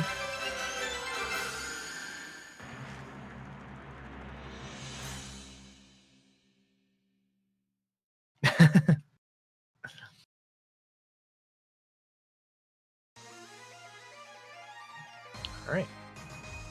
So we have one final fight. So my time here is almost done.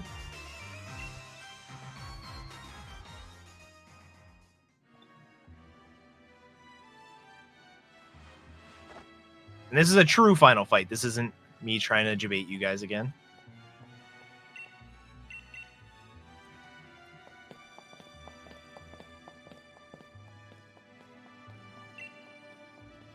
So would this be the moment for me to get one last thing in?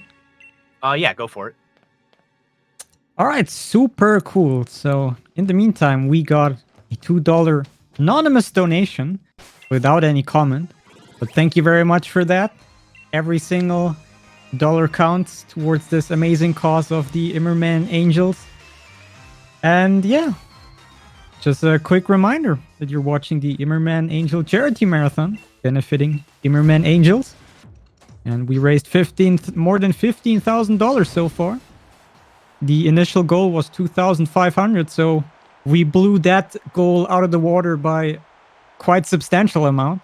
But yeah, we're not done yet. This marathon will continue for a few more hours. And we would still appreciate any more donations that would come in. But still a few more. Actually, one more bit war for the file name, or rather the character name of the Elder Scrolls Morrowind. So if you want to get something in for that, that'd be pretty amazing. And yeah, that's about it. Let's all watch together the epic finale of this run, shall we? All right. Yeah, so this is Leon. This is the true champion fight. And normally it's kind of anticlimactic. Well, not anticlimactic, but like you do this entire run with this super overpowered Pokemon because it came from Dynamax Adventures, like 50 levels higher than anything else you have at that time. And then you switch to the Legendary at the end still. But you don't have to switch to the Legendary. In fact, I'm going to try to do this with Noctowl. The Legendary takes 2 turns to set up and then ends up sweeping. So as long as you take 2 or 3 turns or less to do your setup, then it's typically worth it. Of course, I got 2 attacks in a row and then King's Shield. Normally he likes to alternate between King's Shield and attacking. But yeah, so I should just be mashing A now, which is awesome.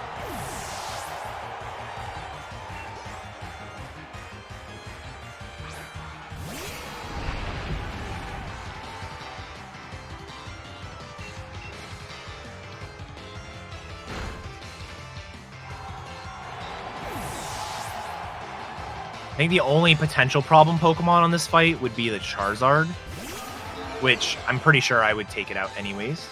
I mean, a Wailord took it out at GDQ, so I think Noctowl boosted should be fine.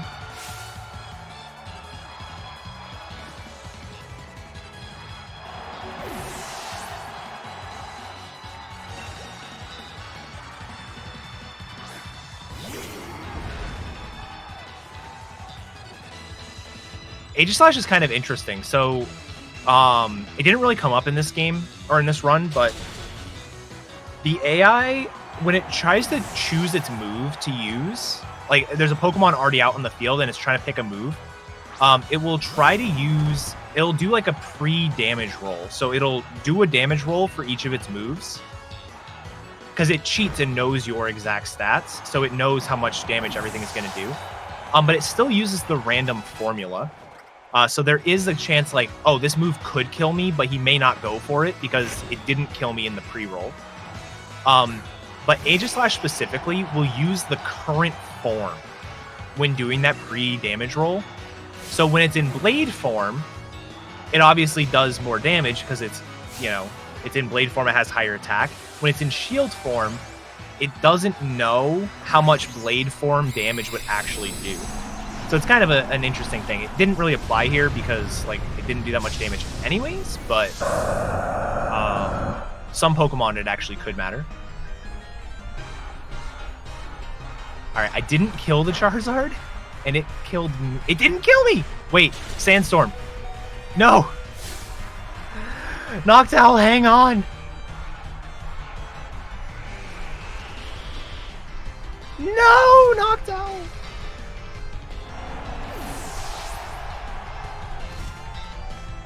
Poor Noctowl.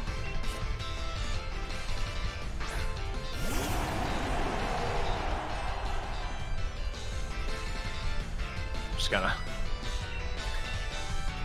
That's cheating! Full Restore's cheating.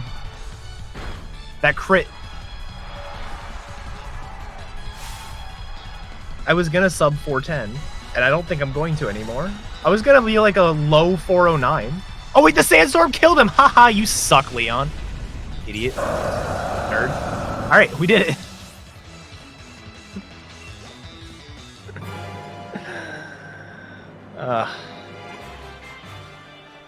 This is gonna be like a 410-01. And sorry, I didn't give warning time. Forgot.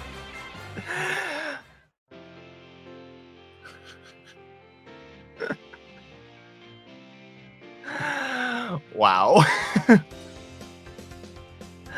All right. Well, that was a lot of fun. I hope you guys all enjoyed that run. Definitely big thanks to the whole team over at the marathon for accepting the run. I was part of that, but I wasn't the only one making the decision. So it's really cool to do a run here. We're raising money for such a good cause, and the fact that we started this run at like just over 11,000 and we were able to finish out just over 15, like that's absolutely incredible. So yeah, I mean, definitely make sure you guys all stay tuned for the rest of the marathon. We've got one more day full of, you know, chock full of great runs, great runners, and it should be a really good time. So hope you guys enjoyed the run and enjoy. That's it for me. All right. Thank you very much, Hiraket. That was a pretty amazing run, I have to say so myself. Had some pretty cool moments, especially that end. It was kind of funny. Not gonna lie. Yeah. I think we actually started below 11k when this run started, so making more than 4,000 in this one run is pretty amazing as well for me as the host. But yeah, that also brings my hosting shift to an end. I also have to say big thank you to all the staff here for allowing me to help out. I had a wonderful time, and so tonight I will sleep very good with the conscience that I helped raise like over 4,000 in just some hours. But yeah, next up we are heading into a short intermission. When we come back, we will be seeing Kingdom Hearts 2 Final Mix HD. So look forward to that. And also you get to hear from a new host, which I believe is going to be Ghost Kumo.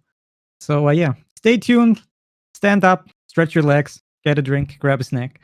And we will see you in just a few minutes. Stay tuned, everybody. And thank you very much.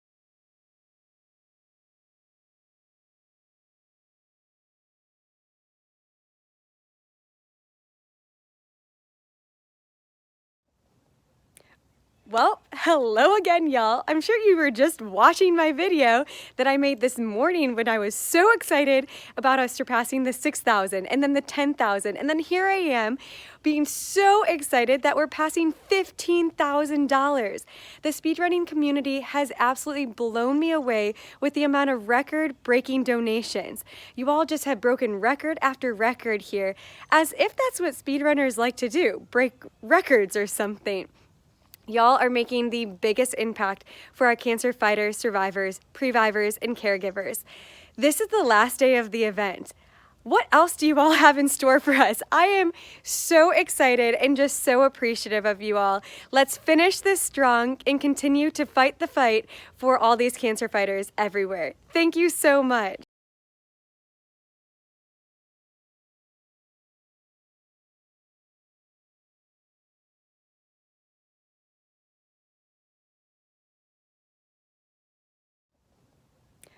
Well, hello again, y'all. I'm sure you were just watching my video that I made this morning when I was so excited about us surpassing the 6,000 and then the 10,000. And then here I am being so excited that we're passing $15,000.